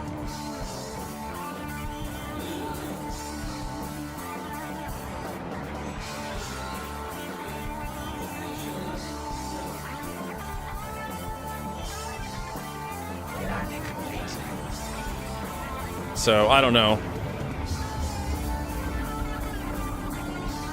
I don't know what to do. If I had 1 billion credits in Star Citizen, what the hell would I even do with it? I have like almost 9 million credits now. I used to have like close to 13. Yeah, 9.8 million. And I just don't know what I'd to spend it on. Player trading is probably going to be like actual trading. Not going to like use credits. Credits are basically useless when you interact with other players.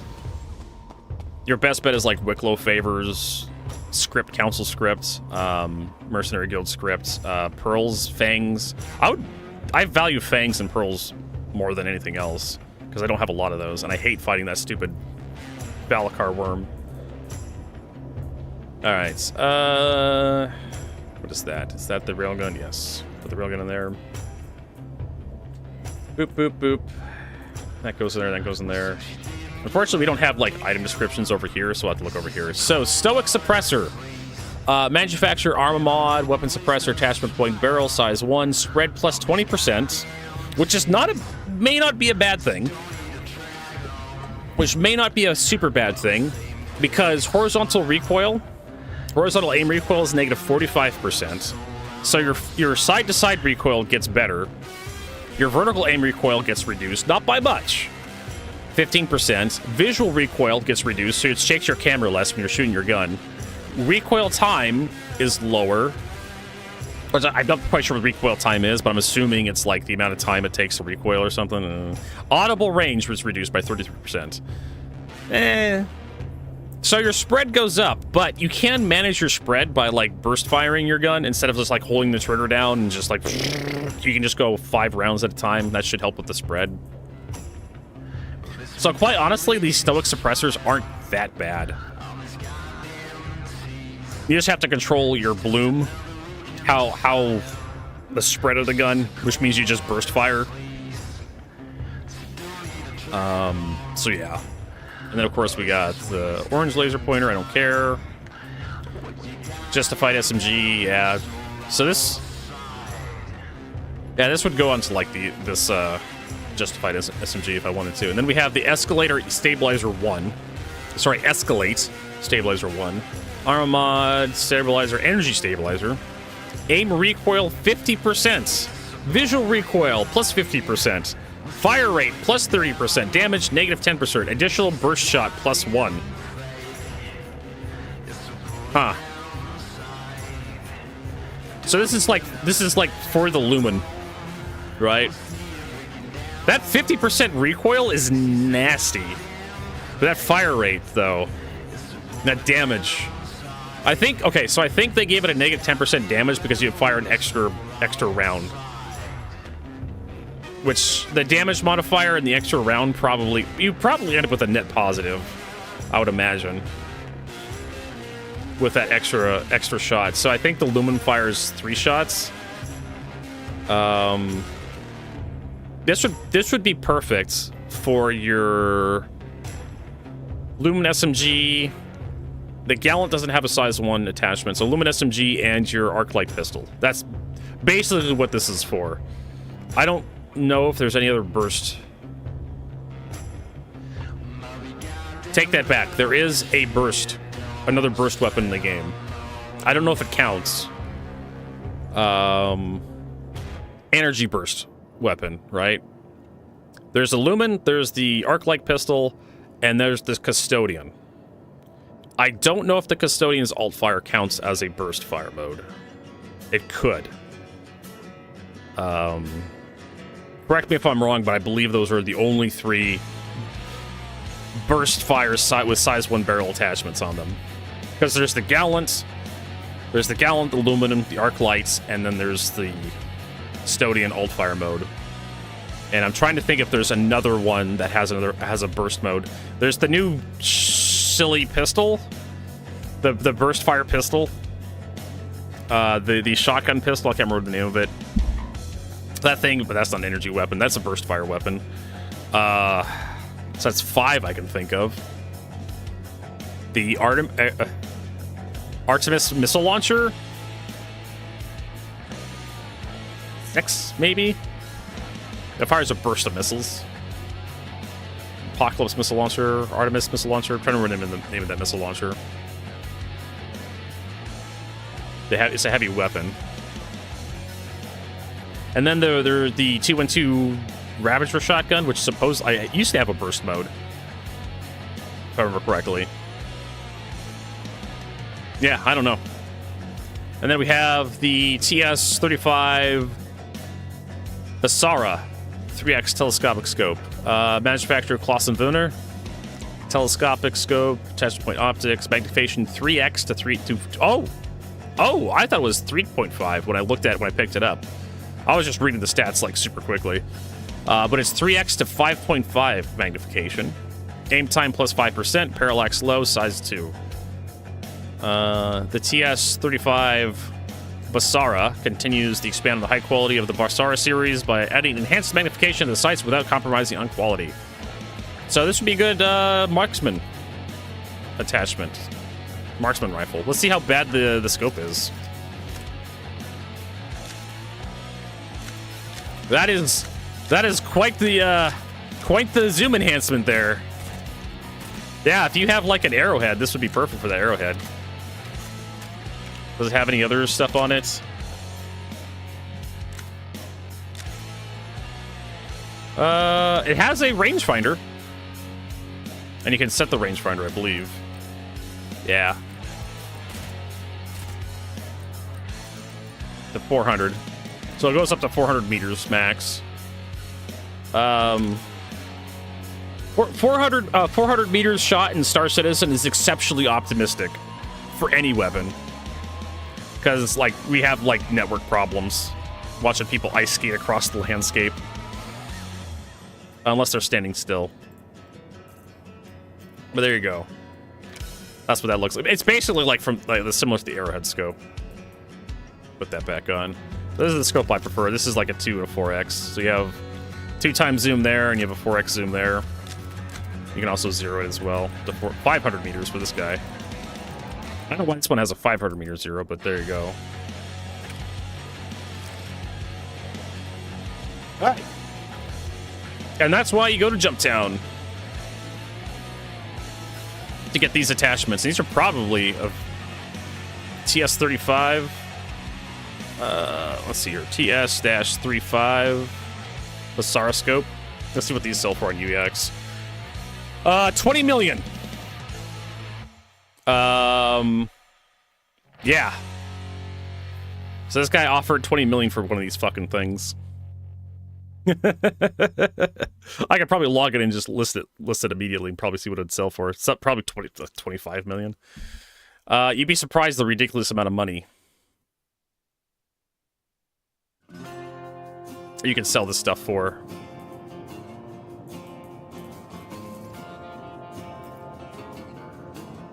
The yeah, Star Citizen.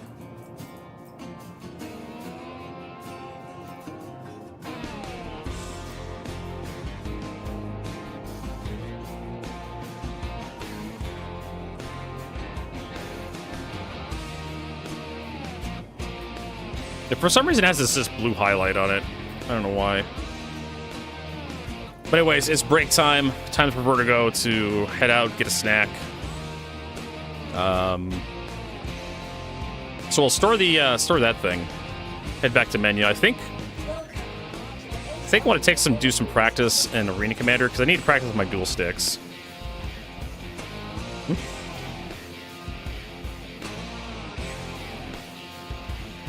Thought my joysticks were controlling. Oh gosh darn it! Hate it when it does that. Turns into a JPEG. It's an annoying bug, but it's not world-shatteringly awful.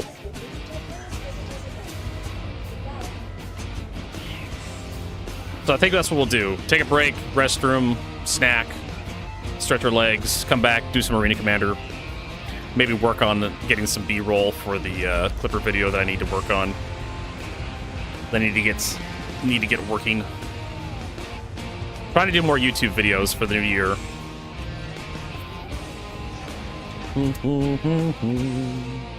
There we go. And it helps me if I work on do some of the video stuff while I'm streaming. Gives me something to do, something to focus on. Alright, hope we don't crash to desktop. Go back to menu. Awesome! Alright, so we'll be back in a few minutes. Don't go anywhere. We'll see you soon.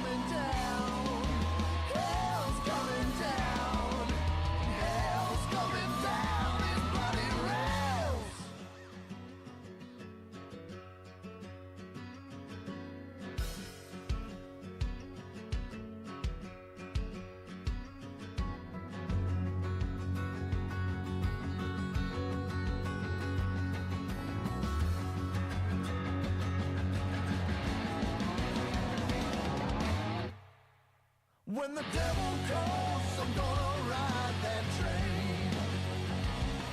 When the devil calls, I'm gonna ride that train. Gonna lay my bullets down, gonna send him back to his grave. When the devil calls, you better hide, 'cause hell's coming down. Hell's coming down. Hell's coming down, these bloody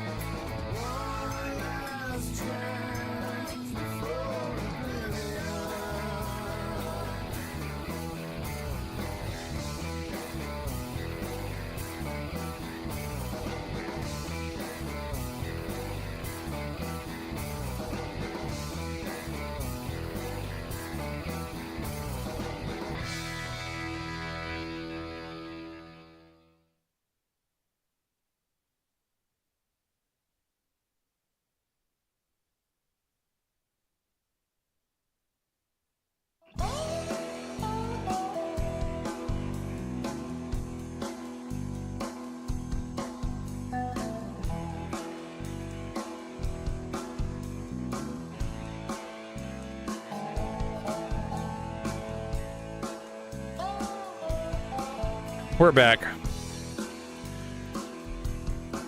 I still got Arena Commander.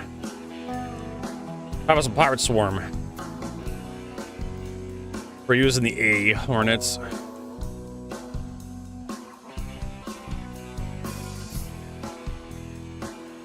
Got a little bit of corn here for a snack.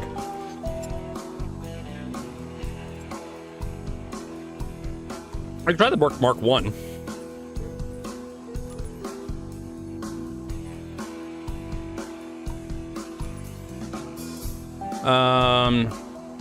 Like I said, we probably want Vapor blocks would work, because we have those. That would free up more stuff.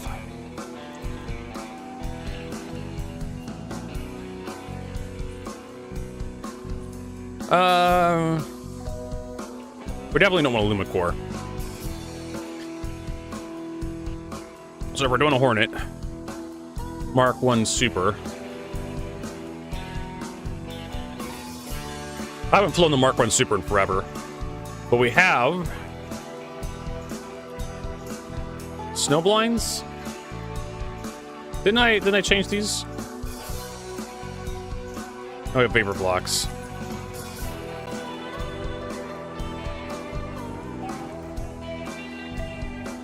Okay, vapor block, Regulus. Okay.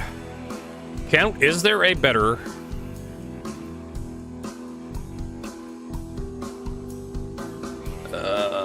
we're using... Vapor block. The vapor block should be fine.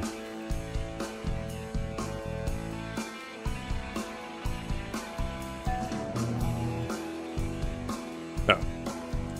You dumb nut.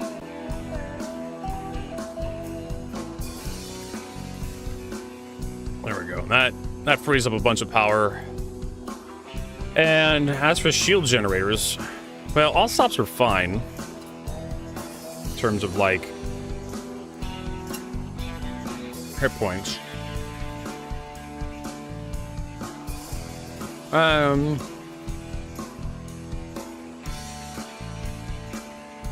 Palisades. We can just run Concords if they're available.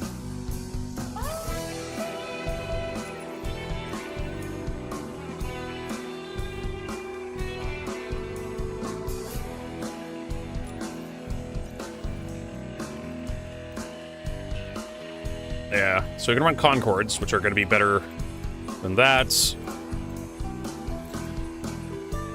The Regulus is a C grade. We probably have. Do we have access to, like, a B grade military? No. We have a Charger, which is a D grade military.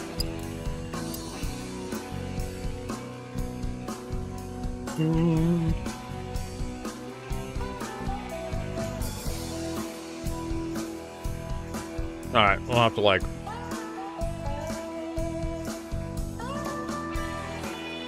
We can do a Referral Cascade, which is a slight step up. Let's see what we got here. Regulus. I mean, are we going to need... Because we have the Mantis S3s.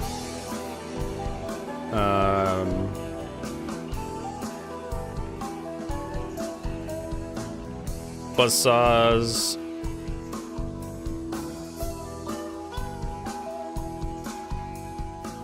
I mean, we just try, like, Mantises. What is the size 1? What is the size 1 Gatling Cannon, Vertigo? Do you even remember? There is one. The Yellow Jacket.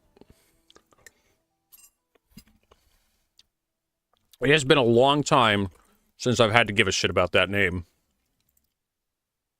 And then we got Mantis, and then Scorpion. DC-215s.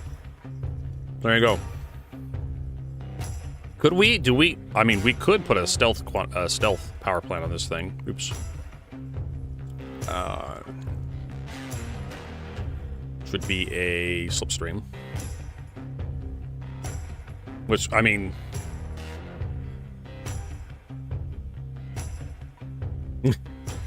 we'd have so much.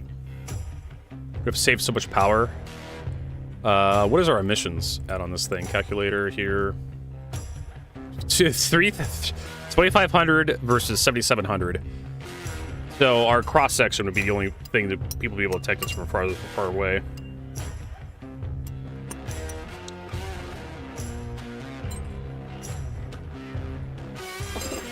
Jesus.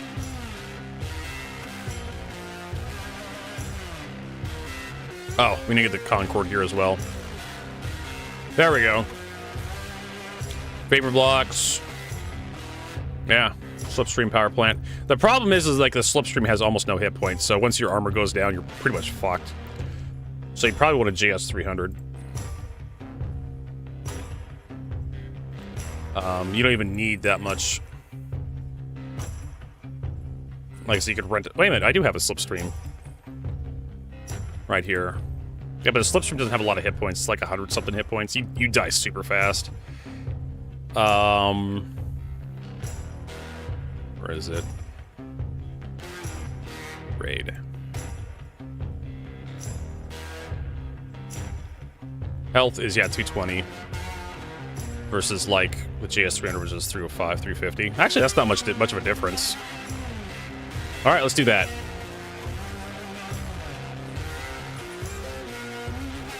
And we'll back out. Vehicle loadout again.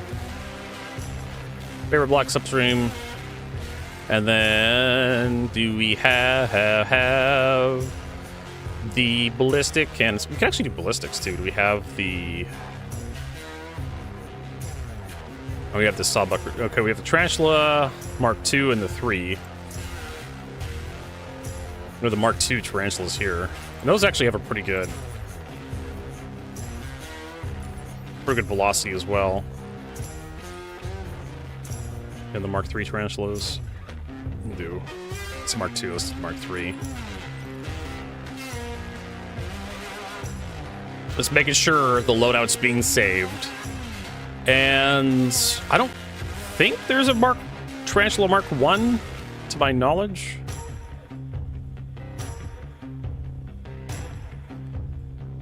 Deadbolts. There is a Tarantula Mark I, a GT 870 Mark I.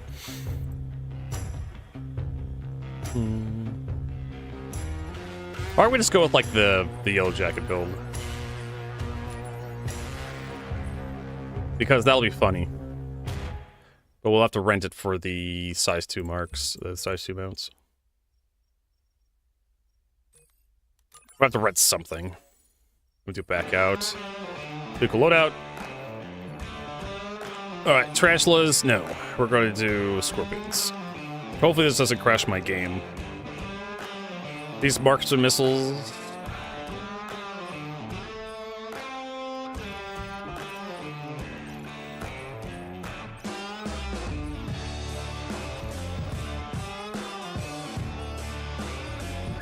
I don't know.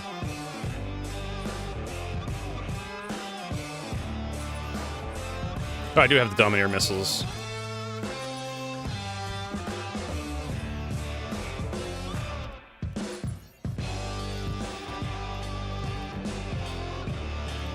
Alright. Okay, so they do have Dominators on them. Cool. And then we're gonna need these guys. So we rent the size 2. The Scorpion.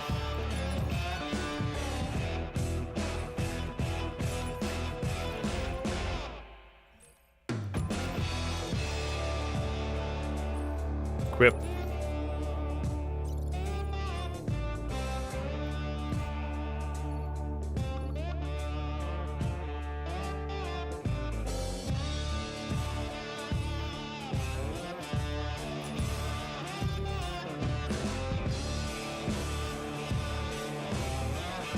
There we go.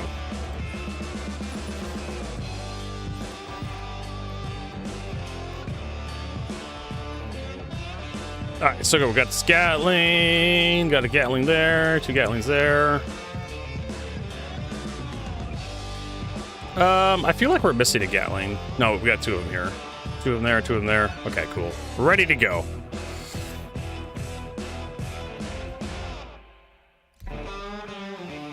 Takes a while.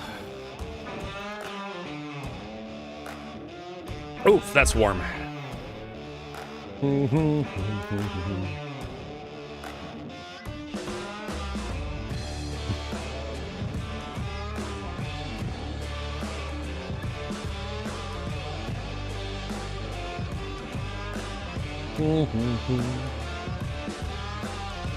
I can also spawn my Polaris. Alright, well, this is not quite the power management thing I was expecting. Oh, did I not? This is my Mark II, isn't it? Yes. It loaded me in my Mark II because I was like, oh, there's a Hornet. I'm gonna click on the Hornet and not pay attention. Online any map. Region is people playing in Euro? Now it's the 2 Mark 1 2, which has the stealth loadout. Ugh.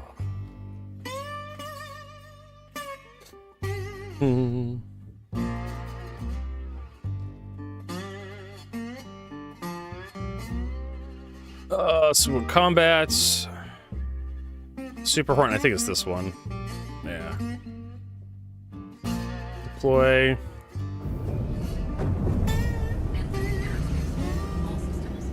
Look at that, we could run the whole thing. We don't need that.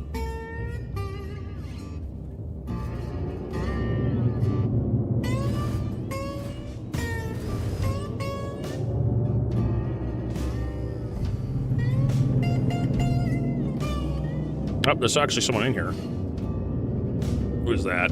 Apache, 1944?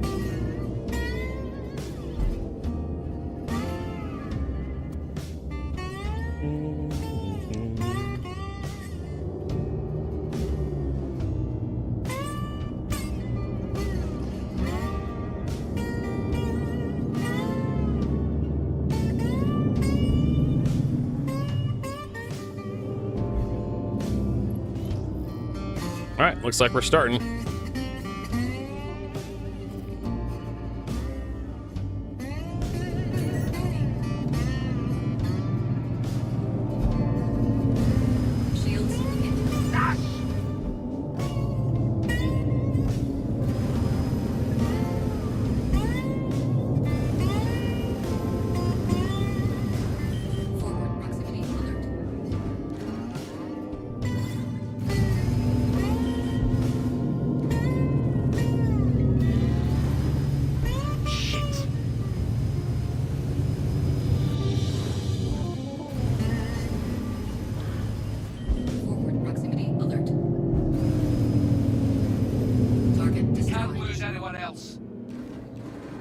Not entirely sure.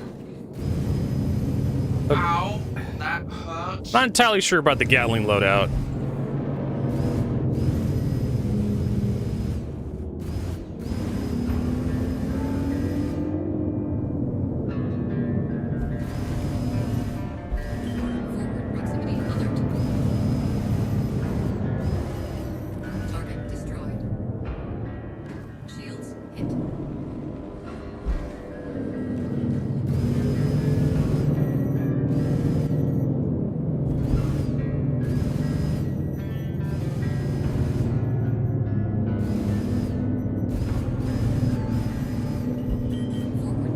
Let's go decoupled.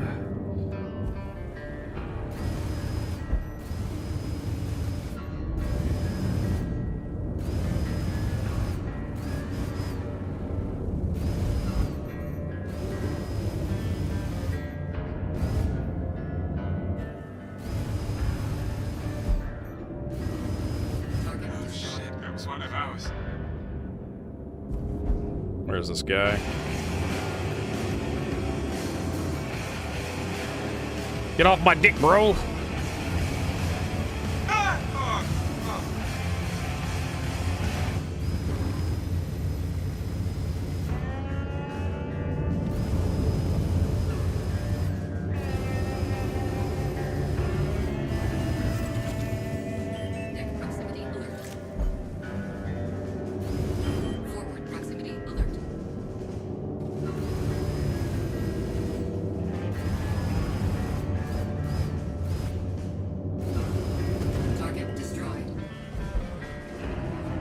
There we go.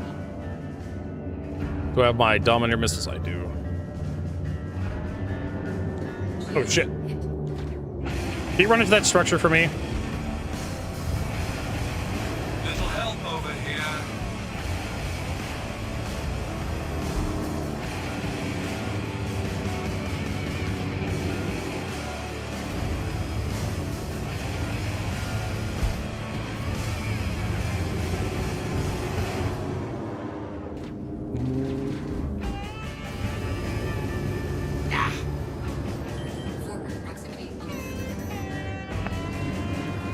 Here you go.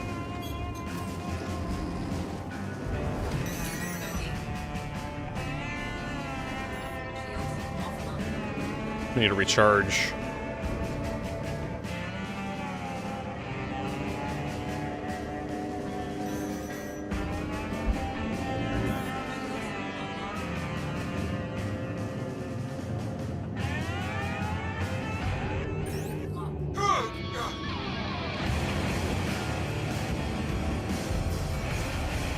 I think those are tracking. Hard to say.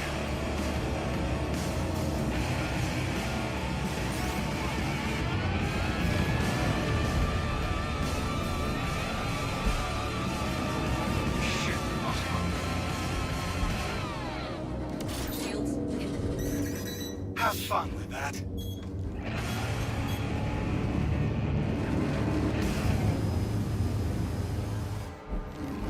Get there off us. Yeah, that's gonna be a problem.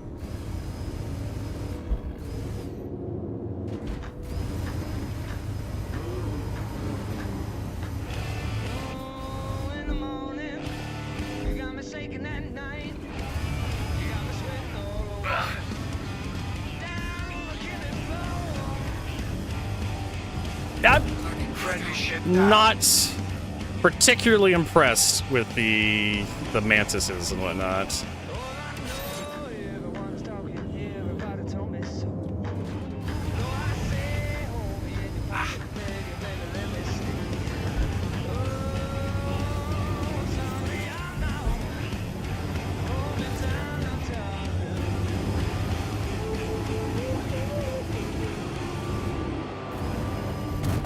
Friendly down. Repeat, friendly down.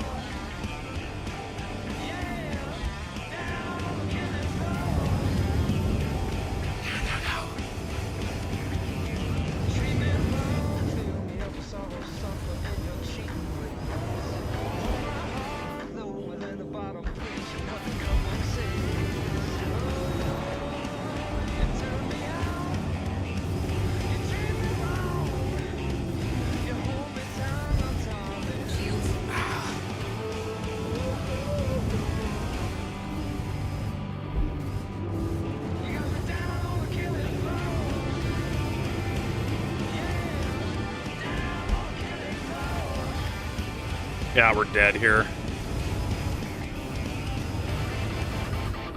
Whoa.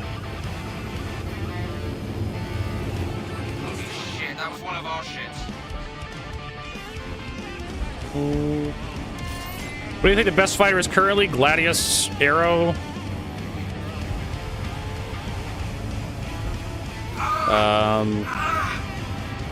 Or like best fighters like Hornet Mark II is also pretty up there.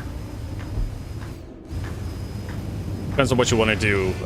Persistent Universe or versus the Arena Commander, right? Vandal Swarm, Pirate Swarm.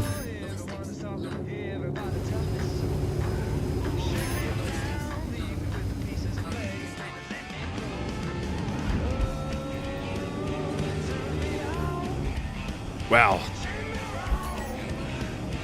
Running out of ballistics. Thinking Persistent Universe. Hornet Mark II. Pretty good. If you're doing like PvP or if you're doing like PvE, depends as well. Heavy fighters can work pretty good in PvE stuff. Yeah, we're gonna have to like... Not quite sure how to get more ammo with this thing. Takes a lot of shots for the Gatling cannons to work their magic. They're killing me!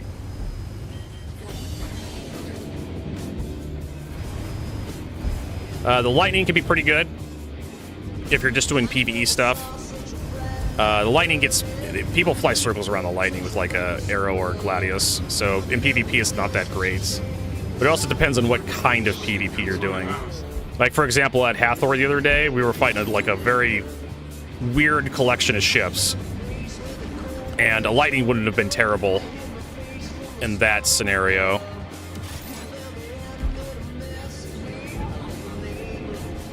But things change dramatically when, like, players get involved. Like, if you're facing players. And also loadouts. You know.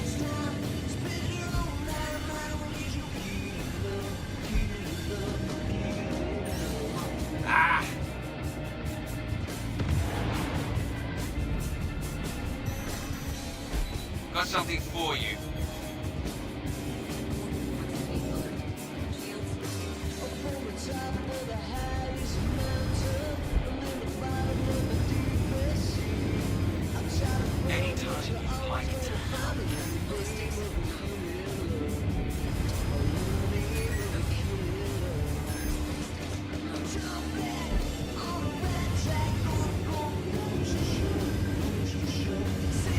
But yeah, the lightning's pretty good. The Shiv, even, like, not the Shiv. The Shiv could be good. It's a medium fighter. By Drake. Even the Cuddy could be a good addition to a dogfight. You have to realize the Cuddy's more of a support ship, though. It's like a gunship designed to kind of, like, throw ordnance into the fight. Yeah, that was one of us. You have to kind of know your role. You know, if you try to, like, take on, like, a Horde of Mark II with, like, a Cuddy, you're probably going to be really disappointed in your performance. But if you got other players in there, the Cutlass can actually do a pretty good job. Like we did yesterday, where I was able to bait people to follow me in my Cuddy, and someone else was able to clean up the guys pursuing me.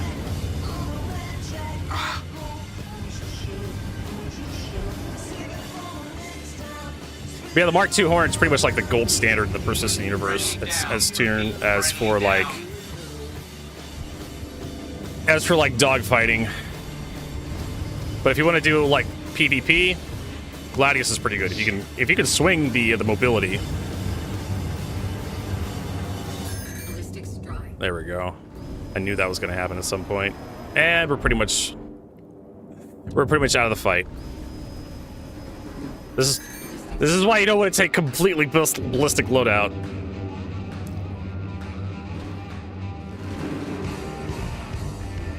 I have no idea how we're going to get reloaded.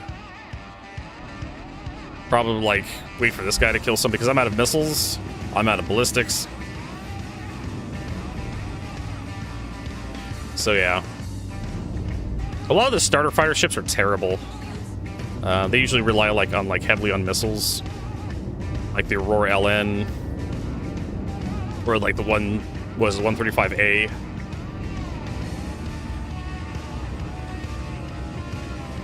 Which is like the Origin 100 series combat ship. I saw the 325A as well.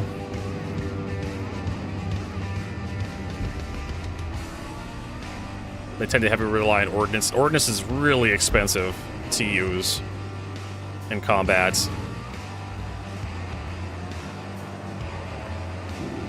It's great when you needed a slight advantage to finish something off. Not so much if you're constantly having to use it to, like, win fights.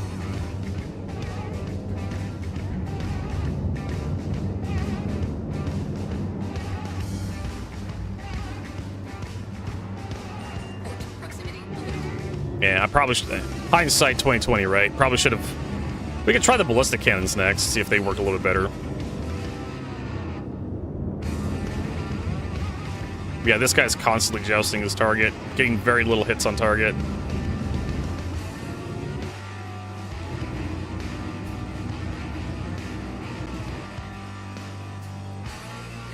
Also, the starter ships have really small weapons, too, that don't do a lot of damage, so... The Aurora just has a couple of size 2s. The Aurora LN has a couple size 2 and a couple size 1s. It's just, gotta keep your nose on target for so long to actually do anything.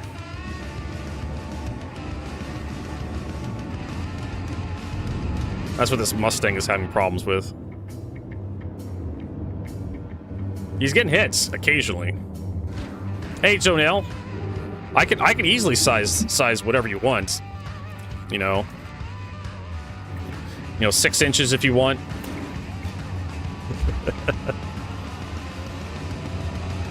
Jonelle's very familiar with 6 inches. I'm hoping this guy kills him, and I can pick up like some ammo. Kills this Buccaneer. Nope. All right. Probably should have put in a couple lasers. Oh, he killed him.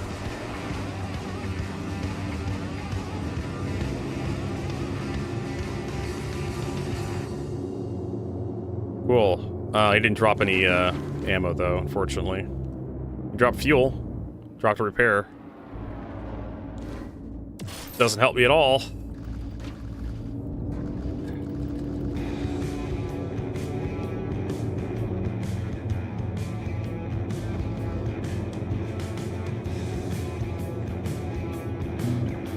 It's probably a Mustang Alpha. Hard to say.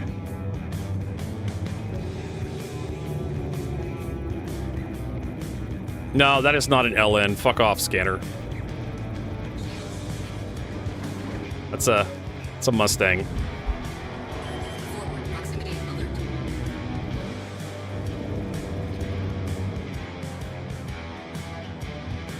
Mustang Alpha? Looked like what it said. Just tighten the cone up. Yeah, Mustang Alpha. That's kind of what I expected. If it was a Mustang Delta, you'd have some rocket pods, but those rocket pods are awful.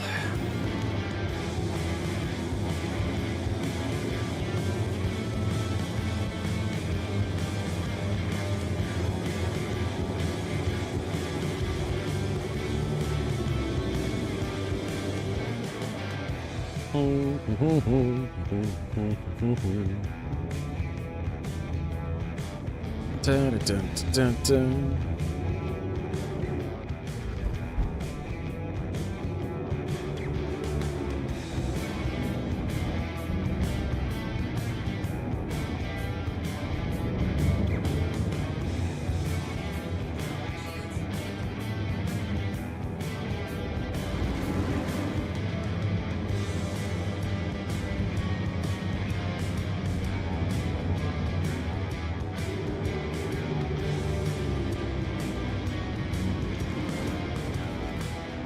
No. My buddy. I needed his DPS. Yeah, I'm not exactly impressed by the firepower of this ship. I think we've come to the conclusion that, yeah, it can be good. It can get you through, but probably want to use the tarantula. Let's try the tarantulas.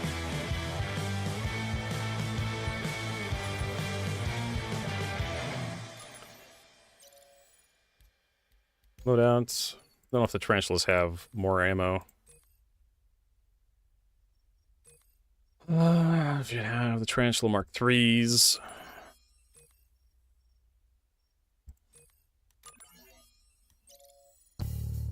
Then we have to rent tarantulas here for these guys.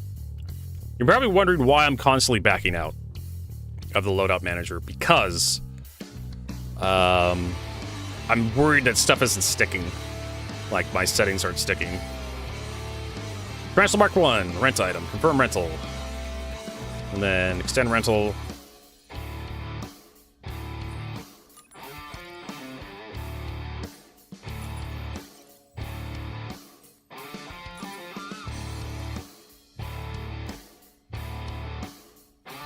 There we go, tarantula.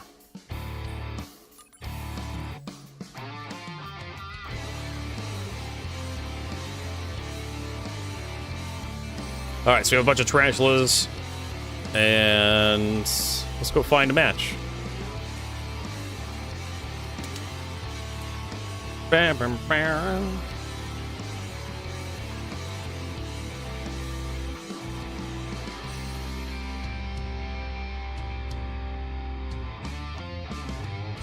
And it's gonna be this one, I think.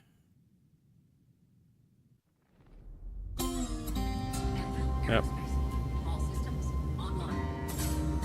And that guy.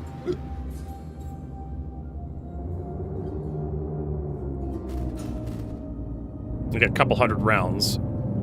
300 rounds. Let's see what we can do.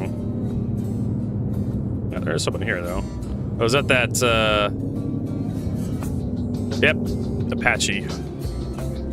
Looks like he left his match, too. Let's see Apache again.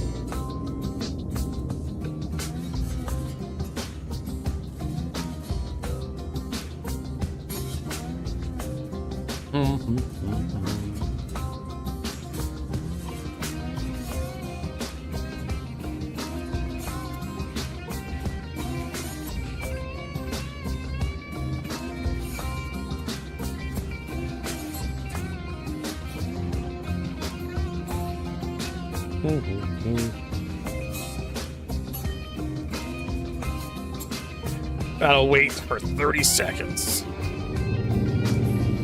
Flying around, I guess. Nice frame rate, though.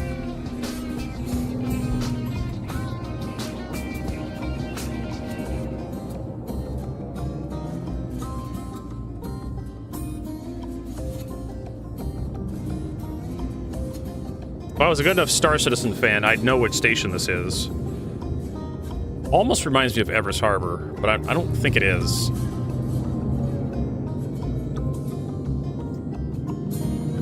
Port Tressler? I recognize the central spine. Yeah, maybe the Microtech one.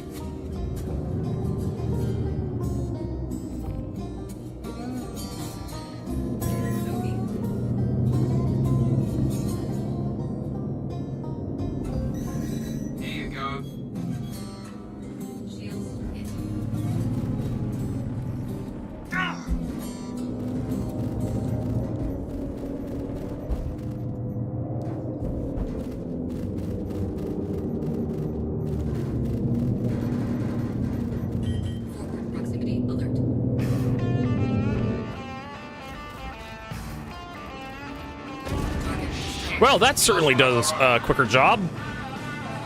A lot quicker than the GT series of Gatling cannons.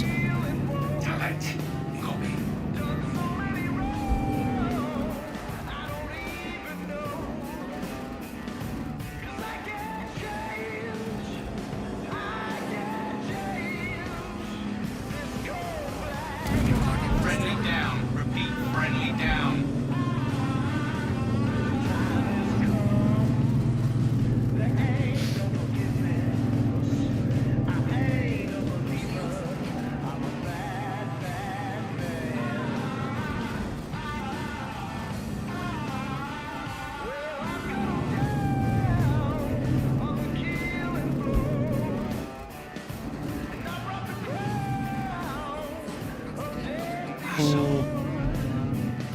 Sounds really cold. It's been kind of chilly out here too. It's been getting down to like 50 degrees at night. Shit, that was one of our ships. You know, I've had to put socks on when going to bed lately.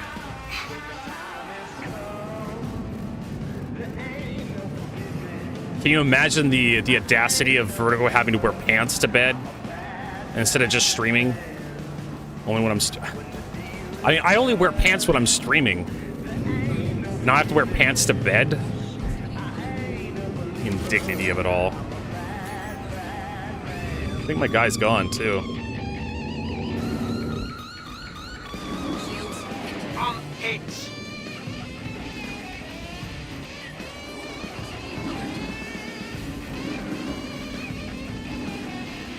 We're in a bad spot here.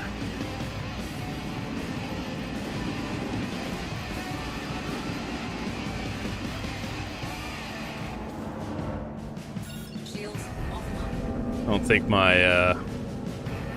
think my teammate's in here with me anymore.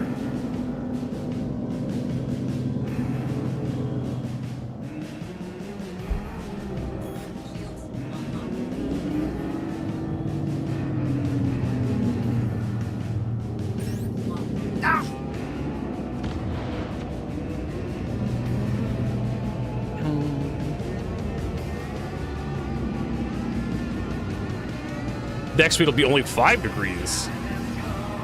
Amazing.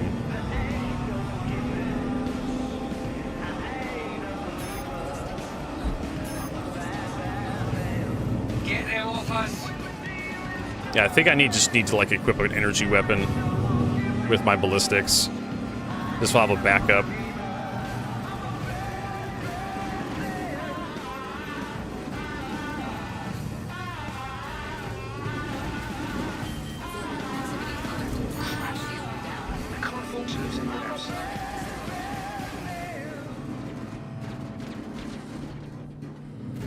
I need this. There we go.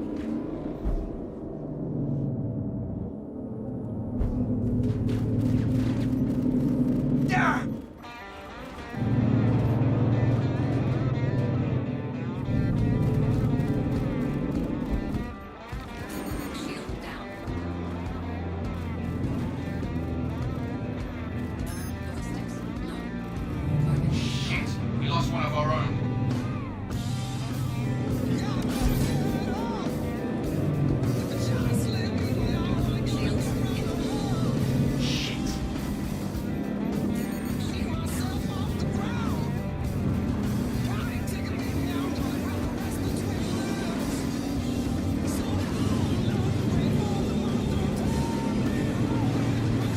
Yep.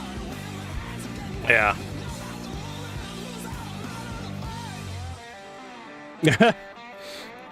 Hey, I know, right? Windows calculator. Great between, like, Vertigo. No, he's still here. My buddy.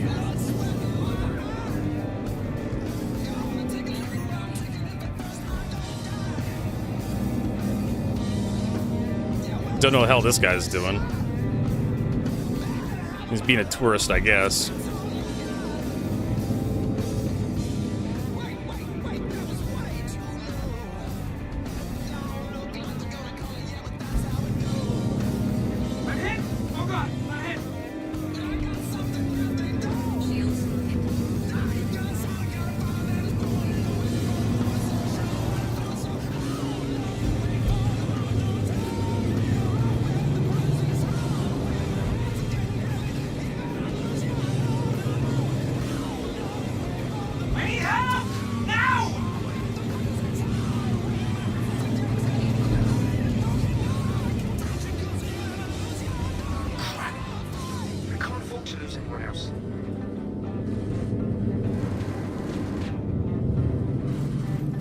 I'm hit.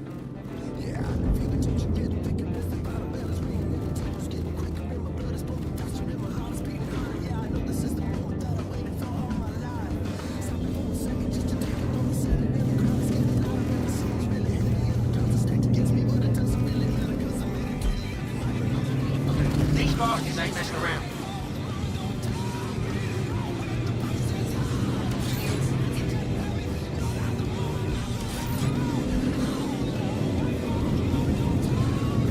How about some help over here?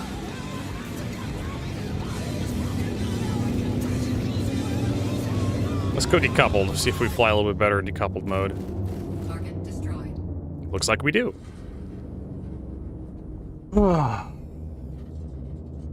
We're doing pretty good.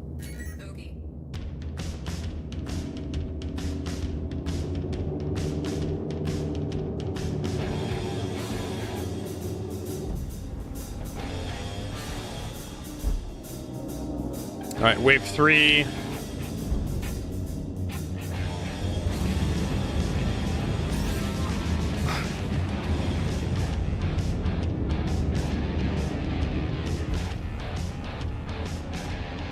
He flared it off. Here's something with your name on it. I managed to flare that off. Mayday!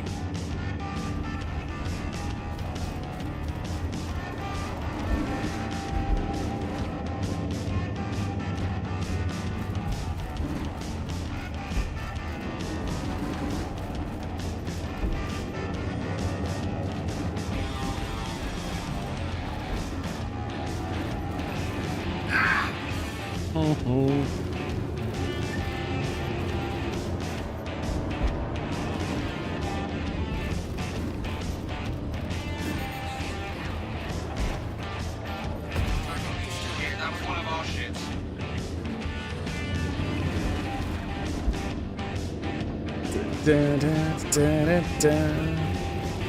Taking damage.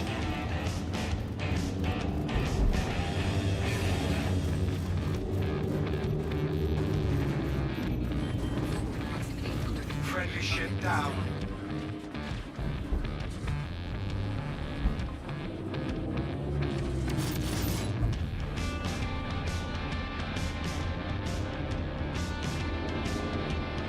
Get our shields recharged.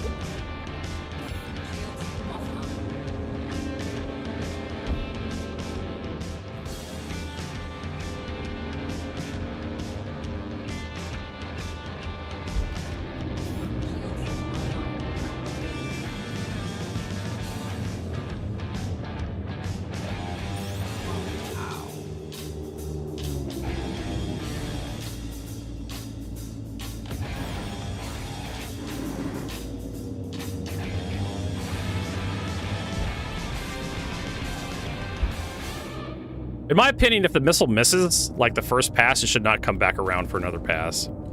That should be it. Like, it just self-destructs after it misses. Or you should have, like, missiles that have that.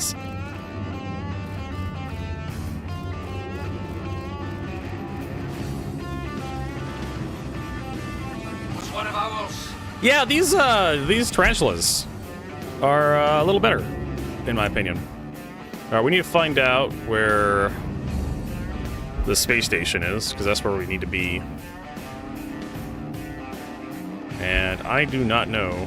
There it is.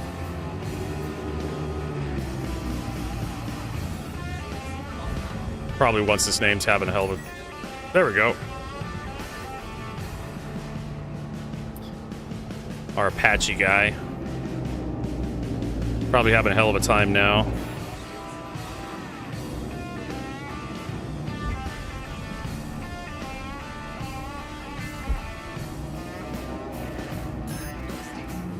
Taking damage.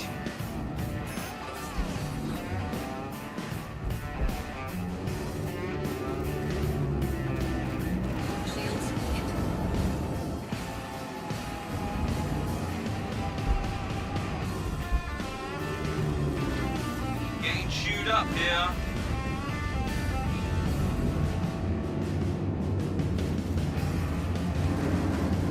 We lost one.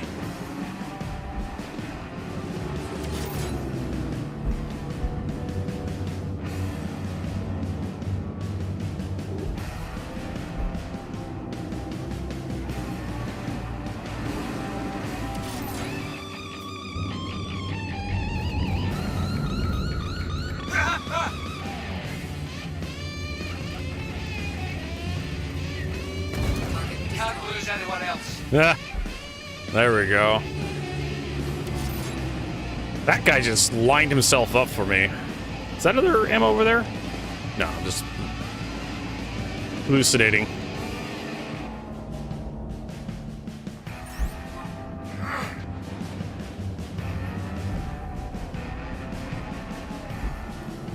Boop.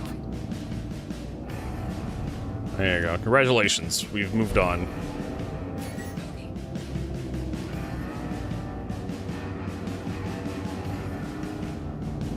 Wave 4.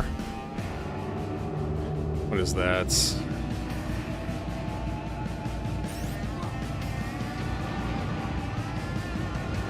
see if we can get some more.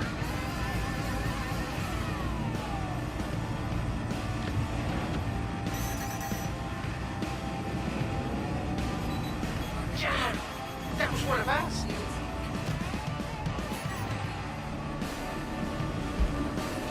Cutlass Black.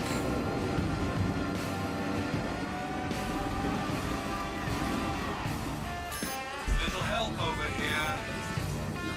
Ray ballistics low, and we're taking hull damage. Or we're taking armor damage.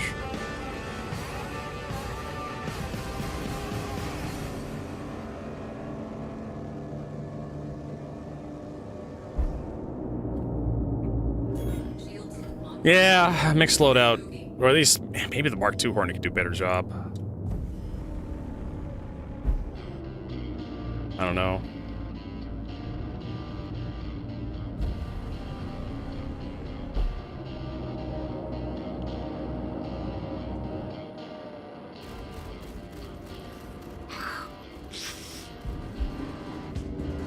because Mark II Hornet has like more DPS.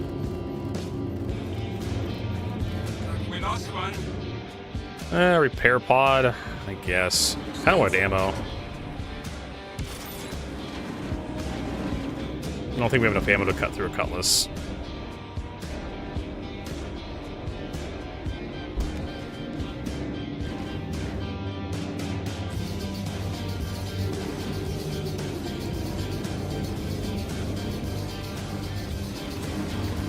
That one hit. That one hit.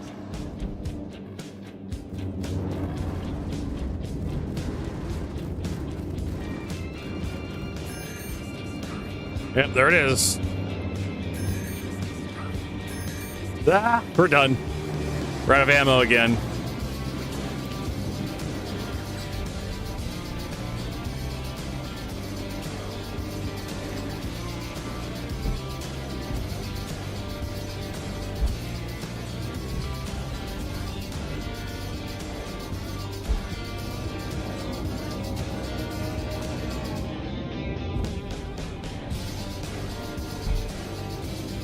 Nah. I have to like die and get more ammo. This'll shut you up.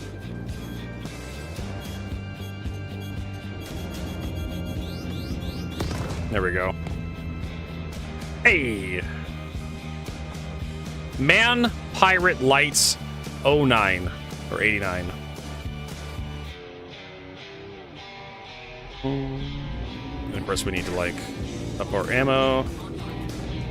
Life support go fuck itself. We don't need to breathe in space. Need crazy vertigo.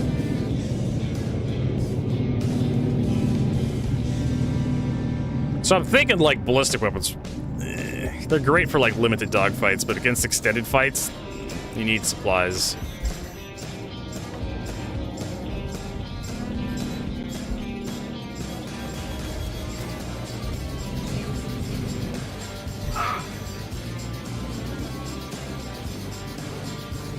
You need some sort of supply source.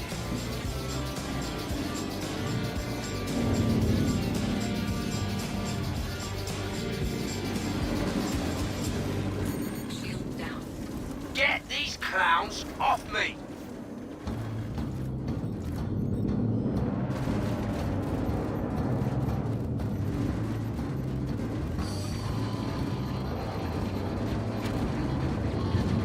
I can't see what the fuck's happening.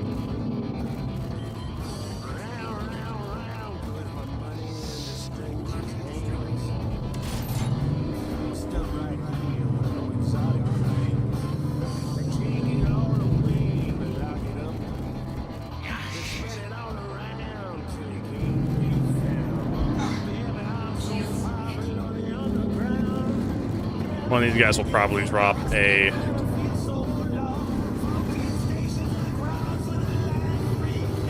Those bastards are gonna pay for that.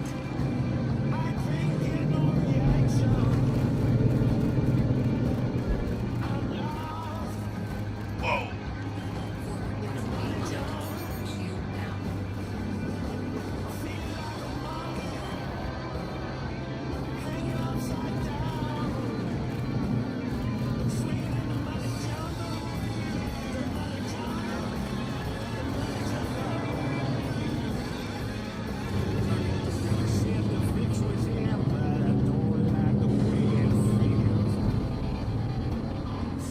I don't have any missiles.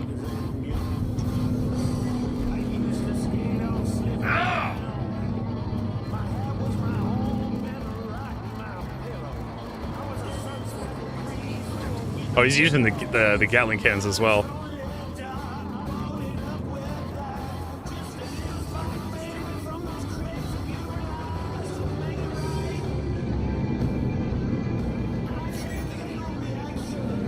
Oh, Freelancer! There should be 2 Gladiuses in here.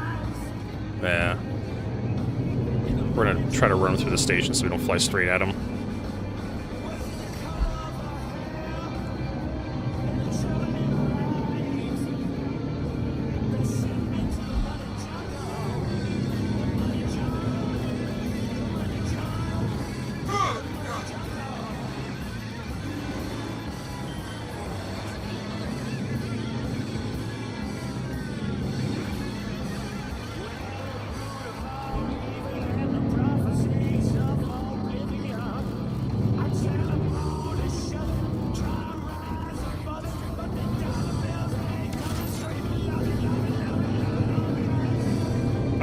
Freelancer's the only one left.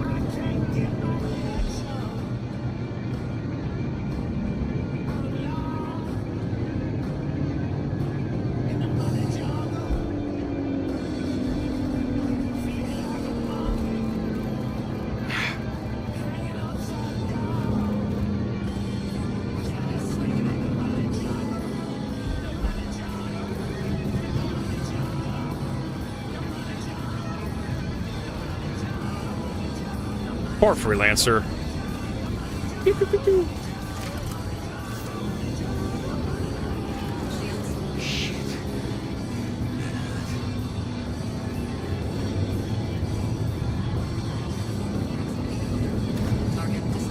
he drop anything? Nope. Not even ammo. Oh, it sucks. Orange is blue. Orange and blue is a really good scheme. Orange and blue are complementary colors. So is green and red. Hey, Nitro Frog, thanks for that follow. Do appreciate it. We're just getting some practice here. We got dual joysticks, and we're just trying to learn how to use them better. Unfortunately, we're finding out ballistics on the Mark 1 Hornet are not exactly that great. Mayday, mayday. At least for, like, sustain purposes. Like, you run out of ammo. Gotta make those shots count. It can't do work. These Spartans ain't messing around. Oh, there's a repair. Doesn't help us if we can't get any ammo.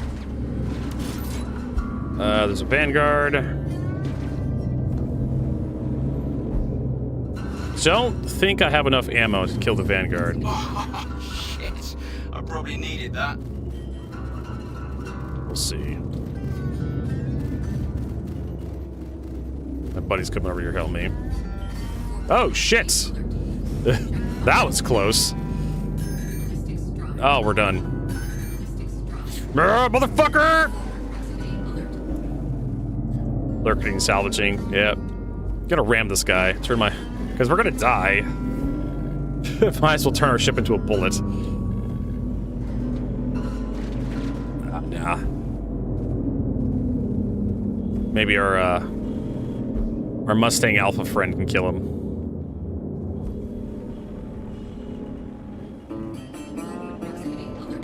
Boop. Nope, didn't work. Oh, our Mustang Alpha guy died. You son of a gun. Don't make me get out of my ship. There we go. Oh, great. We're okay. So you got the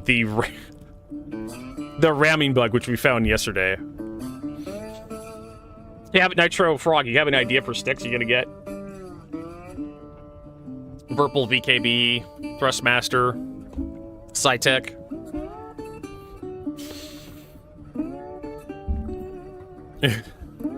I mean, this is what happens when you ram ships in Star Citizen. Oh, hey, look at that! I'm free. We found out yesterday. I can't remember what the Mark II has, but we'll try that one instead. The Mark I just does not have enough ammo. Like, I have to run like a partial laser build for it. Boop, boop. I think like reduce the power to like a couple of these and then get rid of that.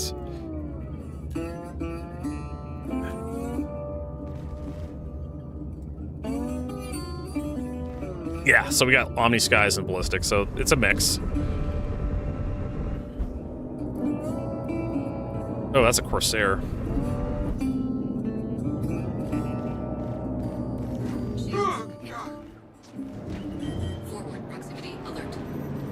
The one thing I do notice on this is, like, it's a lot heavier than the Mark I Hornet. In terms of, like, maneuverability. I just immediately, as soon as I get into the pilot seat of this thing, it's like, it's just a little more sluggish. But of course we have bigger weapons now, too. And some energy. Energy guns at that. Wait a minute, is there another little fighter in here? Yeah, we should probably kill the little guys.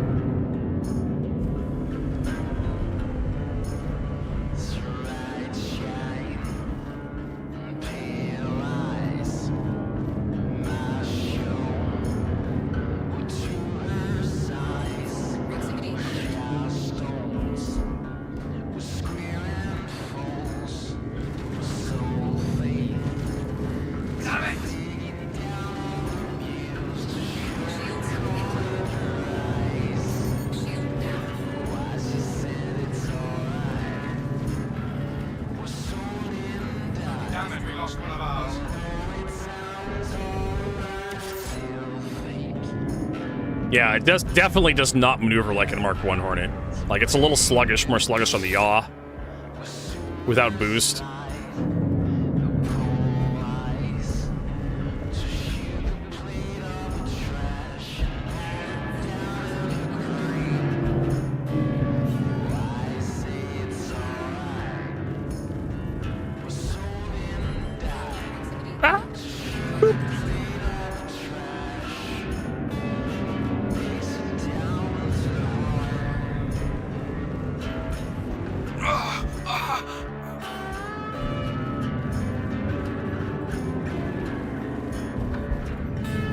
Probably go to decoupled mode because I need practice with decoupled.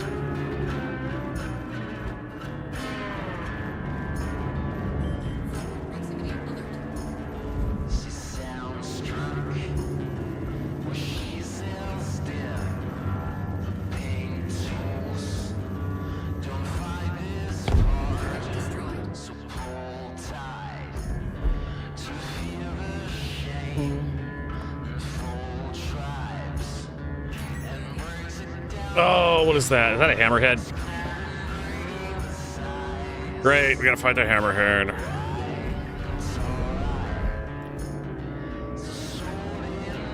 Ah, I like how it just dumps missiles into the station.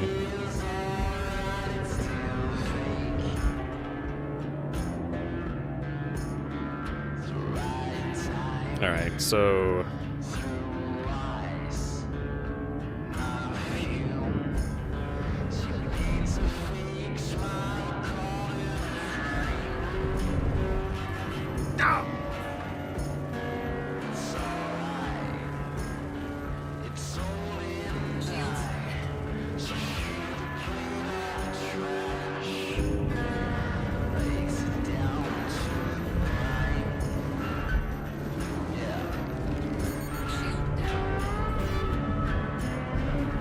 go. Get back into the PTU. But I like fighting things. Let's see if we can destroy some of these turrets.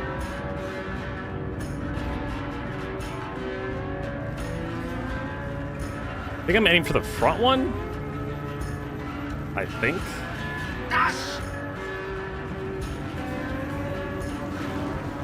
I don't know what the hell I'm aiming for, actually.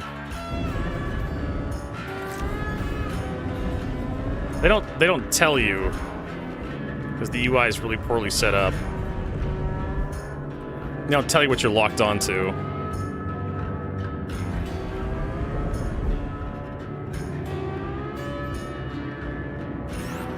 Shit. Shields hit. Shield down. There you go.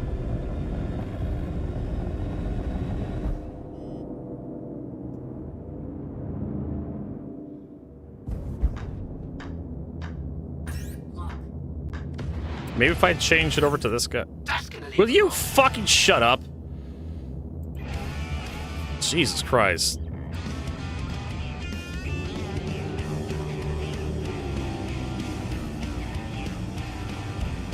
I think I'm heading to, like, one of the rears.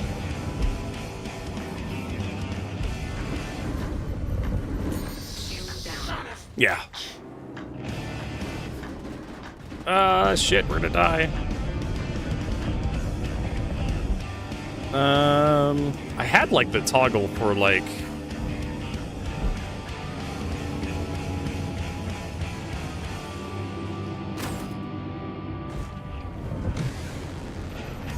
Mayday! I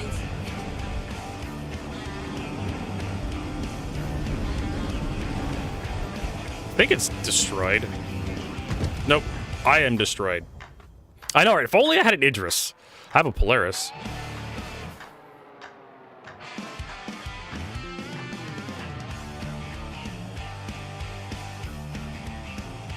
Fortunately. Not enough. Okay, we can, like, reduce the amount of cooling we have.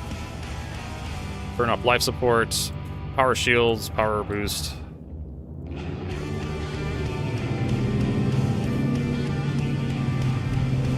Is he already shooting at me? He is.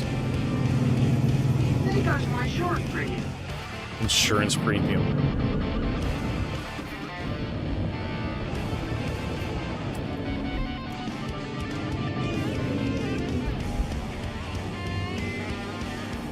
Oops. I think I just crashed my game. I pressed both sub-targeting buttons at the same time, and yeah, I'm an AC, yeah, Arena Commander. I'm just getting practice in. I just want to get some practice, so I can like just get more familiar with my dual sticks.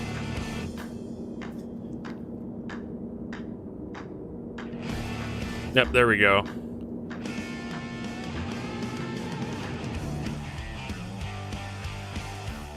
Anything else? Cancel that. No, I don't want to fucking verify.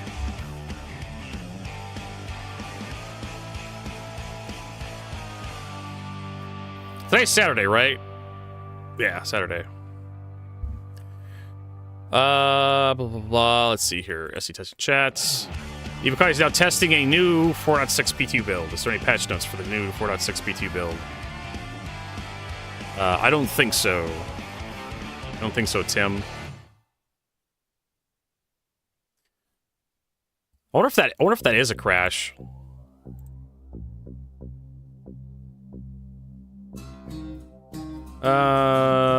Please stop these long FOMO events. I have PTSD from your last hauling event. Unfortunately, shut the PU down for a quarter. I don't think that'd be like acceptable for a lot of people.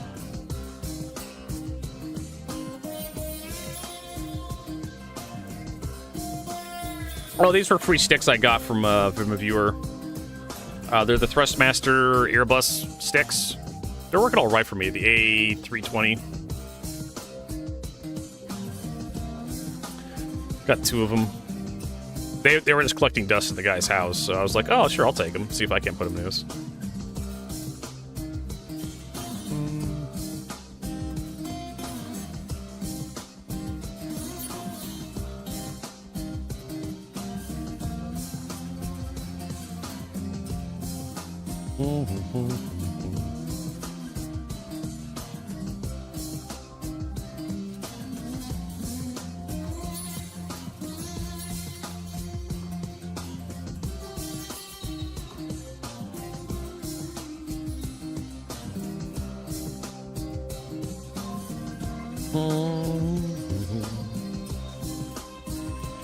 Well, it's kind of... I wonder if I can reproduce that crash.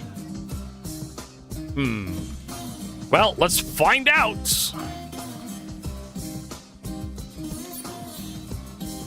We can also go back to the, not the Clipper. It's, online mode, free flights, Pirate Swarm, mini-map, region, Euro.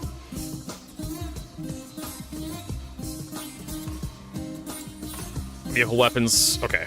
Okay. We need to figure out... Boop, boop. Close that. Ship performance viewer. Okay. So... What about,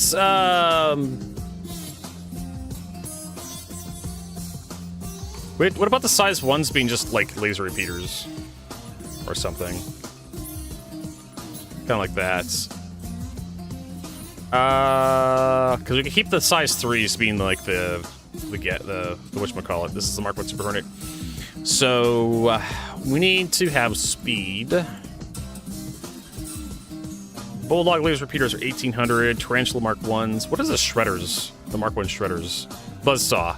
1200. So, what hits around the 1200 mark? What hits around the 1200 mark? Subucks. Actually, we can keep the mantises. I don't know. Keep these ballistic.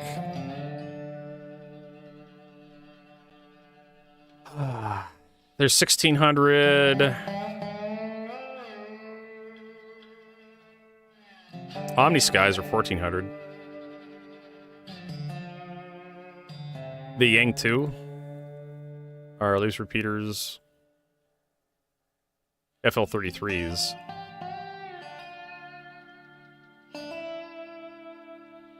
I don't know if FL33s are that good. I think the problem with them, they have like absolutely no... They have absolutely no power.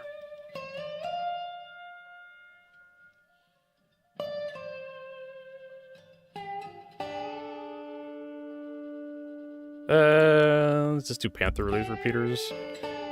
I do have some Adore, which are 1,000 meters per second, but 1,000 meters per second is pretty awful.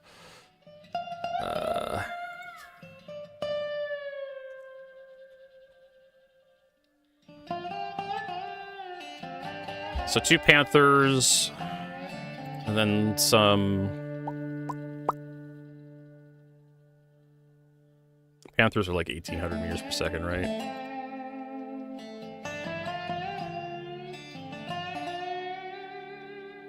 Yeah, 1,800 meters per second. So you're looking at like... We can still do tarantulas.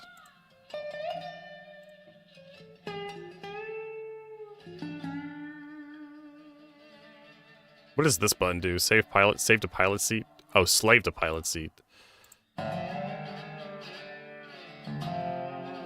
Okay. 200 meters per second's pretty eh.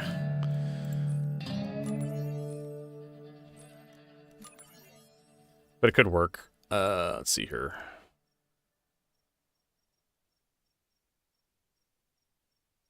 Do I have Panther laser repeaters? I thought I did. I have Badgers. Oh, there they are.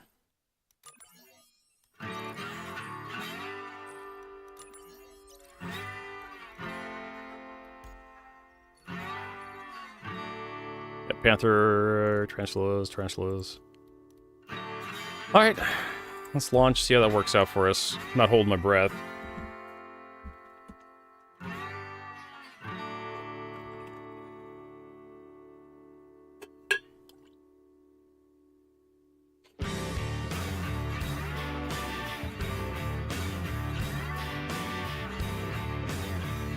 Sit down. Oh, man.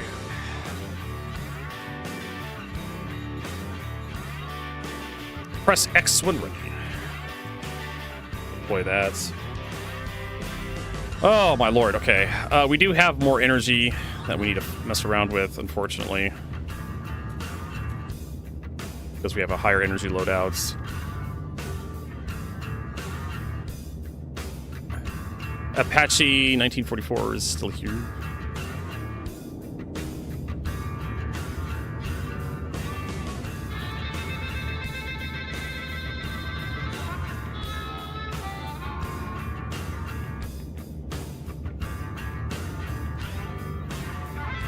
I don't know. Is there a... Blah.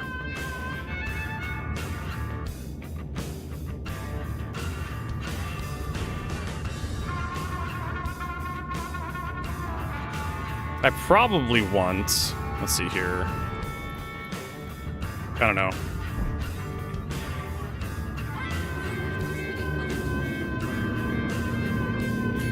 Feels interesting to be back in the Hornet, Mark 1 Hornet. Yeah, the Mark 1 Hornet is a lot more responsive than the Mark 2.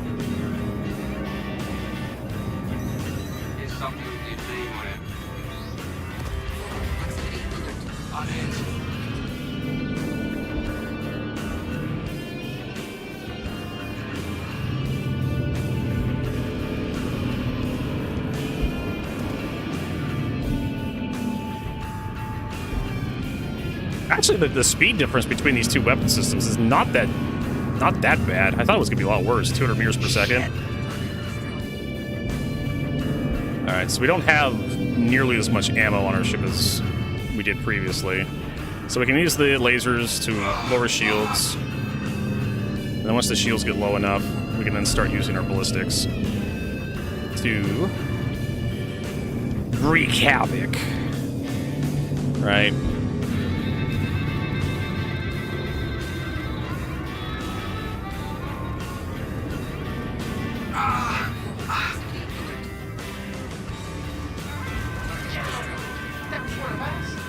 That was what it was.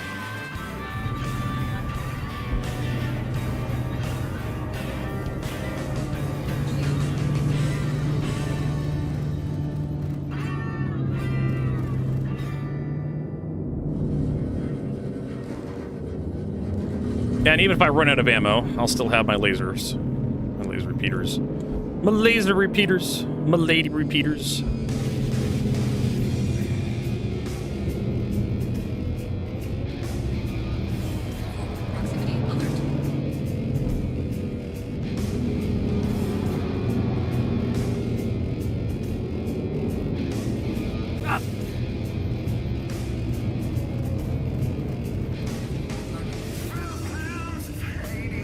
We're doing pretty good so far.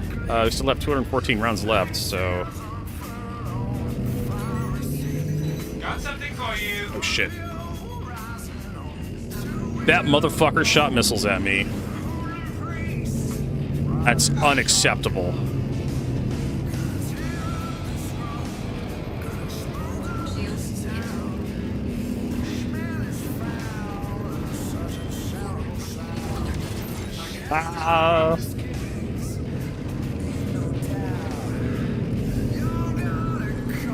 I'm taking so much damage.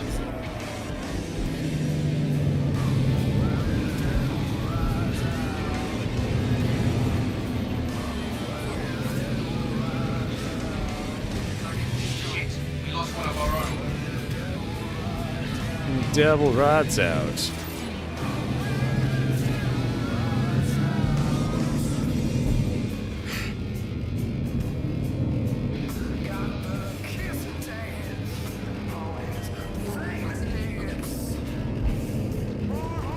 Power than the apocalypse.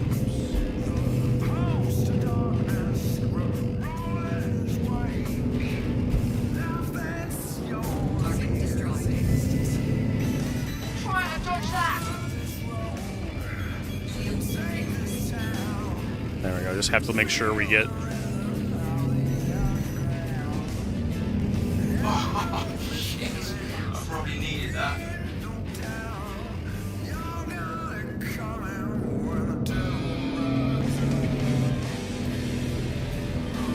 The devil rides out. Boop. Yeah, we're doing so much better. We do need to like start conserving our ammo a little bit. They're all over me.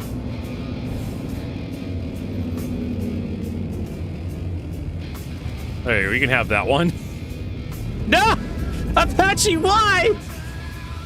Poor guy. Oh shit. Take that. Poor guy ran into the wreckage of that cutlass. On it.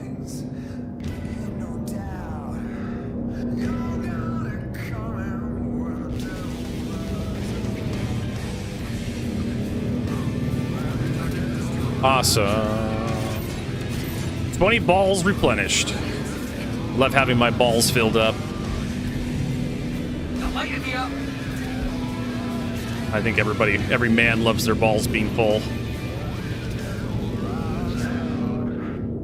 Then emptying your balls upon another dude. All over his face.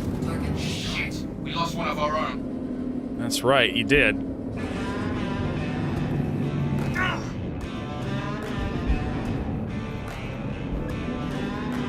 Come here, Aurora. I'm gonna empty my balls on you. That's right. You're no match. You're no match for me and my balls. Unbelievable. I know you guys love this shit. That's why I'm doing the bit. Friendly down. Repeat, friendly down. Yeah, this is actually working a lot better. At least for sustain. Get the shields down a little bit, start tickling the hole. There we go.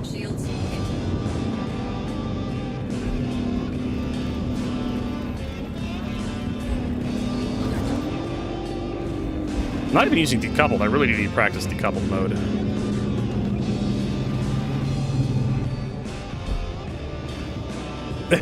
So we offer neutered. We need to take our streamer in and have him neutered. He's a little too aggressive. He's too much of a sex pest. He'd have his balls chopped off. So he stops text messaging. Stops text messaging the girls. Sending dick pics. Let's see here.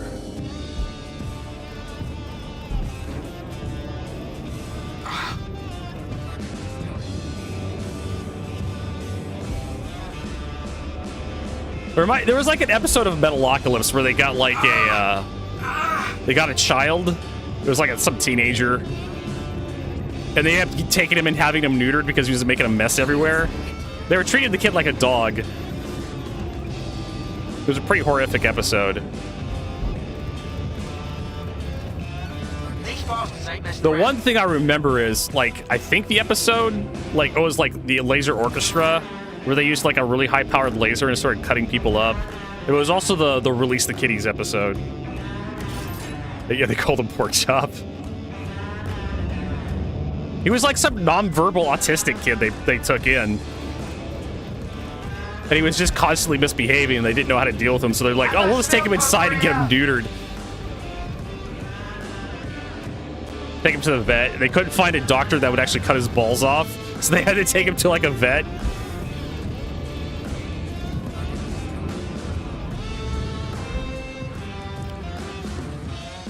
That episode was kind of fucked in hindsight, but a lot of the Metalocalypse episodes were pretty fucked.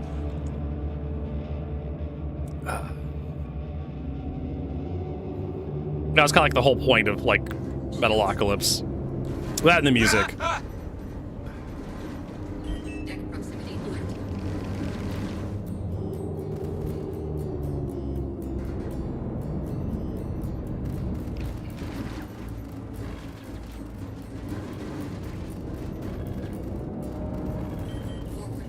There we go. Yeah, I am doing so much better with this. Just a couple Panther laser repeaters, tickle their shields so they go down. And then switch to just give them both barrels after that point. At least for like the Pirate Swarm.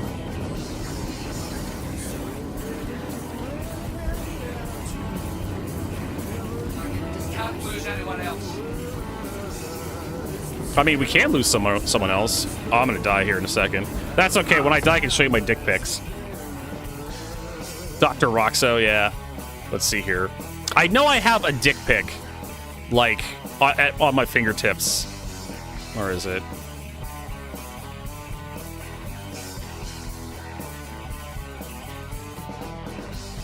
Ah, here we go. Here's one of the many dick pics I keep on my computer. Just for you guys. This is the first. Okay, so you're not the first people to see my dick pic. But, as you can see, they are quite impressive. I also have another one. It's a picture of Dick Van Dyke. It's somewhere in here.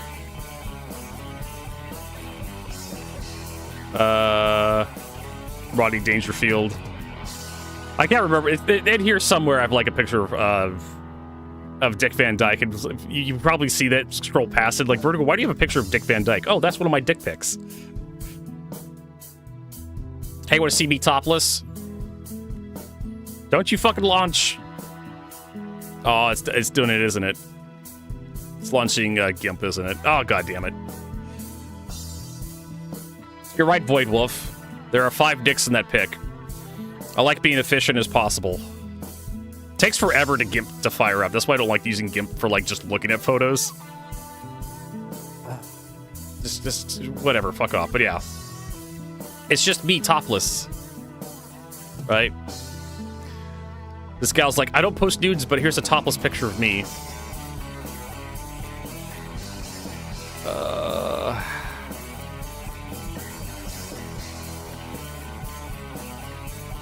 Is that our image board replies?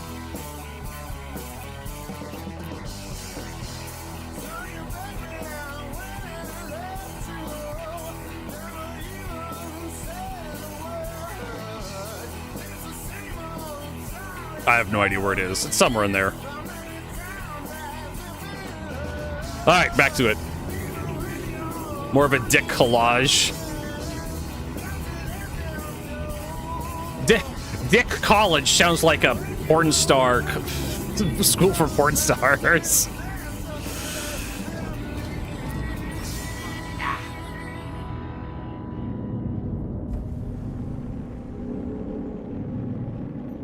Or it could be a collage of peppers, Vertigo. Peckers.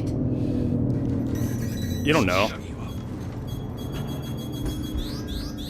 Ow. Okay, that's gonna hurt a lot.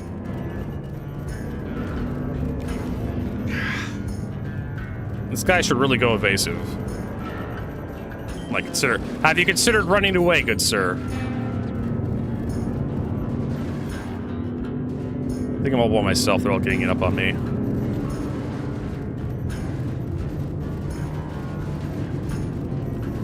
Keep them off me! I think it's a little too late for you, bruh.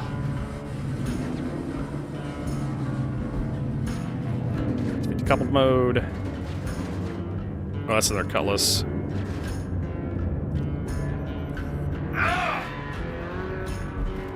Yeah, you can strip.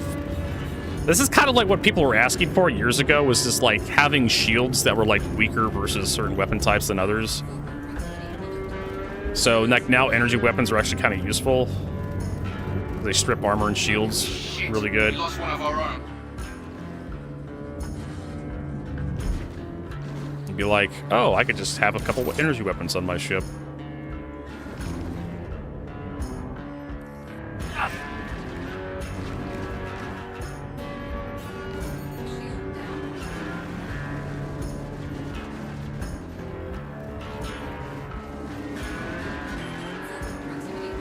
Yeah, we're getting lit up by that cutty.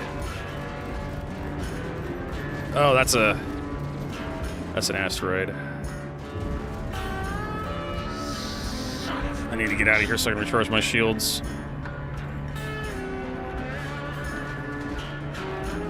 Ah, shit. Try flying single C ship with Musk keyboard. I don't see how people do it. You have to rebind. You have to bind a switch for VJoy and relative mode. It's so much easier if to have to fly in relative mode, but VJoy still has some like has some uses. Yeah, that fucking cutlass got me real good. I didn't respect the cutlass and its firepower. 6 size 3s is a lot of damage.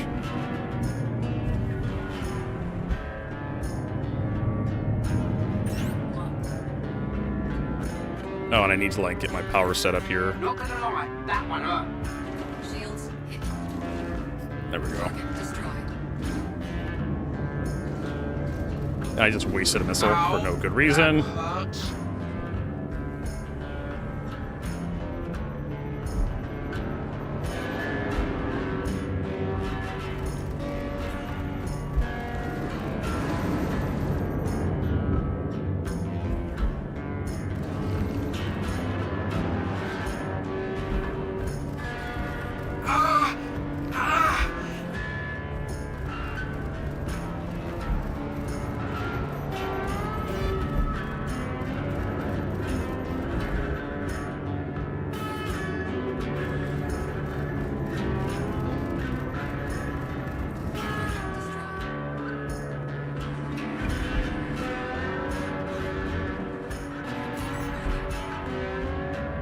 Just don't know if you'd ever get it. I can show you where the switch is, and I guarantee you, as soon as you bind it to something, VJoy is really good for making very broad, wide motions. If you're trying to do a 180, trying to completely flip around, that's where VJoy really excels at. But the problem with VJoy, it sucks at precision. Actually lining up on stuff. Like landing in a hangar, trying to line up shots on enemy ships. It really sucks for that. Shit, we lost one of our own. Relative mode is really good because everybody knows how relative mode works. It's basically how you aim on foot in Star Citizen. So I can show you where it is when I get through with this. And it's something like any mouse and keyboard player should learn. Should bind. I don't think I could beat the. I don't think I can beat the whatchamacallit by myself. Repeat, friendly down. There were some pickups nearby. There we are. Go for this. Yeah. Because really what screws up a lot of people is the having to constantly recenter your mouse, and you get overcorrection and undercorrection constantly. Some people could probably deal with it, but I couldn't when I was doing mouse and keyboard a long time ago. We need to get this guy's shields down first.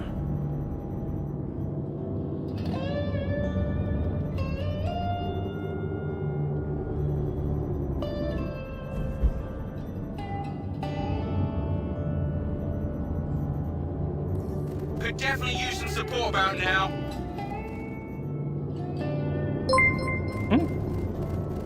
Sayans TV, thanks for that follow. I appreciate it.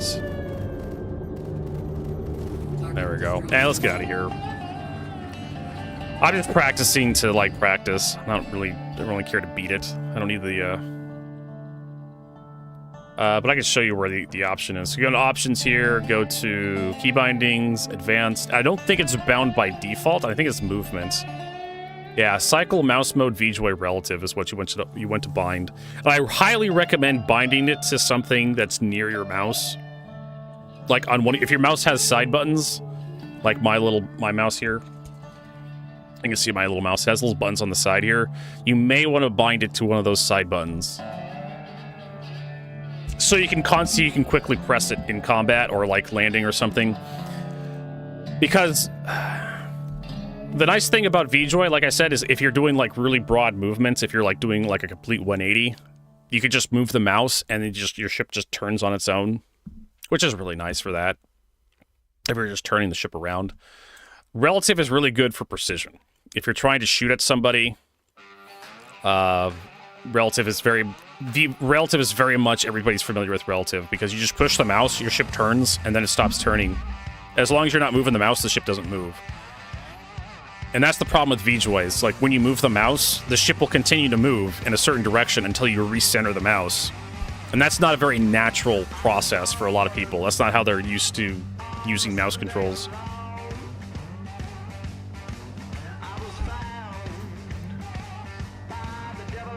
So there you go. That's the one pro tip I have for mouse stuff. I need to get some B-roll of the Clipper. So I guess we'll try to do that. We'll try to do that now. Because I want to do a video of the Clipper and I need vids. So just try it out. Like, load into, like, Arena Commander with, like, a ship. Just free fly, bind VJoy relative, and just see just how well you fly around through obstacles and whatnot. And then try, like, after a little while, you can load into, like, Pirate Swarm and see how you perform.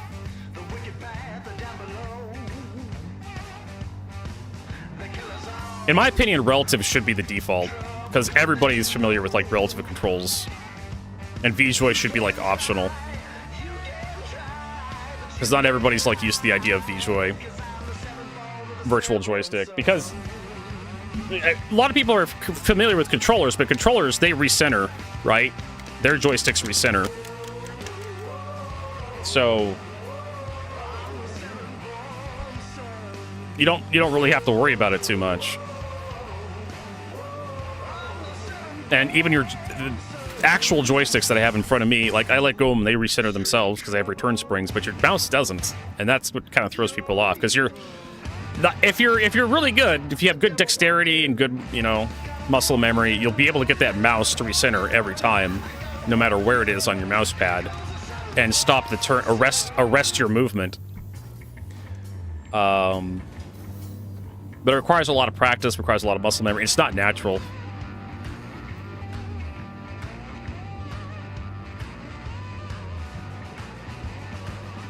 If I'm thinking how about it works. Yeah, relative. Like, bigger ships that move slower, relative may not be the thing. But if you need more precision, like if you're flying your Idris M and need more precision for firing that railgun against another big ship, relative mode may be the best thing for you.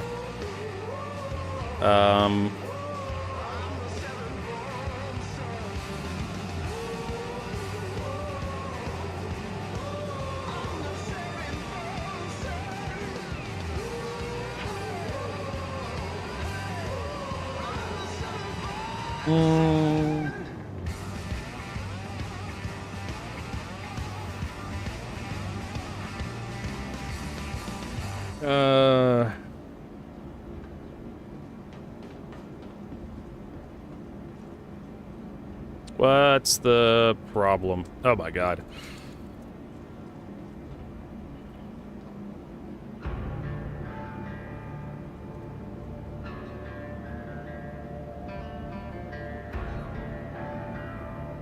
Maybe I know something about it.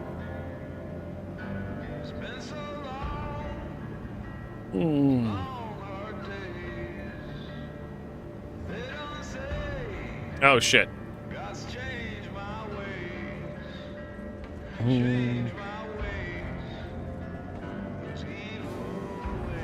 Precision mode, yeah.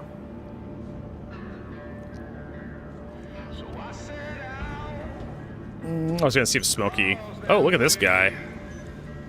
Look at that.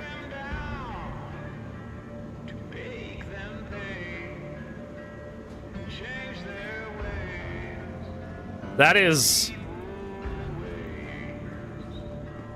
What is that? That is pretty awful, honestly, to look at. I mean, holy shit! This is like coming from a guy who wears this crap, right? Who thought this was a good? I can see this guy in the dark. Like, anybody need a nightlight? Anyways, we need to get the Clipper on cooldown, I think, and then we can search for it. Clipper destroyed. Claim. Yes, file claim.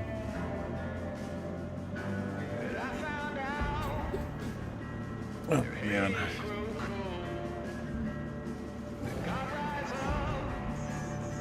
Uh-oh.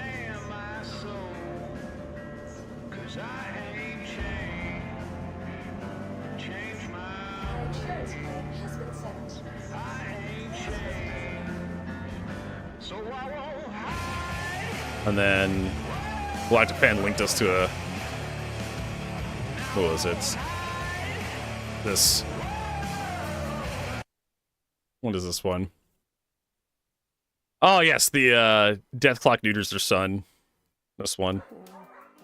This is rather unorthodox, I should tell you. Yeah, but see, when I was a kid, we had this dog who was a real rascally goofball, and well, you know, we neutered him, so that seemed to do the trick, so, you know, what do you do? You may not have to actually neuter him.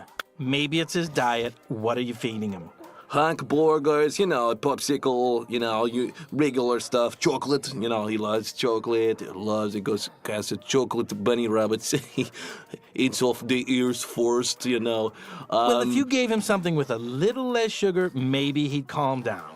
Oh, but he loves eating that crap. You can't just take that away from him. What are we, Nazis? We can take his balls away from him. Just, you know, neuter him. You know, okay, fine. No, it's fine. All right, I'll do it. Fine. Great, thank you, Doctor. Later. Hey, goofball, look who's all neutered.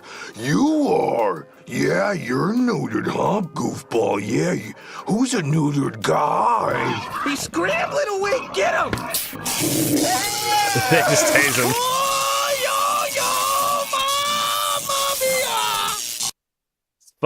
Fucking Death Clock. Metalocalypse. Oh my god. That show, just so much wrong with it. We can't take away his sugar. What are we, Nazis? Now fucking cut his balls off. Oh, god damn it. What a show. Yeah. Oh yeah, we got everything we need.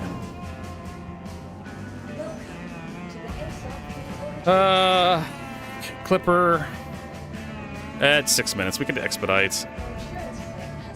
That's 6 seconds. Yeah, there's a search function now. You guys didn't know that for the thing?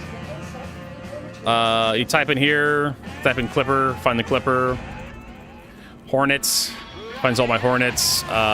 Idris. Unfortunately, there's no Idris in my hangar. There's a Polaris. There's also a toggle up here at the very top when they had this patch. This patch added this functionality. Void Wolf. So you probably didn't even notice it. There's also this toggle right here. This is a toggle. You click it, and it shows you every ship that's available at this location you're currently at. So you notice that a whole bunch of ships are no longer on my list. That's because they're not here. I have to move them here. For example, this Aegis Avenger Stalker. If I click this, you notice there's no Stalker on this list. But if I claim the Stalker, hit this button here, Levski, file claim. And if I pay expedite, I have to wait. Pay that, give me a minute. And back off, come back. So the Stalker's still not here. So if I click this, oh, it is here. So there you go. Stalker's now in the list. So this is a great quality of life for people that have way too many goddamn ships. People like me. People probably like Voidwood. People like Exodus. Because there's ships that you probably don't want to play with most of the time. Like I have 2 Avenger Titans. I don't need to play with 2 of them. Or the Reclaimer. I haven't touched the Reclaimer. I bought this thing. I haven't touched it in a while. We should probably do something with that. Yeah. So it's a great thing. It is a great feature, in my opinion. Great quality of life. I love this toggle. Because if I decide to operate out of, like, I don't know, Seraphim Station for a while, and I just get all the ships over at Seraphim Station that I normally use, I can just leave this on, and then I only have to wade through like 10 ships. So I don't have to scroll. Like if I want to use the Avenger, not the Avenger, if I want to use the Constellation Andromeda that I have to. Oh, fuck! Turns into a JPEG every so often.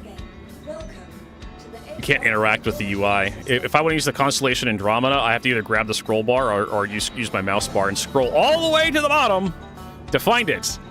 Or I can click this button, and I can scroll down just a little bit, and oh, there it is at the bottom of the list. Or I can search for it, Connie. C-O-N. Why would you want to be? Because it was one of the first ships I ever pledged for.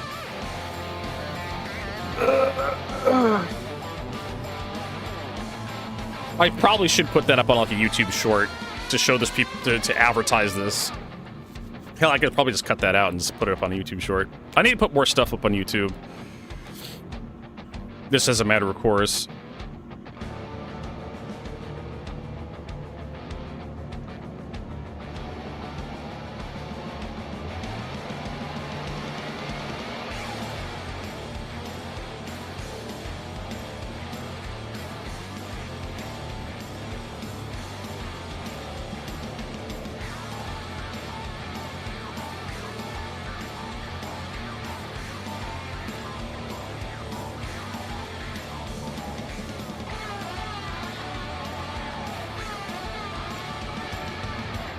When the bed had a space window. Did the Avenger Titan have a space window?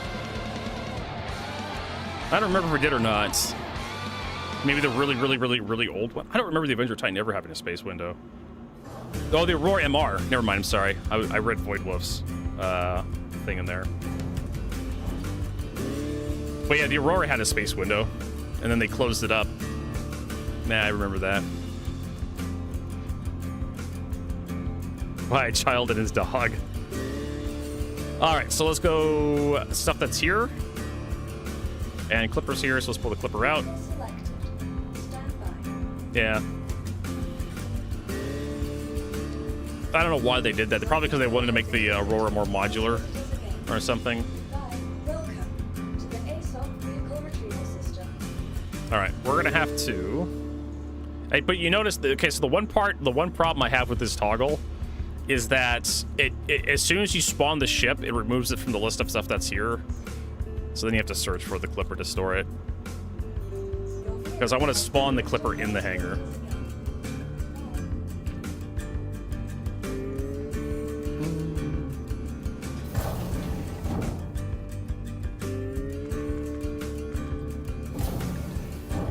Dun, dun, dun, dun. Yeah. Well, luckily they're going to have a Mark II Aurora. That's probably going to have a window reinstalled on it. I can't imagine what the Mark II Aurora is going to look like. I mean, it's probably going to look almost exactly like the Mark I, except they're going to round the edges. They're going to round all the edges like they did with the Hornet. Welcome to the ASOP vehicle retrieval system. I would just go like, you know, make something a little bit more. There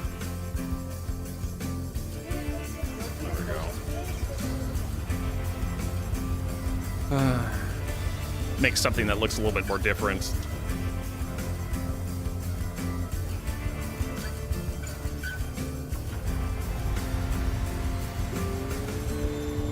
What are you talking about?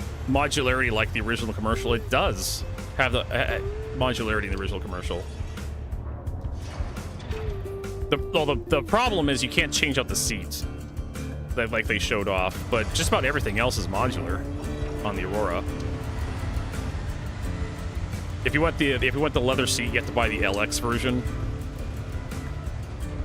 If you want the but if you want the Clipper, like you could just grab the cargo bay off the Clipper and shove it onto the Aurora ES, and it becomes Aurora CL at that point. You just have to unlock the ports. But yeah, the seat, you're right on the seat. I'll give you that point. But for like the power plant, the guns they showed off in the original commercial, you could do all that in Star Citizen like right now. It doesn't change the look of the ship though. That's one thing Chris Roberts wanted with the original. The Aurora commercial is so old. It has like all those really dumb features. Where changing out the power plant would actually change the geometry of the ship.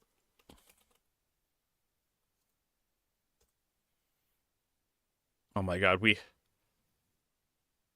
RSI Aurora, 8 years ago. It's a minute. So I was looking at the new Aurora, but then I was thinking, maybe I should get something that looks a little... This is the Aurora ES, right? Classy. But then I was like... And then you could do the Aurora LX. So the difference between the Aurora ES and the Aurora LX is basically the seat. I don't think the LX has a different hardpoint layout at all. It's just the seat that's the difference. But like I said, right now, what they're showing off, you could do this in game. Oh, you want a better seat? Yeah, just buy the LX from like any place that sells the Auroras. No, I need something that can pull some serious weight.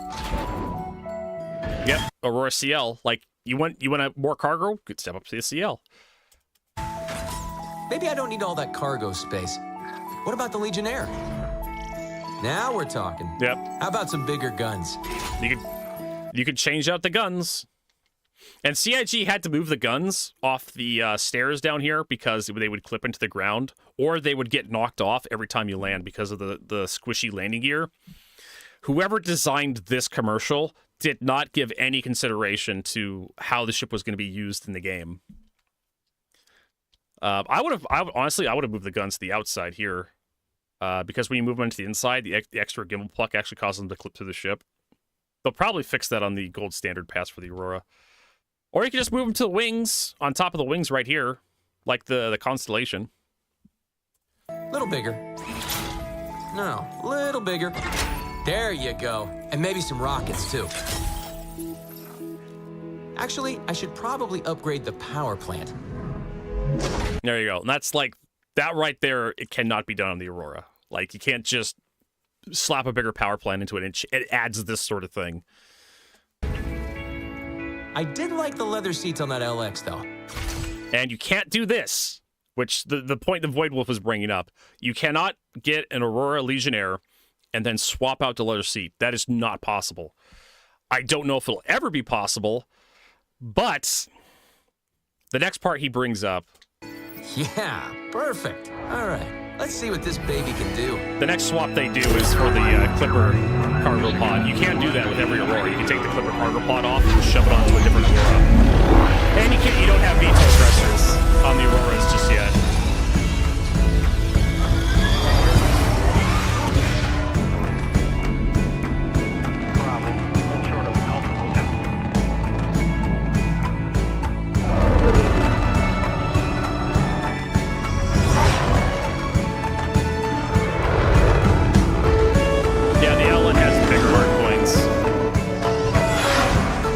That's its one unique thing. The ES and the MR are basically the same. Same with the Clipper. As far as hard points and options you can attach to customization. Maybe I do need bigger cargo. RSI's over. So you can swap out the cargo container on all the Auroras, like they showed off here. It is not sold in stores. The cargo, the big box store all cargo module for the Aurora. It's not sold anywhere for credits. I take that back. It is sold. Unfortunately, it comes with an Aurora CL attached to it. When they made the advert, did you not have a hangar door? No, you didn't. You didn't. This was before they showed off like the hangar opening for, I want to say the first CitizenCon where they did the helmet flip. This commercial, I believe, Grave Peril on YouTube talking about this. This was 12 years ago, 2013. I believe this commercial, we only had the hangar module at that time. I have to look this. I have to Google this. Star Citizen, because it was 2013, latest 2013. I think we finally got dogfighting.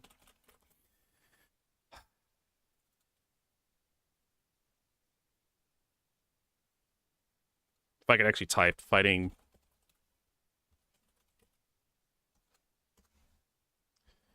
Launches on May 29th. It just says May 2014. Okay, so yeah, this commercial was well before we had the dogfighting module. You could basically just walk around your hangar and just look at stuff. That's all you could do. Everybody was really excited for that too. I was too. I got the goddamn Constellation, and I loved loading in it every so often. Walking around my hangar, going up to the Constellation, like getting the table to come out of the floor. No. The Connie had the table come out of the ceiling, I think. I'm trying to remember how they did the table was completely different back then. It was like the Mark II Carney or something. Yeah, PO was Pat. No, this was well before Port Olisar was put in. Leather, space leather.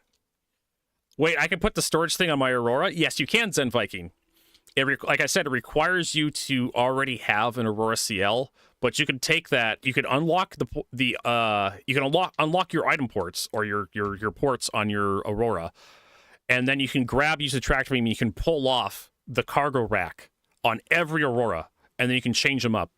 The Aurora series only has 2 cargo racks, though. If I remember correctly, it has one with 2, and it has one with it has one with 3, and it has one with 6. I have to go check the Matrix of Flies to see if I'm wrong. I'm gonna double check my work in front of you all, because I believe there's a 3 and a 6. Aurora, and if you want the 6, you have to buy the Aurora CL and rip it off and put it on whatever Aurora you want. 3, 3, 2. Okay, so I take that back. The MR has a 2 rack, really, and then the Aurora CL has a 6, and the CL stands for the Clipper. The LN is Legionnaire, the Aurora MR is Marquis, the Aurora LX is Luxury, the Aurora ES is Essential. So the ES is like the bare bones Aurora. Nope, this is a fact of Star Citizen that is like Trivial Pursuit. This is like we are in the weeds of like features in Star Citizen that nobody cares about. This, if you were playing like Trivial Pursuit Star Citizen Edition, and a question comes up is like, how many cargo? What is the maximum cargo capacity Aurora ES or Aurora LX could handle? And then you're like, oh, I know that. I have an Aurora LX. It's 3. Wrong. It's 6, because you can change out the Aurora CL cargo pod to the MR. Let's see if I have one. I can do it like right now. Let's see if it works, because I have a tractor beam on me. I think I have an Aurora in my inventory somewhere. RSI, Aurora. I have an MR and an LN.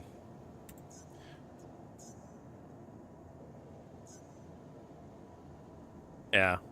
Mr. Comet's like, wrong, sir, I care.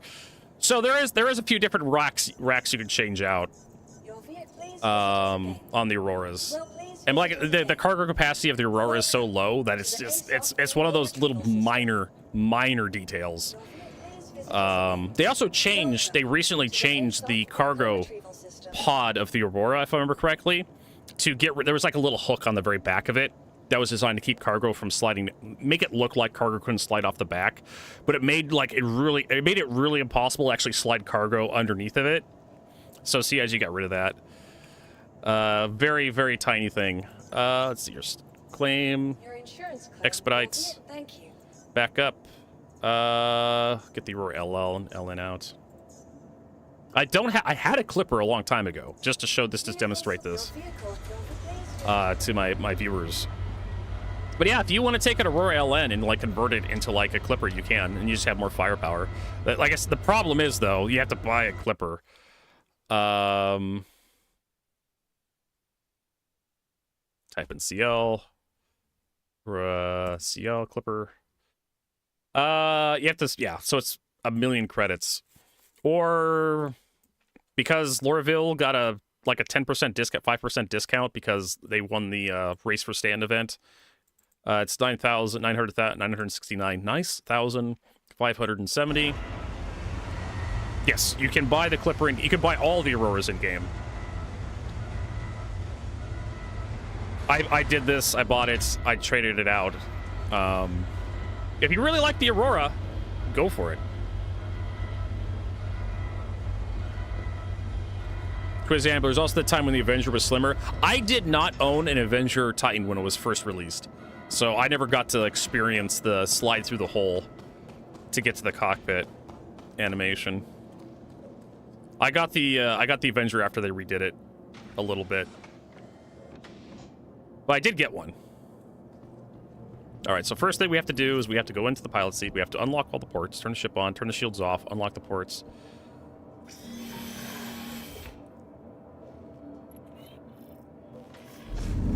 And then, do I have item port unlock here?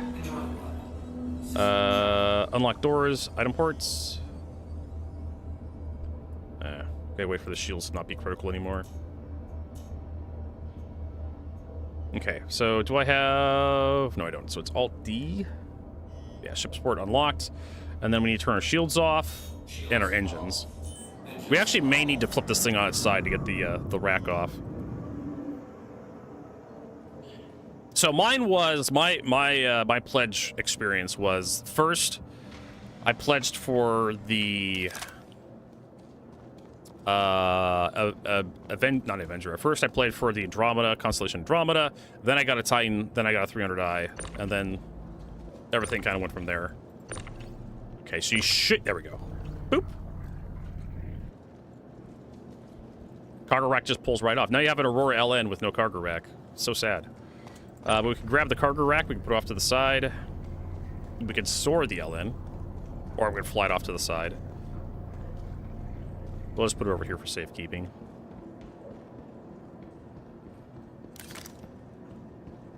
Mine's a little different. I have custom keys. So my stuff is going to be a little different than yours. Okay, so we're MR. Pull the MR out. Do the same thing with the MR. And this is how you do it. Does it fly better with no cargo rack? Not right now. In the future, mass is going to be a consideration. So there's a reason why, if you look up like competitive components, like that's why they're basically here. There is a weight. I don't think yeah, they don't really care here. But if you look at like let's look at power plants real quick. Yeah, industrial power plants here. If we go to JS300 and you scroll up here to the actual stats for the JS300, you'll scroll down a little bit. You start looking at like yeah, health damage multipliers. There is a mass stat for the components, and then you go like it's 250 kilograms for the power plant. And then you go look at like competition. 250 is 250, 250. So let's look at a competition. Lumicore. Lumicore is 71 kilograms. The competition components are much, much, much lighter than the military ones. Nubifire, thank you so much for the resub. Then Nubifire 1337 just resubscribed for 80 months. How are you things not going? entertained? I am entertained. I am entertained. I'm entertaining other people right now. I'm winning Trivial Pursuit Star Citizen Edition. We are showing everybody my knowledge, my deepest knowledge and lore of the Aurora spaceship. No, not many people knew you could change the cargo racks on the Aurora. And I'm just like, hey, it's cool, right? All right, we'll start this guy up. Come on. So we got him started up. Let's see here. Alt D to unlock my ports. We need to turn the shields off. We need to turn the engines off because I don't want the ship to move.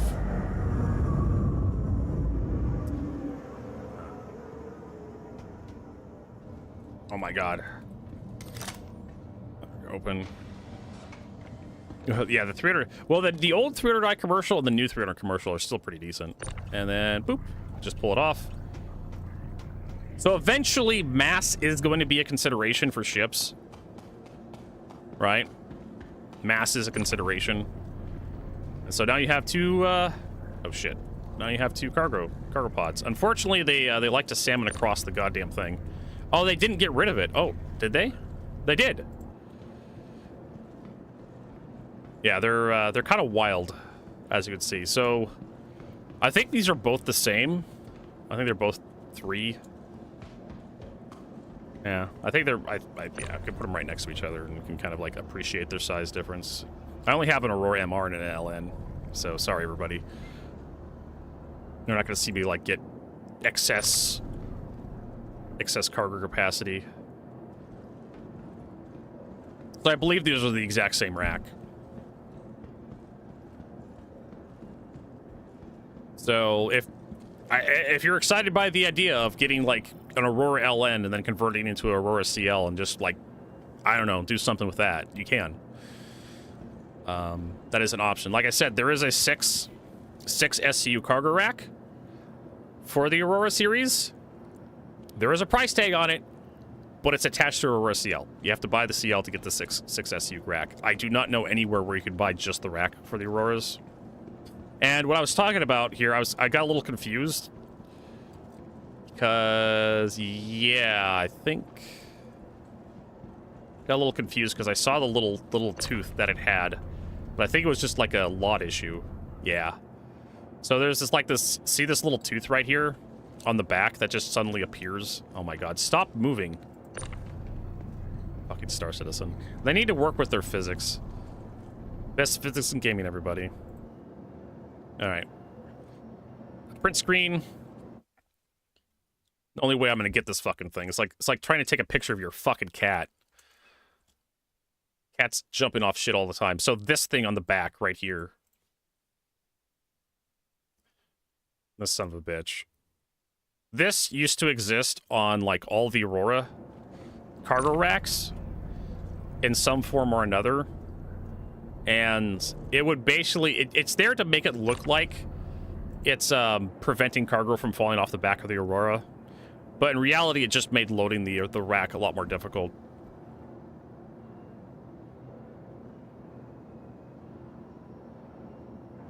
So I just did some basic math for science. I have a t-shirt that's called 2 years from release since 2014. In 2015, I sold 3 of them. In 2022, I'd sold 40 of them, but last year I sold 2,000 of them. Good for you, Nubifier. Good for you. Yeah, I know. And I think they are trying to get like Squadron 42 out this year. I think they're knuckling down. Just looking at the propaganda they released last year at CitizenCon. Not last year's, not CitizenCon Direct, but the year before that. I really think CIG is starting to realize that they're becoming the butt of too many jokes.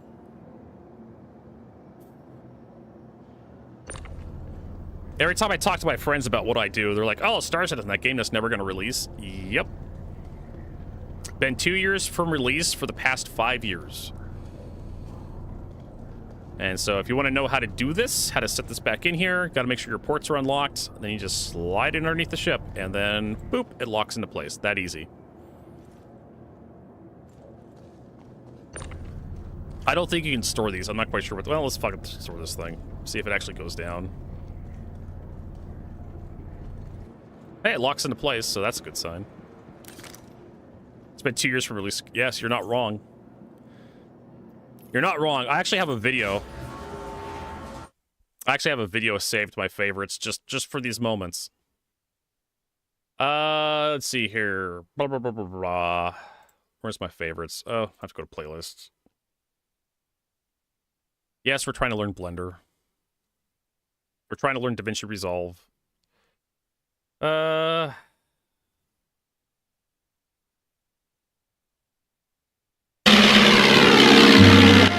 Also, I really like Monty Python. Blah, blah, blah, blah. Spinal Tap's also fun.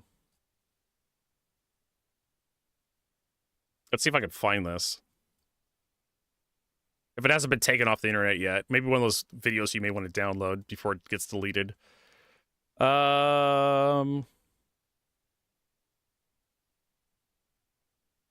it is. Star criticism. And when I refer to like Chris Roberts like lying straight to our face about Squadron 42, this is what I'm mentioning specifically. Not this video, but Chris Roberts told us that Squadron 42 would be out back in 2015, next year, on a video in front of a whole bunch of other people. There's going to be a lot happening this next year. Squadron 42 is going to come online, which I'm really excited about. Going forward, loads to do. The big one for us is Squadron 42. It's a huge amount of content, 50 hours to play all the way through the story. Of course, next year we plan to release the first chapter of Squadron 42 for you guys. I'm privy to a bunch of stuff that we haven't shown you guys yet. The level of design and implementation on the missions, and in terms of flying, being down on the ground, different things, there's puzzles, it's crazy. I would put Squadron 42 up against any other AAA console title, just by itself. You guys are going to have a great time when you get it in your hands, the first episode next year, right, Aaron? Next year. That's right, next year. No more dates. Episode 1 is what people will play this year. 2016 got delayed. So we didn't show any Squadron 42 stuff, but we will show that at CitizenCon. Can't do the We last just minute. have a quick power about this. The calls, we're not going to show this on Sunday. We'll also present a roadmap for Squadron during our holiday live stream. The detail and the subtlety and the fluidity of it, will get dialed in as we finish off Squadron this coming year. Where is the Squadron 42 roadmap?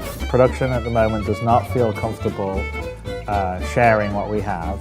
I'm not going to surprise anyone and say it's Squadron 42 isn't this year. I'm not the best person estimating my time or other people's time, because I always feel like I could do it quicker than it ultimately would be. So, off, there you Jared. go. So I absolve myself of that. It wasn't. It was never. They were still reporting mocap performances in 2017. 2018, the FPS AI barely works. They're still overhauling the flight model.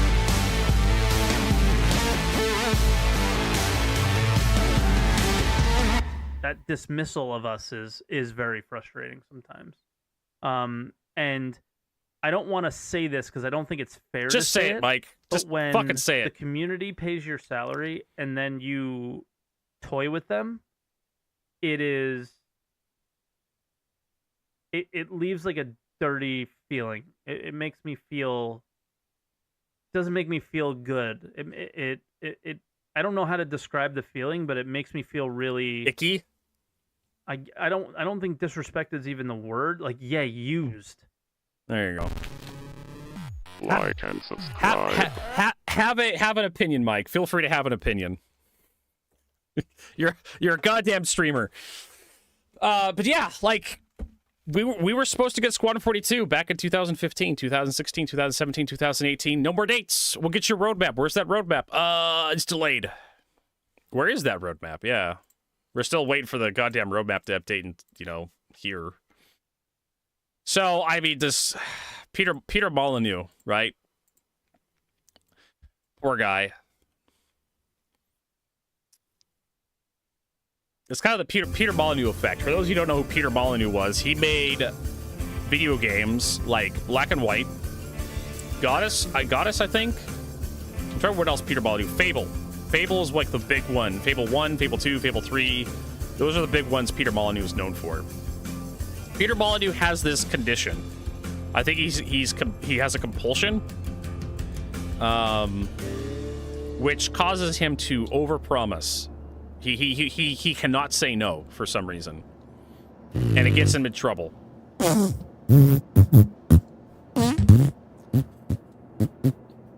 So, I mean, is Peter Molyneux a liar? Yeah, you can treat him like one now. Because what happens is people promise you stuff and they never deliver. And they keep promising you stuff and they never deliver. They may intend to, when they tell you that they're going to deliver on something, to deliver on the thing, but then things change as time goes on and they never deliver. You can start treating them as if they are a liar, right? Because people will judge you based on your actions, not on your words. Talk is, it's the saying, talk is cheap, right? Actions speak louder than words. There's a reason why these sayings exist, right? Because there's always going to be that person that promises the world and can't deliver. There's always those people that want to ingratiate themselves to you. My God. Neophyte loves that thing. Need to get more of those. There's actually an anecdote in Benjamin Franklin's autobiography. Yes, I read books, everybody. I do. There is a passage, a point, a chapter in Ben Franklin's autobiography where he talked about how he was a young lad in the colonies of the Americas. I can't remember if it was Pittsburgh or Philadelphia or something. What city he was in? Boston. I want to say Boston. And he wanted to set up a print shop. The printing press was kind of like a big deal back in these days, right? Printing pamphlets, books, that kind of stuff was a big deal. And Benjamin Franklin's, he wanted to be a printer, right? He wanted to get typesets, which were made out of lead. But they had to be carved, right? They were amalgamated. They were an alloy of lead and what's that other alloy of lead? There's like starts with an A. I can't remember the name of it, but it's like a lead and an alloy of lead and something else. I can't remember what the fuck it is.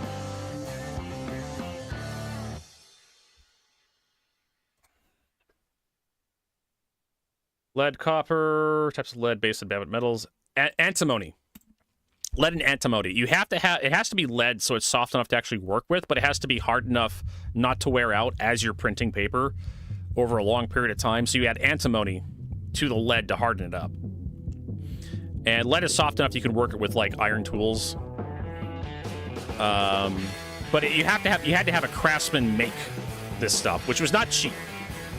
Like someone had to sit down with a carving, a knife, and a hammer and a chisel, and they actually had to carve this stuff. All your entire typeset, every fucking letter you could possibly use, uppercase, lowercase, fancy cases, special characters. Maybe you wanted to print stuff in French, so you'd have to like have an entire French alphabet produced. Numbers, all the Arabic numbers, mathematical symbols. If you want to have special characters in there, like little M dashes, you had to have those carved. And it's lead, so it's really heavy, so not exactly easy to transport. So there's a lot of effort that went into the stuff. And so Benjamin Franklin was looking for someone to give him a loan so he can buy this stuff and become a printer. And the local magistrate of the city he was living in promised him a note, a promissory note, to go to England, buy the stuff, and bring it back to the New World, because they needed more printers back then, right? They just needed more stuff in the New World. But it was kind of expensive to bring that stuff over. But they couldn't produce stuff like typesets in the New World because they just didn't have any craftsmen over there. Or if they did have craftsmen over there that could do it, you had to import the lead because they couldn't find anywhere to like mine lead. So you had to bring the stuff in, which was expensive. You might as well just have the stuff made in England and shipped over at that point.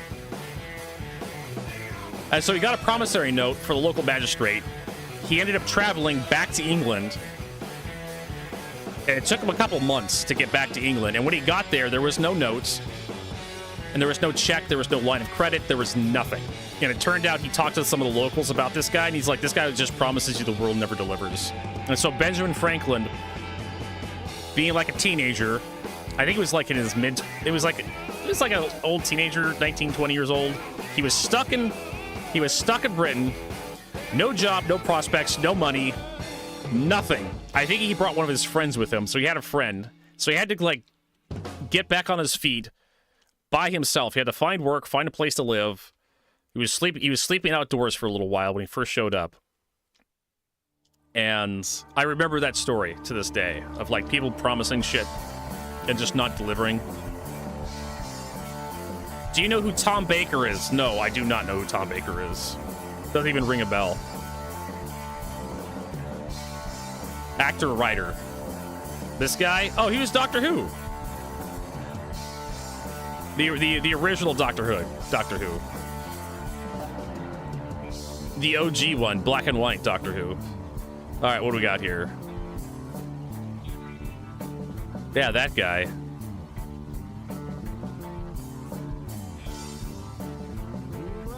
I vaguely remember watching like old reruns of Doctor Who when I was a kid. I think they would have him on PBS every so often. I liked the little doggy they had that had the laser in the nose. That was kind of cute. Anyways, let's figure out what Doomfire wants me to listen to. I don't show up my DMs. What is this? Nubifia. Is that right I say it? Nubifia, or is it French? Oh, Nubifier. Hey, that's a nice word. So, Nubifier, what do you have for us this time? I like it.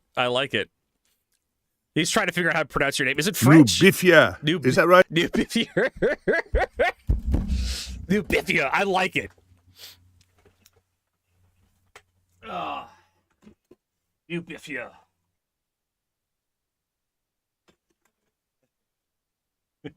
He's got a good voice. I love it.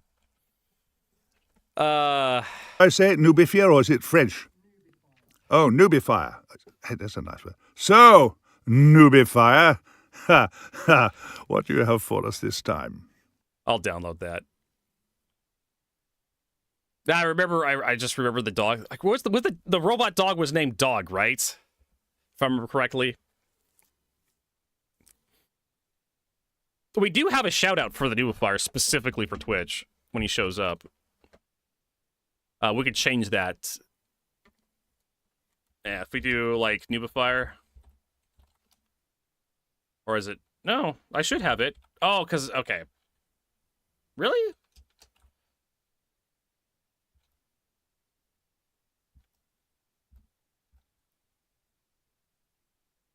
It should be. There should be a Nubifier command, unless I've turned them off. I may have turned them off. Oh well. Let's check the bot. We're moving everything over to a different bot, so I don't know. Yeah, there's Nubifier, 200 points. Hello, YouTubers. This is the Nubifier. So yeah, we could change that to, Nubifier shout out. Don't mess up. Bro, you have no idea what you're messing up.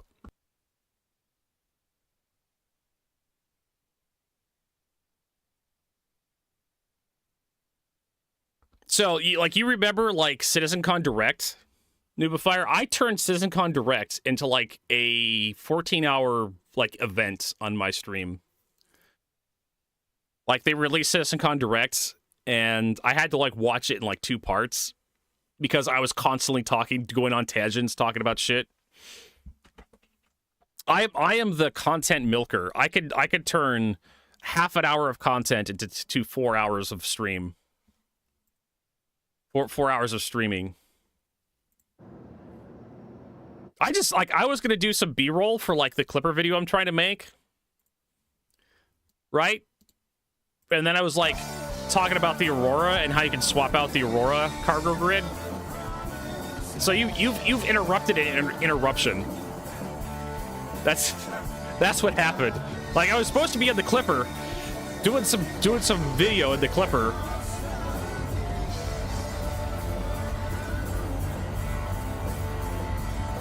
It was disappointing. Yeah. I mean, at that point, you kind of just bring out the toys and let everybody, race in your motion capture stuff. Nubifier is a rich motherfucker that likes his toys. If you go watch his Instagram channel, Yeah, let's not talk about that. Search Nubifier.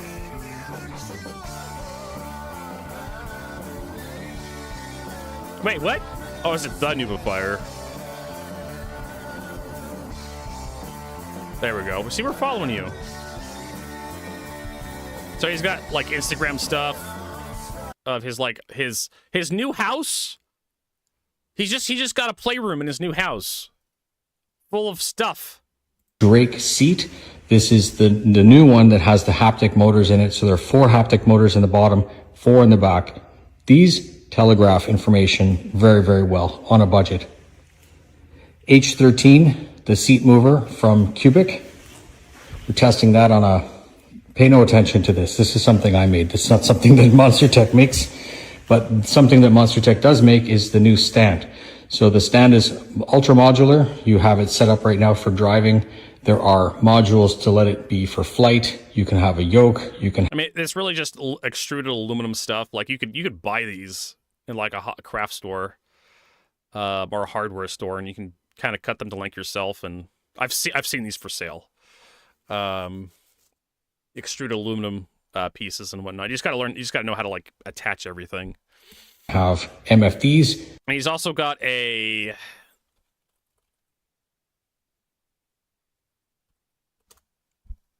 Got a YouTube channel. He talks about a ton of stuff. He loves sim stuff. That's Nubifier's kind of thing. Joysticks, chairs, racing. He does some Star Citizen stuff from time to time, but mostly it's like racing stuff nowadays. Since Star Citizen is kind of like pulled back in terms of like crazy amazing stuff for like sim enthusiasts. Other than like VR recently. I don't know if Nubifier, if you talked about VR yet in Star Citizen. You probably have done a video on it. Hello, YouTubers. This is the Nubifier. Kyle and I just returned from a QSS-35 install, which was in Massachusetts. The QSS-35 is special because it's a 6-degree of freedom extreme envelope motion platform, which you will see is absolutely perfect for this application. We got to spend some time with Jeff Anton, a pro stock car driver who lately has been competing in the ARCA series. With a quick search, you're going to see that Jeff has a lot of experience first on bikes and then taking over Anton Racing in the NASCAR series. After 13 years of racing retirement, Jeff decided to come back and race ARCA at Lime Rock Park and Sonoma Raceway in 2025, finishing with 2 top 10s. So based on that, Jeff is getting ready for the 2026 season, having decided to compete in all of the 4 road race courses in the ARCA series. Racing is expensive, and Jeff was saying that if his team is able to find sponsorship, there are some circle tracks and even some Craftsman truck series on the menu. If you're interested in speaking with Jeff about the 2026 season, please get to the meat and potatoes of the video. As I said, in the fall, we received an email which led to a quick call with the goal to figure out how to get Jeff into the best system that he needed. You might think we would always just suggest the biggest and most powerful system that a person could afford, but no, we actually won't do that because there's often a sweet spot, and that is likely to be the CH2 or even the S25. After realizing how physically close he was, it seemed that Jeff might be able to take me up on my offer to come in person to the studio and test for a day. I built the studio with this in mind, and we always offer this, especially when we're discussing some of the more extreme systems. Jeff was seeking a system that would be able to recreate all of the forces he receives on the track. Physical feedback was his priority, and he explained that his current static system he had been using was effectively plateauing his skill. We discussed the 5-DOF-based CH2, the V20, the QSS-25, and he had seen the QSS-35 video. One thing I mentioned in that video was that you do get sustained G-forces due to a very large operating envelope. Any system can give you little bursts of inertia, but to get a consistent lateral loading, we need to have banking in the... Yeah, you actually have to like tip the entire chair in order to have like G-forces. You have to tip the entire chair in order to feel that in your rig. And that requires what you're seeing on screen right now. These hydraulic cylinders, these are probably air cylinders, probably not hydraulic, but it requires cylinders, and you have to like actually have enough room to actually tip the chair far enough to actually feel.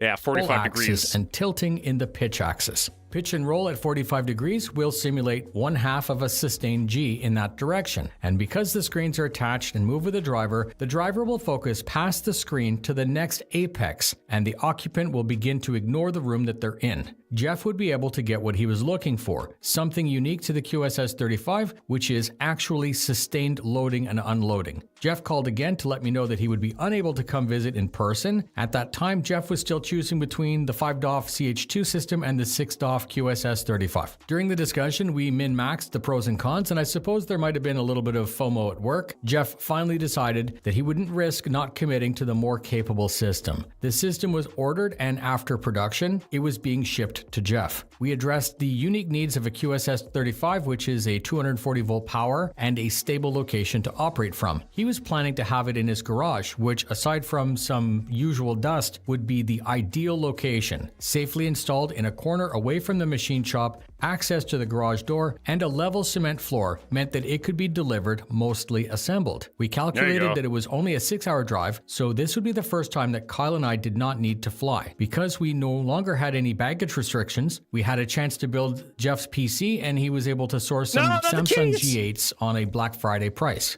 The PC would need to be beefy. Triple 4K is no joke. The screens were 240Hz 4K OLED. Graphics would need to be 5090 and an AMD 9800X liquid-cooled, 1200 watt power supply, 64 gigs of RAM, a system and a game SSD, all within a Corsair case.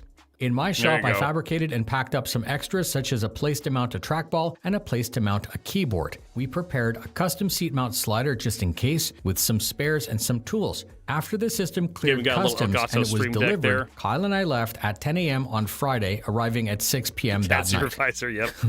Because Jeff has a 1 mile long driveway up a mountain, he was able to meet the delivery truck at the road with his own telehandler. His own forklift?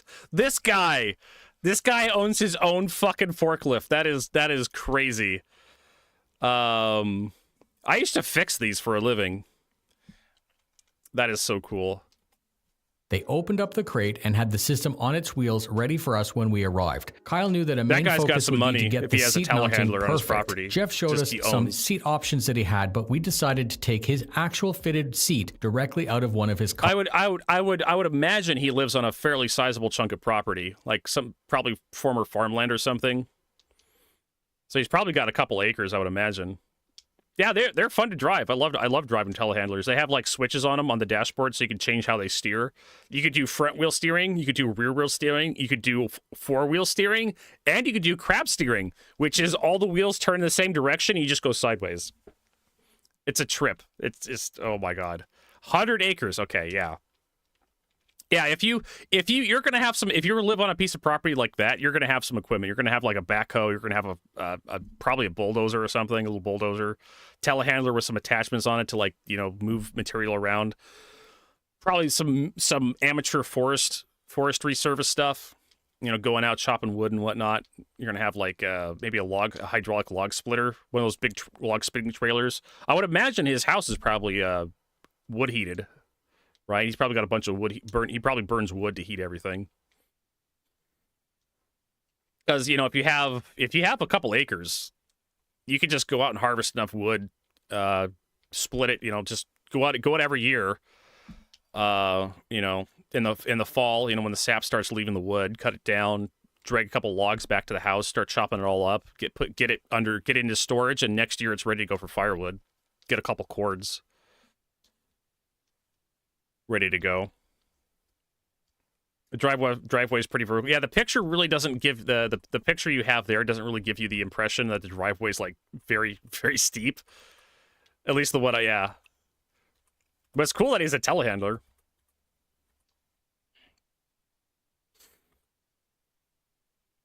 But this gives you the idea of the stuff Nubifier does. Like he's retired. He's an old. You were a tanker in the Canadian Armed Forces, weren't you? I can't remember what rank you were at the very end of your service, Nubifier. I'd say thank you for your service, but you're not an American, so I'm pretty sure the Canadians appreciate your service. I can't find the picture. It's probably really fast. We should probably stop being distracted and actually like record shit. for our video. We were, the crap we actually came here to do.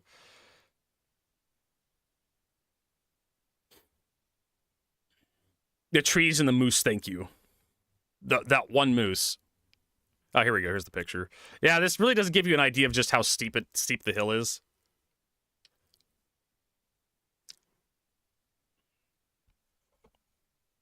Ooh, fancy. He even's got the windshield wiper attachment. He's got an enclosed cabin. That's even better. I know, right? That shit that Americans started. It's always the Americans starting shit, isn't it? Don't I know it? All right, so we're supposed to do some shit with the Clipper. First we need to solve this hunger and thirst issue before we die. But yeah, for those of you who like full motion VR stuff and sim racing, sim pods, Star Citizen, that kind of crap, Nubifier is your dude. You need to follow him. Head over to that YouTube channel. I'll give you another link to Nubifier's channel here. Because he's the guy who loves doing that stuff. He's also on Instagram. He uploads stuff to Instagram every so often. Nubifier. Let's see here. I'm subscribed. I just have a link. I need to make shout outs and whatnot. There you go. There's the link for Nubifier. And you guys in the YouTube chats. There you go. As well. So you can follow Nubifier if you're really into that stuff. He's been a long-time supporter of my channel. And he's been a long-time backer for Star Citizen. Back when Star Citizen was going to be just Freelancer 2.0, the spiritual successor to Freelancer. Everybody remembers Freelancer. It was a good game.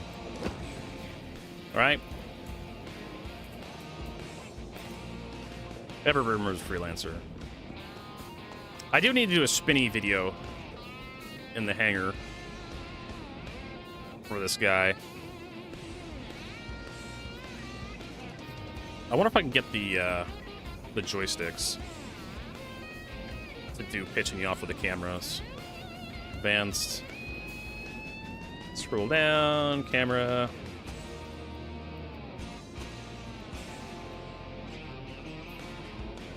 I remember where the camera controls are. Pitch and yaw.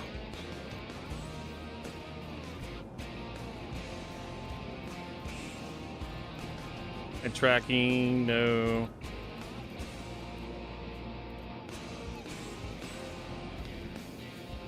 It would be a free look, right? I wish there was a sort here. Search. Look left, look right. Camera cycle views. Capital orbit mode. Nah, it's probably going to be look left and right.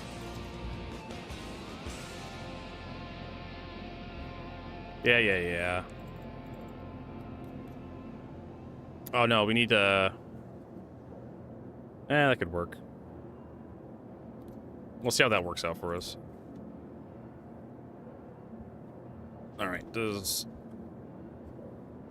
No.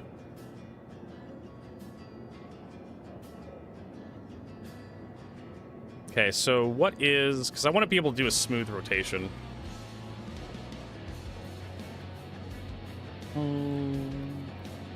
So let's do keyboard and mouse, cockpits, operator modes. That would be there. Vehicle's view. Look left, look right. Okay. We just mouse axes.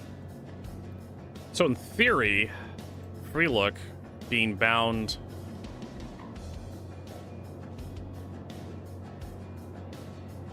Yeah, it's not working. It's working for the mouse. I think the mouse is overriding. Does that have free look on the... Okay, so it is working.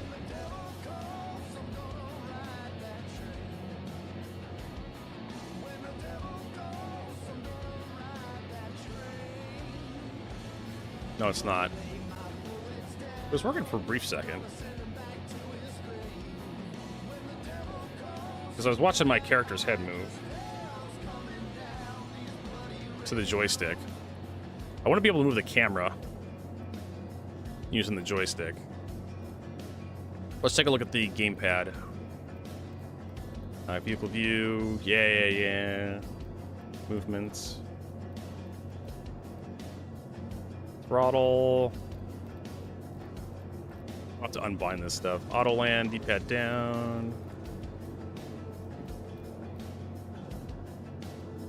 Fuel, target, cycling, scanning, mining, salvage, turret movement, turret advanced. Wouldn't be under there. On foot? Yeah. Look left. Okay, here we go. 1 foot all. Move left, right. Look, yaw. It's gonna be this. X-axis. Yes. Then Y. Yes. Okay.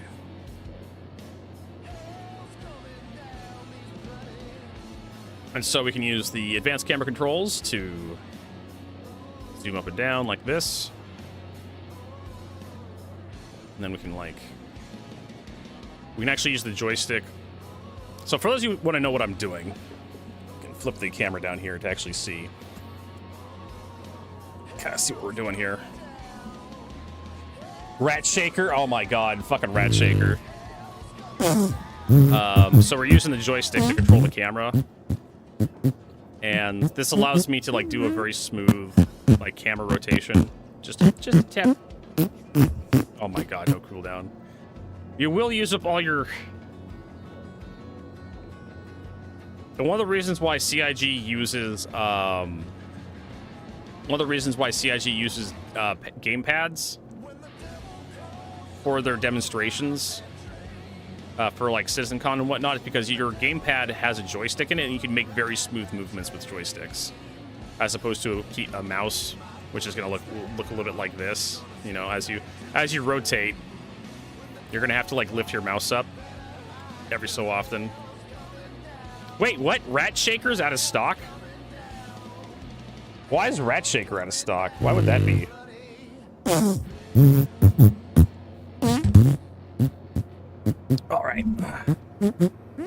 All right, so we're going to switch over to the naked stream, get rid of all that stuff. I mean, the sounds you guys are making doesn't affect this at all. Not at all. Let's reset that. There we go. Then we can set it up to be back here.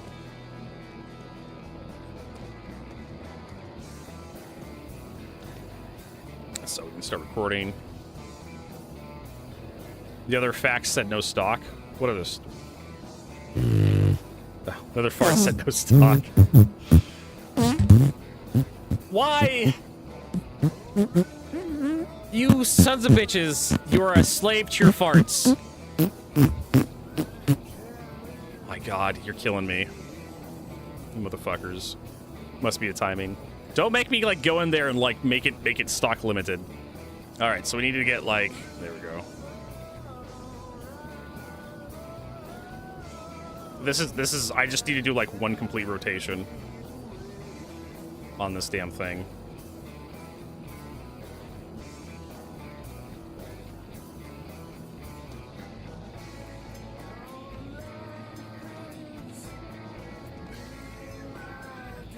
And I don't need to have any audio with it. So that's fine. Going a little wide on this side, I guess. There we go.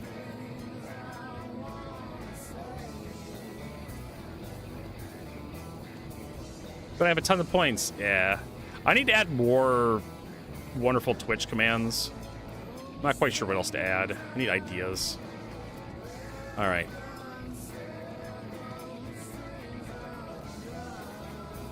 And then we can do the reveal on the side of this thing. Just do a straight line across the side.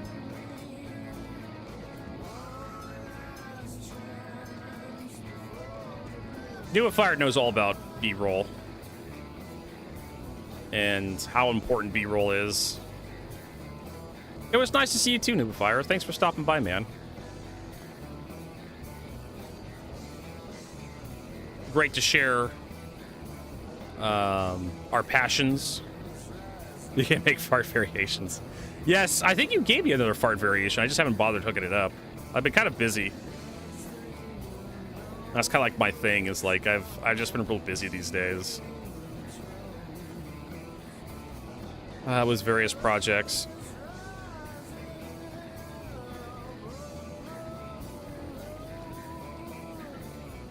Well, yeah, and then I fly Drake ships all the time. Void Wolves. They don't have ejection seats.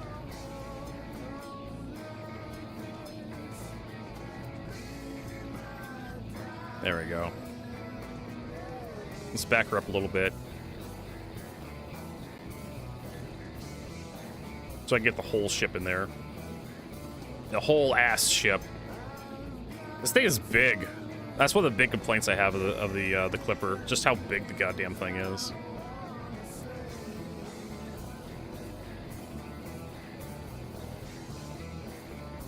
God damn it! I thought you weren't gonna notice, Galactic. They don't have ejection seats, Vertigo, but they also have self-destructs.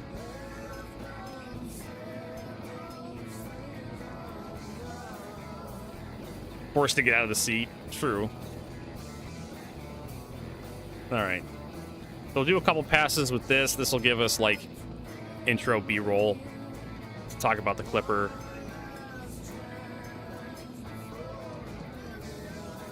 We really don't need both sides of the damn thing. But it never hurts. You never know what you're going to think of. All right. Close that out. And then when you get B-roll of like actually entering the damn ship.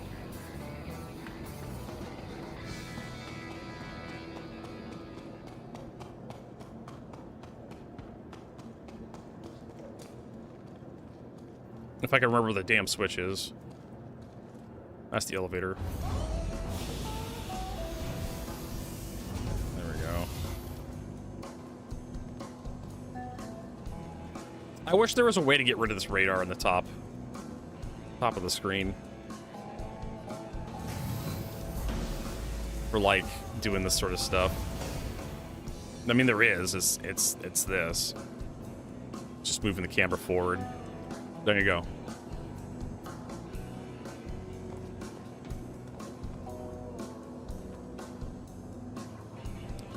There we go.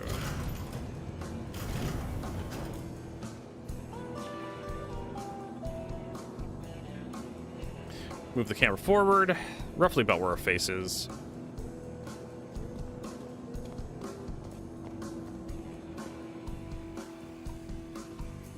There we go. Kind of hit the wall, turn around. Come out the other direction. I think I saw the camera bump a little bit. Yeah, it's got my helmet in there.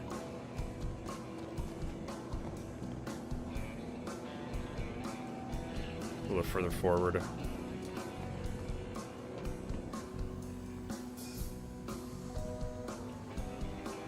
And we can cut that final part out. That's fine.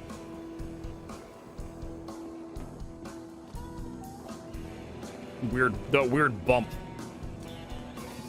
When you come out the other side, the camera gets hit.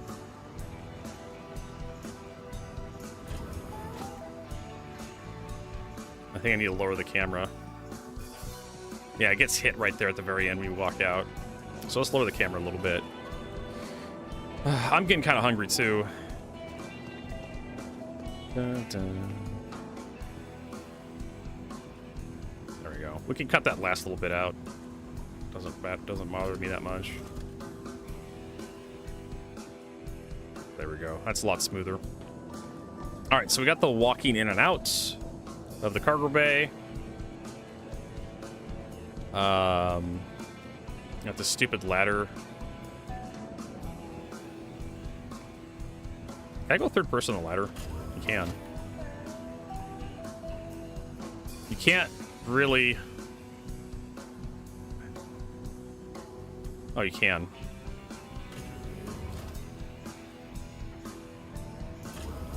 Do I want to wear this dumb suit for this? Let's go back to the white suit.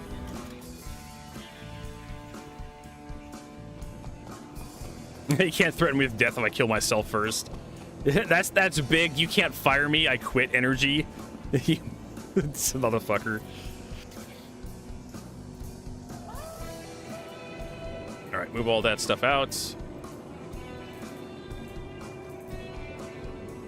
Yeah, we probably have a helmet, a white helmet in here somewhere. The standard helmet. There we go.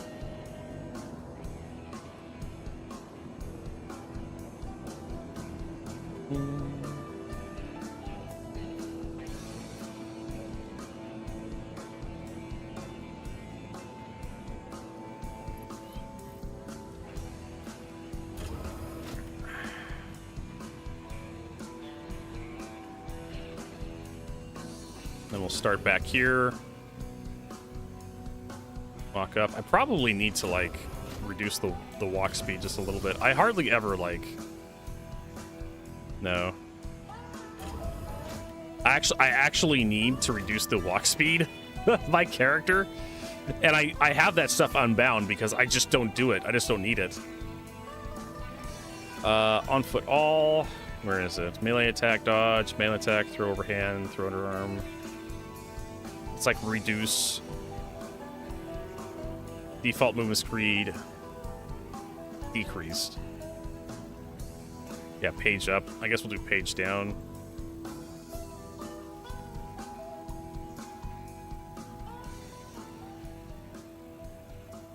There we go.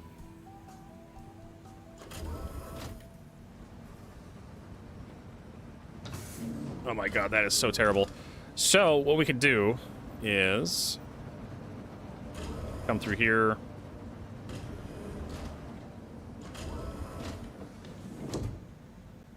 I'm trying to think of how to do this better, this transition. Better. It's not that animation of him coming out the hole, but I don't know how to do it. Oops. Let's see what we can do. Nice ass. So I probably need the camera to be up here somewhere. Because we could do some clever stuff with, like... Yeah, there we go. Let's stop the recording real quick and see what we can do with that. Wrong side.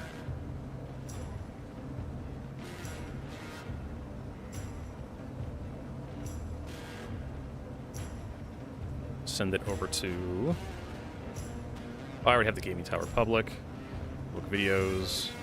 Paste. Probably get kicked out for inactivity, but that's fine. Image resolve. I'm really interested in that. I'm really interested in, like, having, like, you go up the ladder and then I switch to a different thing.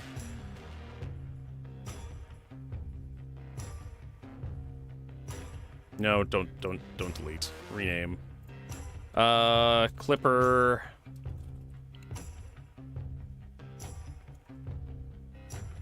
Spin. Walk, ease, and entrance. Cut that out.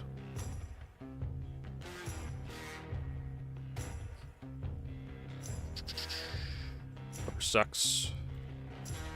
New folder. Vids. There we go. And then if we have image resolve open.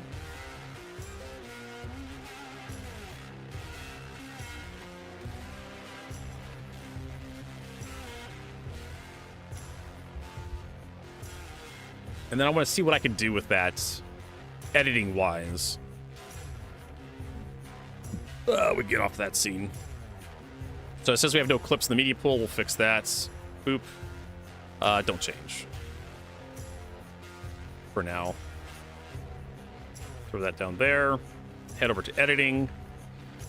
And we want to see what we can do with the ladder climb. Because I have an idea of what I can do with the ladder stuff. So...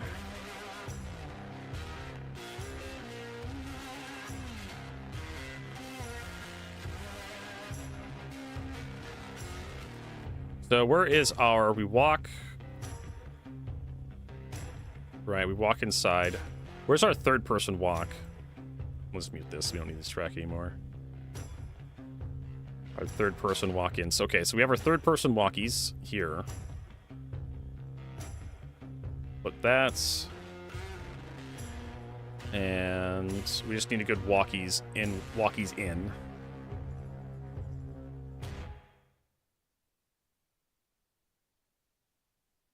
Okay.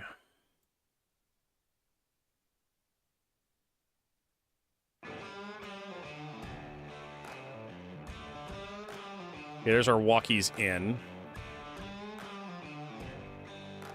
Got that clip. Okay, then we're gonna find this climbing the ladder in our white suit right here. Like this. Clip, clip. Alright, hit that.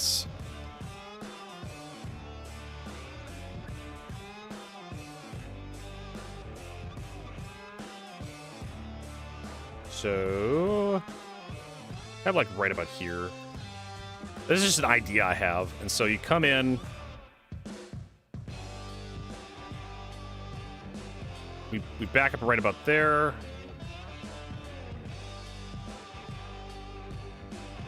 Right. I think that's too fast. We need to slow us down. Yeah. Right about there. Delete that. Then we come up the ladder. So we're going to cut right there, because that's where the camera gets all fucked up. So what we have here so far is we have us walking into the ramp. And then we have a transition for us. Oh, I fucked up that transition a little bit. Hold on a second here. Right there.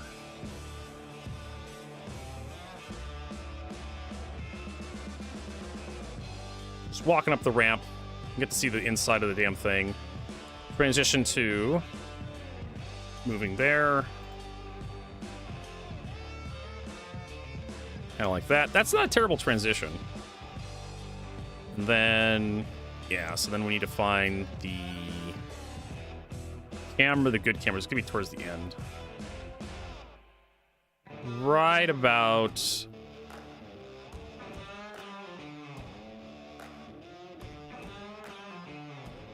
there. And we can play this in reverse too. Just reverse the play of the clip. So we're walking in. We got that. Come up.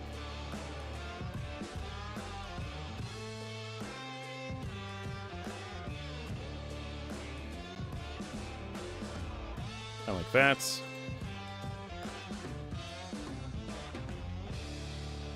We could probably cut some out of that too. There we go.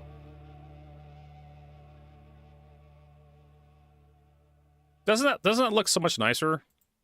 Doesn't that clip look pretty good? You're walking in, go third person, boom, your guy's on the ladder.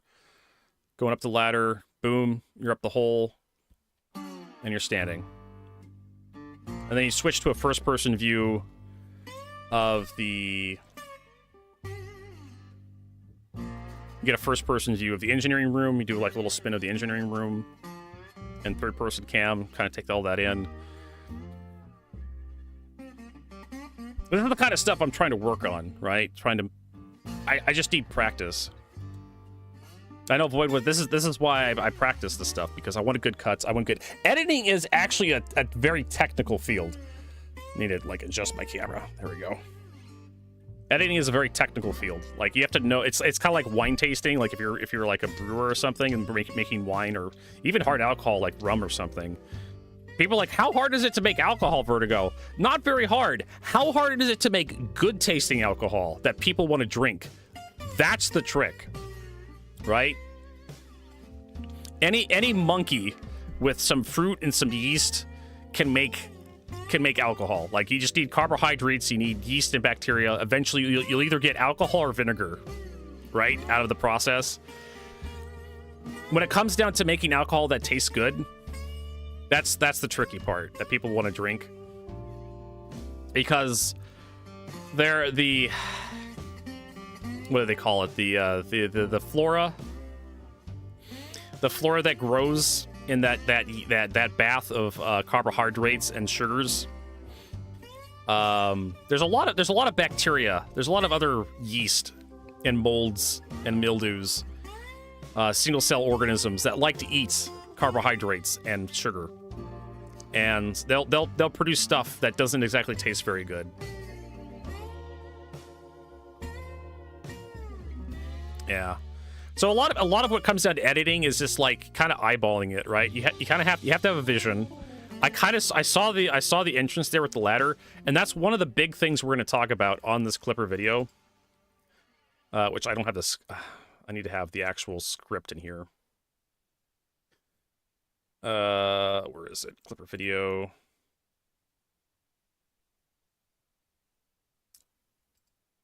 We actually have to have that in there. If we're gonna if this is official, we need to like move it into the YouTube area. One of the big points of the Clipper video is gonna be how much the interior sucks. Medical bay, interior is a mess. That's like a big part of the script.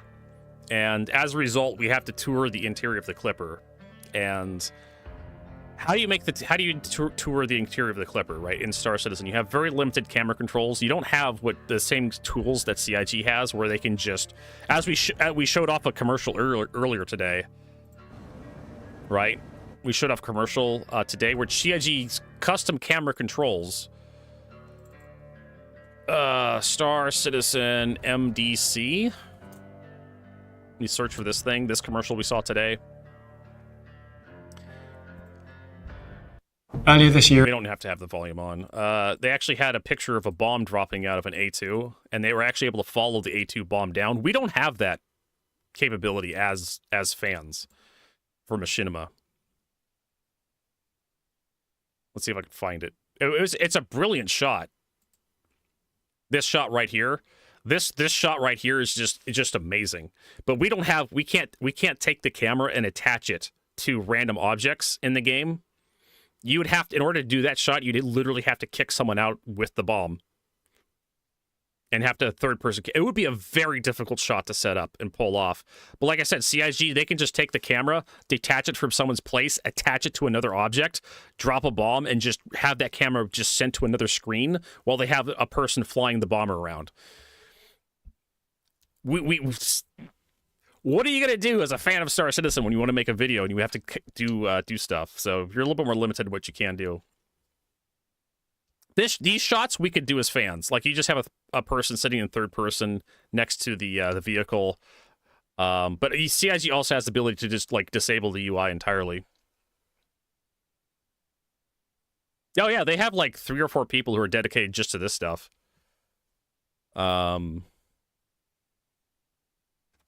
Editing is a real job, folks. So we got that. So I'm happy with this. We're definitely gonna be using this in the final. Like, there's probably some other little changes I can make. This transition is a little jarring.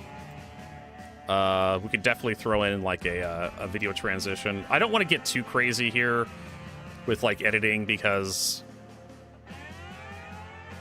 there's probably a better transition we could use there. But also, the wonderful thing about DaVinci Resolve is you can just mouse over the transition up here and you can see what the transition is going to look like before you even use it. Right?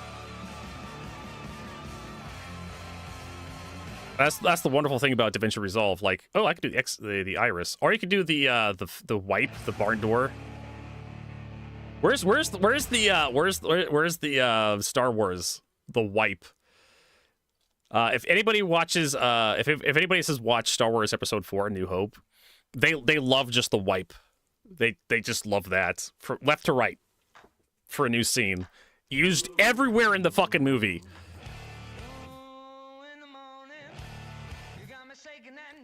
Okay, so this transition right here, this slide left to right, maybe the one I go with right here. You also have the foreground wipe. Some of these are like in the premium only. Like you can't use them in the free version, the unpaid version, like I have.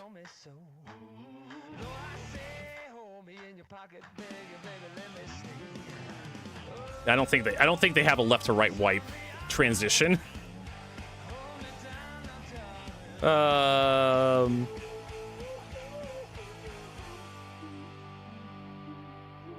the slide lurk's pretty good too, because it focuses on the ladder. Yeah, let's do that one. I take that back. It focuses on the ladder, so it keeps your focus.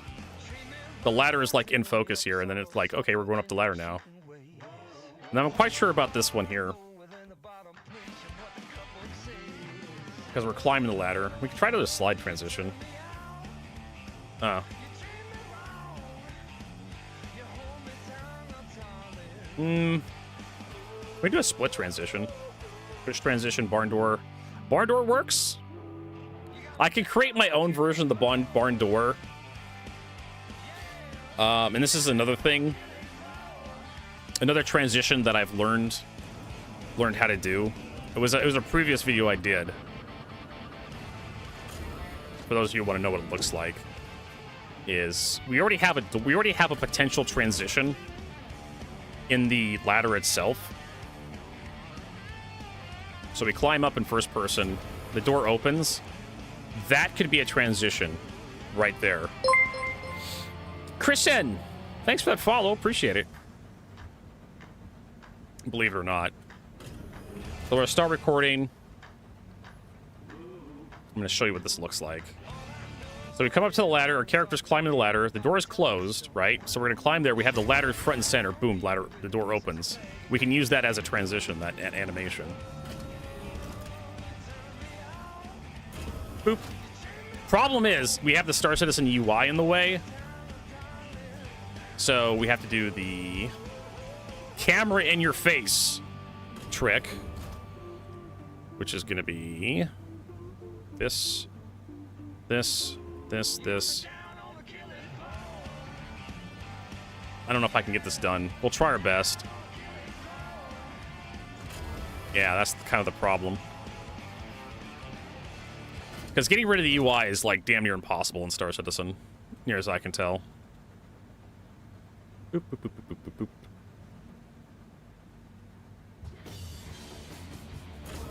Yeah, that's a shame. I kind of wanted to use that door opening as a transition, but it doesn't look like I can get it done. Not without the UI and the screen.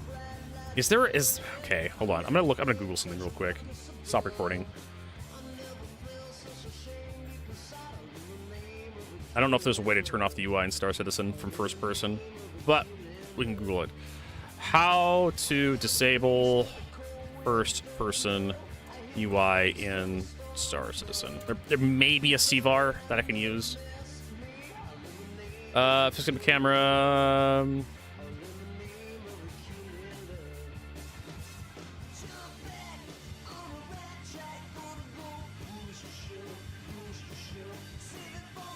Elements.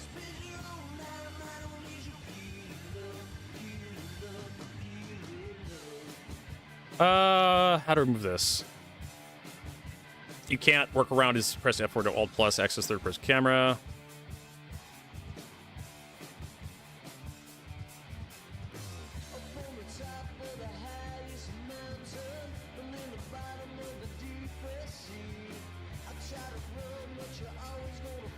Okay, so there is a UI aspect modifier in the options menu.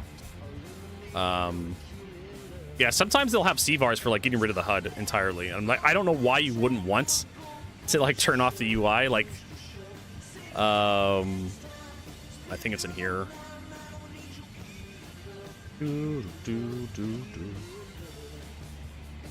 Upscaling, graphic resolutions. I've seen it, but I don't remember where it is. There we go. Boop.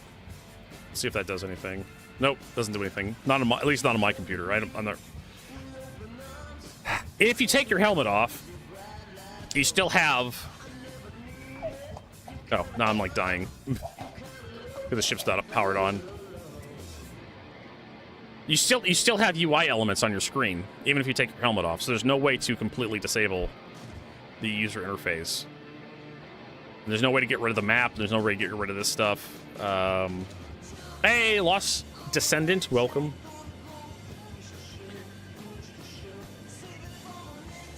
Yeah, I don't know. How's it going? I'm hungry. That's how it's going. Or try to like record a video for the clipper. I mean, I could easily just power the ship up to get the atmosphere, but taking the helmet off, like, you still have UI elements, which kind of irritates me a little bit. The status display in what hand? The lower left corner, that's fine. It's whatever. Like, you could just, like, fix all your status elements and just, like, it won't be there anymore. But the mini-map and the security, the comm array symbol in the upper left-hand corner is just non-negotiable. How long? Probably 2 weeks. I would imagine, what is it? I would imagine that Evocati may be going live towards the middle of this month. If CIG keeps the previous... If CIG keeps their previous release, last year's release schedule, then that's what we're looking for there. So expect somewhere towards the middle end of this month, the 20th, 25th of January for 4.6. It may come sooner, because there's not a lot in the 4.6 patch notes right now. So I'm not entirely sure what CIG is planning to do with 4.6. The roadmap for 4.6 is empty. There's nothing in the roadmap slot for 4.6. And it could just be just a fixer-upper patch with some missions and stuff, it looks like. So, yeah, so the patch notes we read this morning. Carson Matrix. SE testing chat. Evocati now testing 4.6. So I doubt they're going to have another build for 4.6 this weekend. But if we go look at the patch notes, this is the patch notes we read today, and they are pretty short and sweet. It's basically just like, oh, we have this clearing the air event we're testing out. This new race for Nyx. Like, everyone's been poisoned with black mold, and we need to find a cure. So that's what's going on there, and they have a bunch of bug fixes. That's it. That's the purpose of this patch. I'll save you the read. I'll summate it for you. There is, you have a clearing the air event. You have some industrial mining salvage missions that aren't ready for testing feedback focus, and they have stability bug fixes. 4.6 may be a 4.5 variant that they're just fixing up. They're fixing up 4.5 and they're just changing it. Okay, so it's 4.5 with a few more features. That may be what 4.6 is. We do know the one thing that's not listed in here that people have been talking about. No, wrong one. We want to go talk to this. Is the light amplification user UI on ships. Here's base view for a pyro outpost. Here's light amplification activated on your ship. I don't think this is going to be the final art for light amplification in Star Citizen, because this is too useful. This is actually useful. This can't be the final form. There's not enough garbage in front of your face to make it useless. So here's another ship with light amplification. This is like the Gladius. Not all ships have it in the PTU, but this is just something that Evocatis have pointed out. I know, right, Void Wolf? CIG loves doing that. They love putting stuff in, and they go a little bit too far, and then whatever the fuck they put in just becomes useless to everybody. It's just like CIG, you could have stopped like a little while ago with the UI, like the fucking ASOP terminal UI. They're like, the UI is perfectly functional, and then they just start scratching it up and add fingerprints all over it. And it's just like, and digital like scattering effects and whatnot. To the ASOP vehicle retrieval system. Like, this is usable here, but they had so much garbage on some of the UI elements. Like they had this weird glitch effect at Grim Hex that it made the UI just like almost impossible. It had a CRT effect, and it had a glitch effect, and then it had like a bunch of like scratches and fingerprints all over it. And I just looked at it and just like, I can't fucking read this goddamn thing. And I filled out a bug report that day when I noticed it at Grim Hex for the first time. I'm just like, you guys just went way too far. All right, so there we go, got that.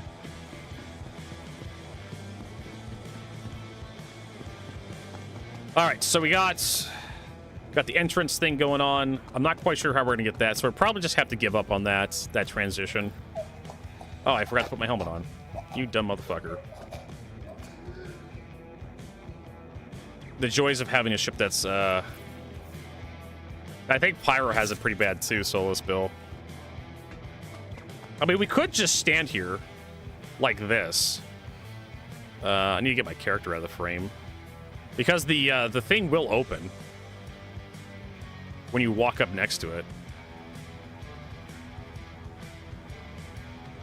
Maybe.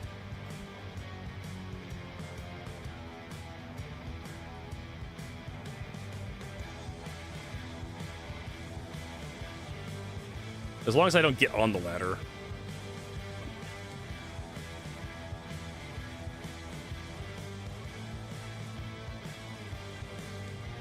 Oh, we're a little too far away. That explains everything. Okay. I know some of the terminals in Pyro are just really awful.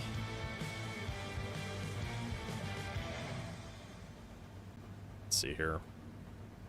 I have to like. There you go. That's how we're gonna do it. If I can back up just a little bit. Close it. Oh my god, what was the inside of my mouth? That does me no good. Misa Jaja Binks. Misa no good. Alright. We need to be a little bit further away than you think. A little bit to the left. Oh my god. So third person cam, everybody.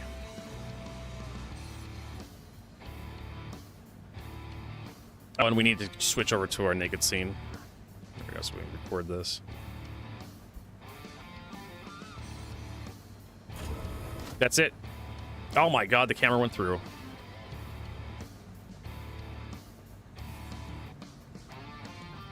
Oh my god. So yeah, the problem with the third person camera is it's so hard to like wrangle in sometimes. So we may want to go over our left shoulder if possible.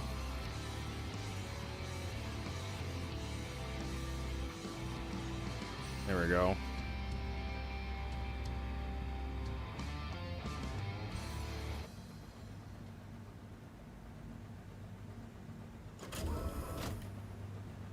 Why do you do that, game? Why do you do this? Yeah, see the problem. Well, there's that golf ball. Yeah, see the problem is we need to be shot out all the way, but we need to be like the camera's all the way out for me. And I know it wants to be through the fucking hole. I think I need to hug the... Oh. No, that's too far over.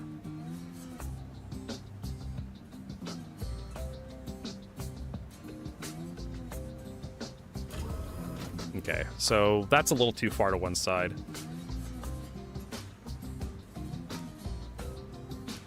Can we... There we go. We just back up a little bit. Great, the camera's all fucked up now. Good job, Vertigo. Wait a minute, can I do this reversed? Because I'm having a problem with like the camera really kind of getting in my way. I'm getting my own way here. So what if I do it backwards? Like this.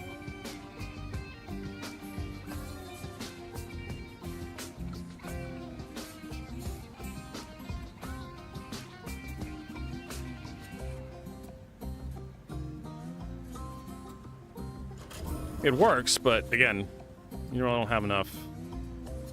Camera, the backwards camera's not meant for what I'm doing right now. Yeah, it wants to be up there. I mean, good idea, Vertigo. Good idea. What about sideways? The lovely things you have to do in Star Citizen to get, like, a good take.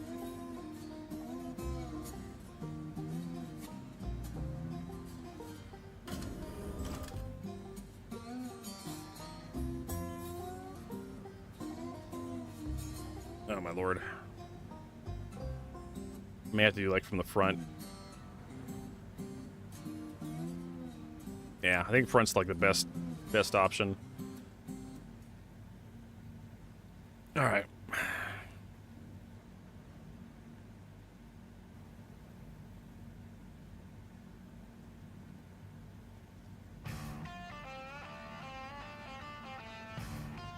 What if I crouch? Oh my god, Vertigo. You're a genius. Let's crouch on the ground.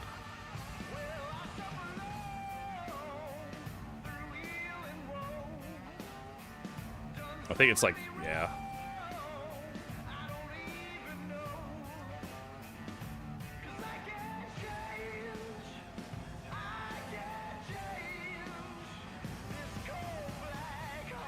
That's like the best we could hope for right there.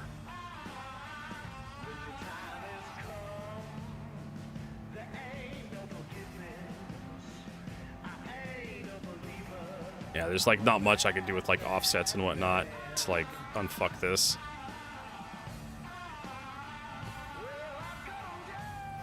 Alright, let's get it back.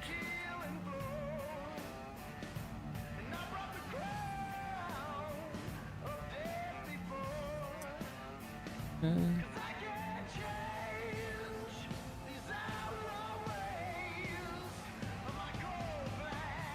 swear I did this before. Better.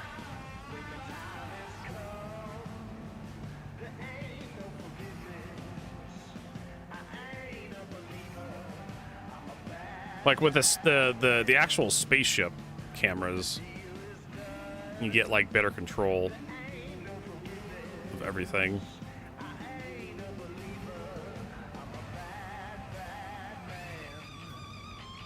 A lot of it's just like the cameras bumping into the environments. So that's that's a lot of the movement you're seeing. Because you're only allowed to go so far forward from your character. And then you hit like an invisible wall.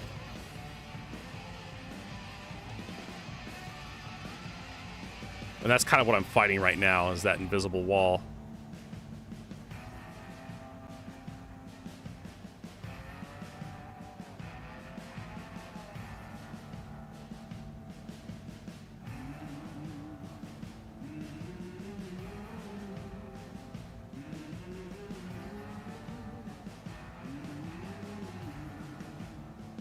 Yeah, as I move closer to it, like it gets squished by the wall. So I need to be above my character somehow.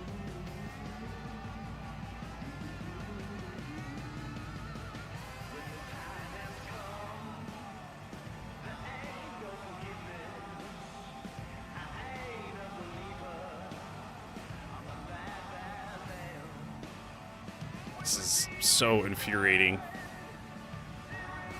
It's one of those things where it's just like, is the juice worth the squeeze, Vertigo? Oh, hey, look at that. It's backwards.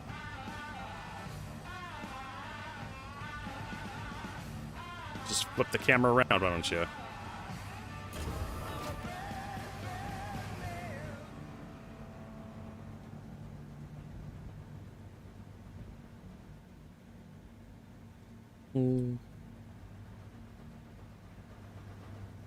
Or maybe it's the first one I need. Because the first, there's two third-person cameras, and one gives you slightly different options from the other one.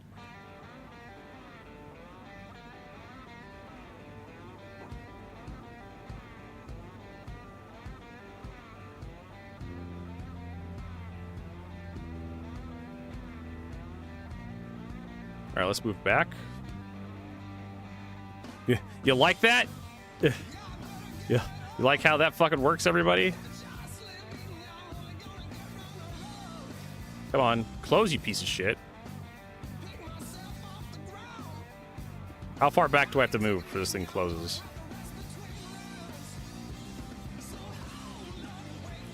What the absolute fuck is happening here?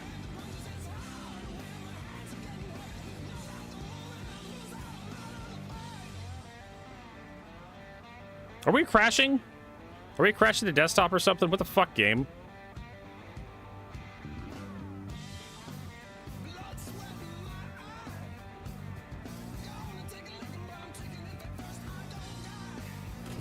And you have, like, you know, ships that don't want to fucking cooperate.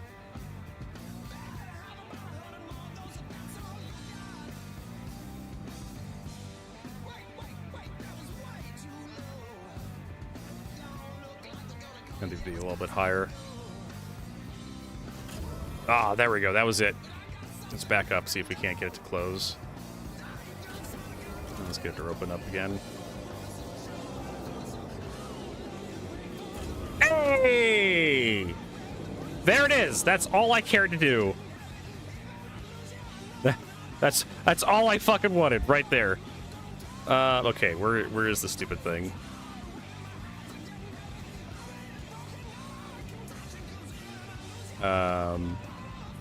That was like, how long was that?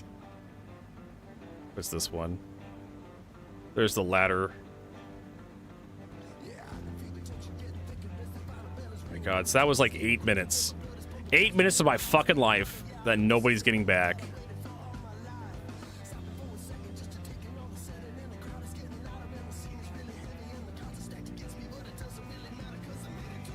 All for like a transition in a video. Right?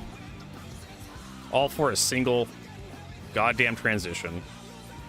Alright, so I'm gonna go to our homepage here. I'm gonna go to our public folder. Videos. This guy. Cuts.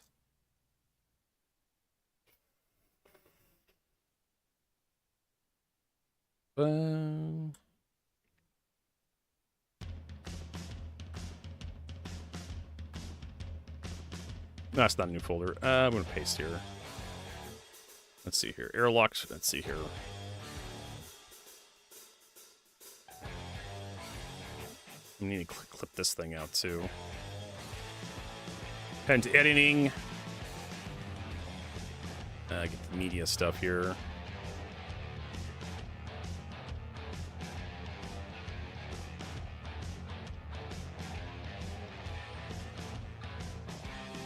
And we're going to be deleting a hilarious amount of this stuff out. Probably like towards the very end here.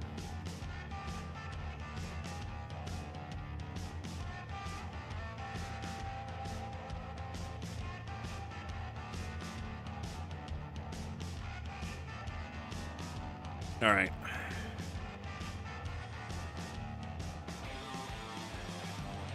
I don't even know if this transition is going to work like I want it to.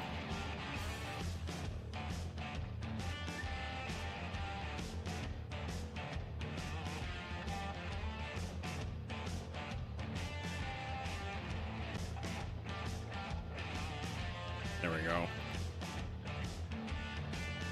All right, so we have that. Let's grab this.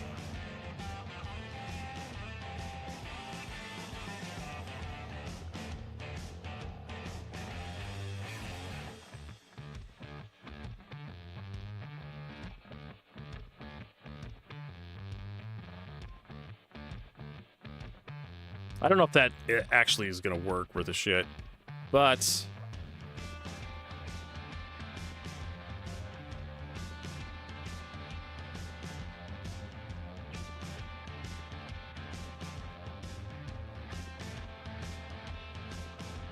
huh? Hold on a second. We may have something here.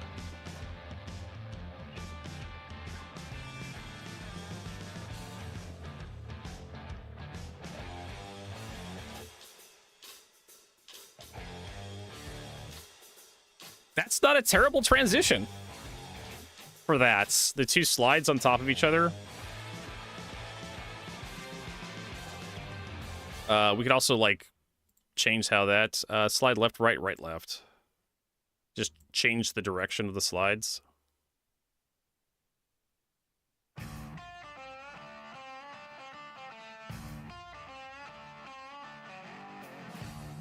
Something like that.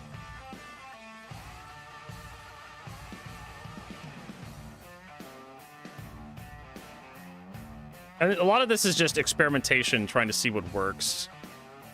Right? Add an explosion. We also do like left. Let's see here. This one's. Let's do right, left, right?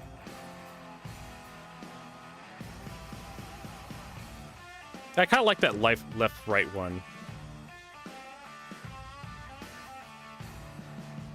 I don't know. Direction in, out.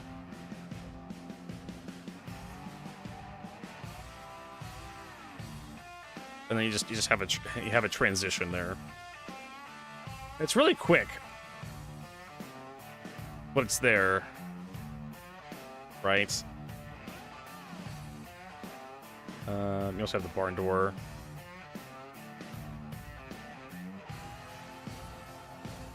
It's one of those like where you just kind of need it really quickly.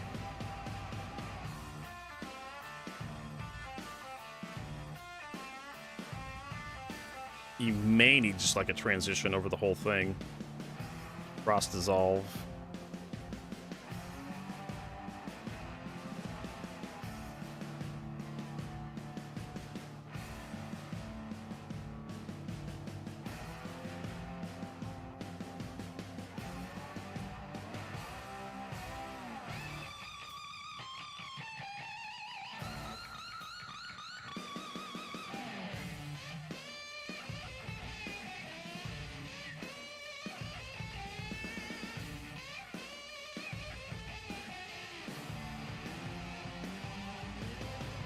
I mean, that right there is like absolutely fine. I find odd we have no notes on the roadmap for 4.6, but we do for 1.0. You're not the only person that's lost on this. I expect 4.6 not to have much in it. And this is like the first, really, ever since CIG started doing the roadmap, like not having a patch on the roadmap that has absolutely nothing in it. On the roadmap specifically, right? So I think we'll just, let's see here, file, edits. I like this transition, I really do. This is going to be a clip. We'll probably just export this to use as a clip. We do need to color balance it, but we can do that in the final.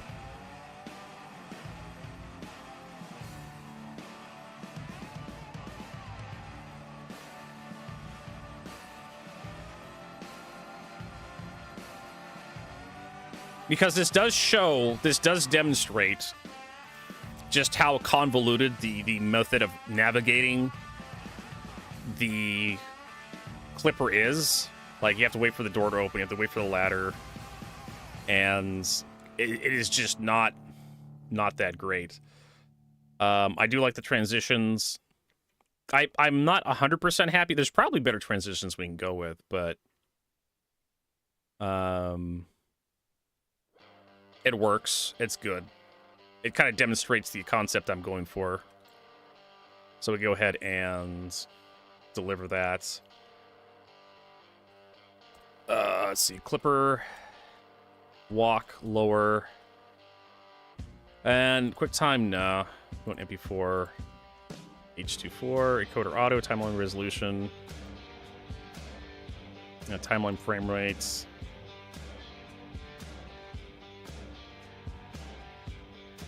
We'll do a 30 frames per second. And then audio. Probably gonna do like 168 audio. Well, we could do 320. We could change that when we get there. And then browse that into YouTube.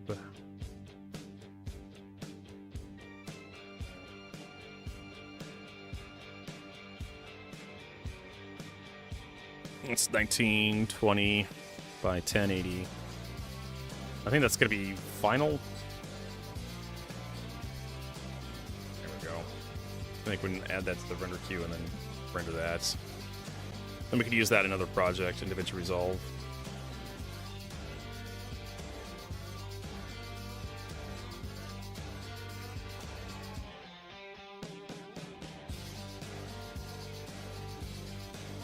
Yeah, there's definitely some, like, color correction we could do here.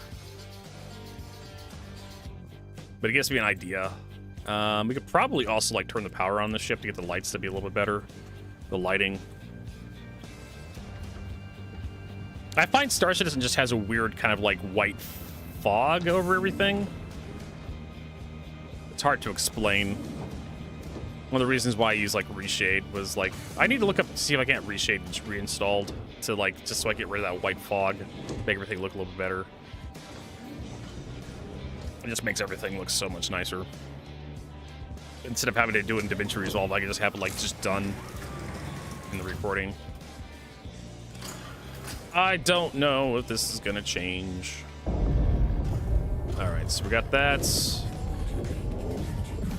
Turn off the engine power. But at least we know what we're doing here. We have, like, a good idea. Same with this. We can do the same thing with that one.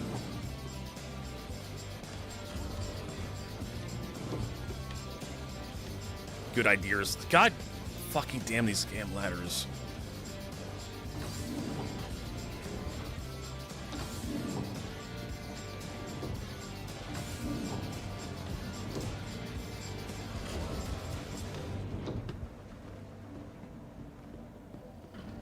Okay, so that is actually a little bit better lighting. Open. Unfortunately, I turned the lights off. Hello? How do we turn the lights on? That's close.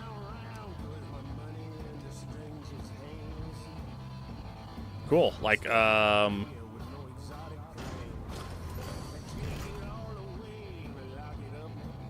the lights have, like, an off. You can't turn the lights back on once you turn them off. That's actually a fairly Drake thing. Believe it or not. Alright, we'll have to, like, do more stuff off stream. This Virgo's getting hungry. Probably want to go outside and get some fresh air. Wouldn't be a bad idea. Welcome to the ASOP vehicle retrieval In the muddy jungle. So I'll store the clipper. We'll get some more work on this. That's a great idea. What I discovered. We'll definitely be using that idea, but we need to turn the ship on first, so we can have better lighting. And then I needed to get Reshade installed, just to help get rid of that weird fog effect. I don't know if Reshade works for Vulcan. Reshade. Presets, guides. 662.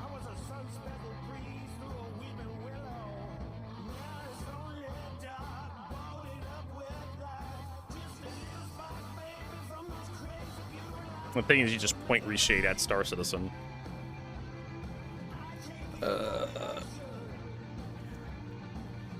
Nope. Browse. Star Citizen Live, and I think it's bin 64. Open. Next. Vulcan. Next. Update Reshade only.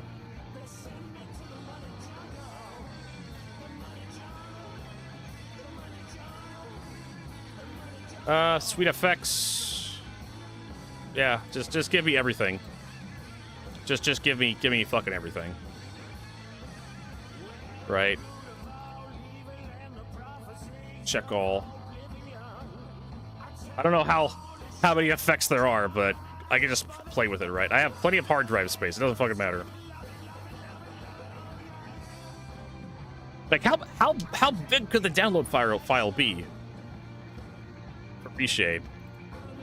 Alright, let's get out of here. I just want to, like, upgrade the contrast, but it could be kind of fun playing around with some of the effects. In the jungle.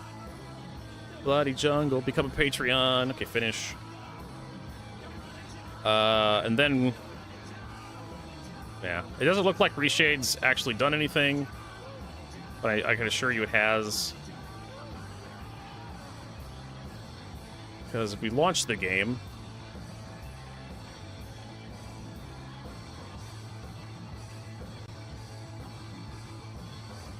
I should be able to go in and kind of tweak the visuals a little bit.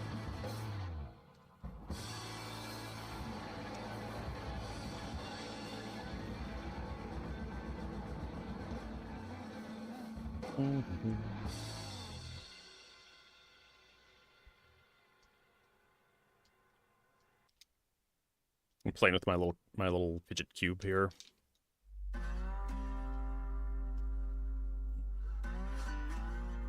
And then we press the home button, I think. No. There should be like a button you press to get access to Reshade. I don't see anywhere here.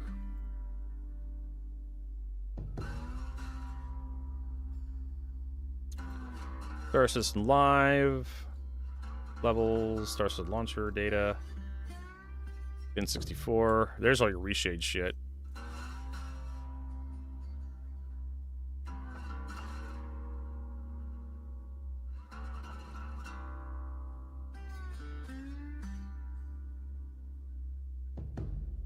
There's the, yeah, Red Lear Gamer stuff.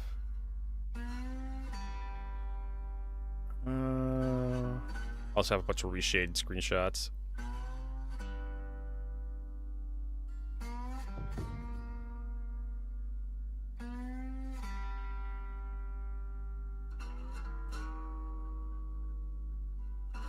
Like I said, there should be a button you press.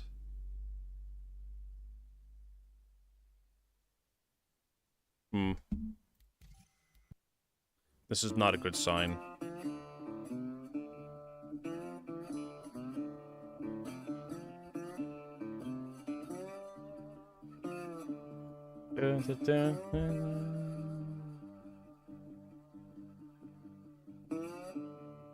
I have to restart everything. I may have to restart the computer.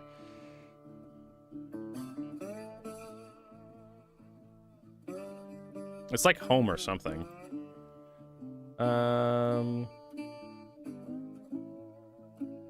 Oh, close game, start game. Okay. Acknowledged.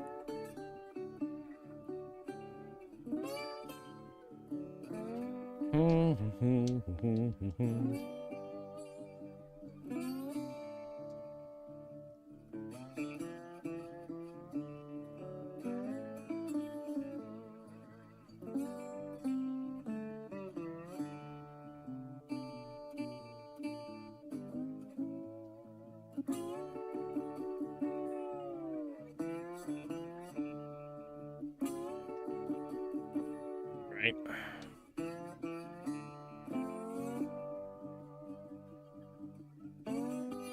Dawn of engineering. All right. Yeah, I don't see it. All right, we'll figure out later.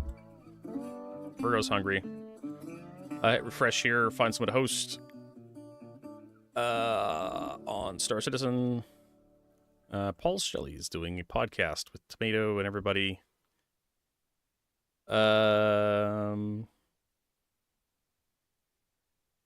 Hankins doing marbles. Who else are we doing? Star Rupture.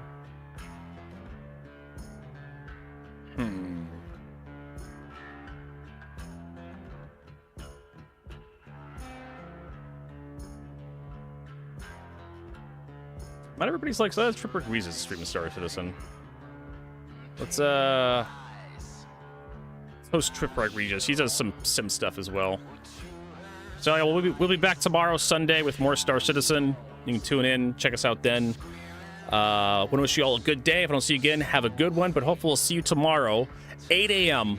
to 4 p.m. Pacific. So have a good night and have a good weekend.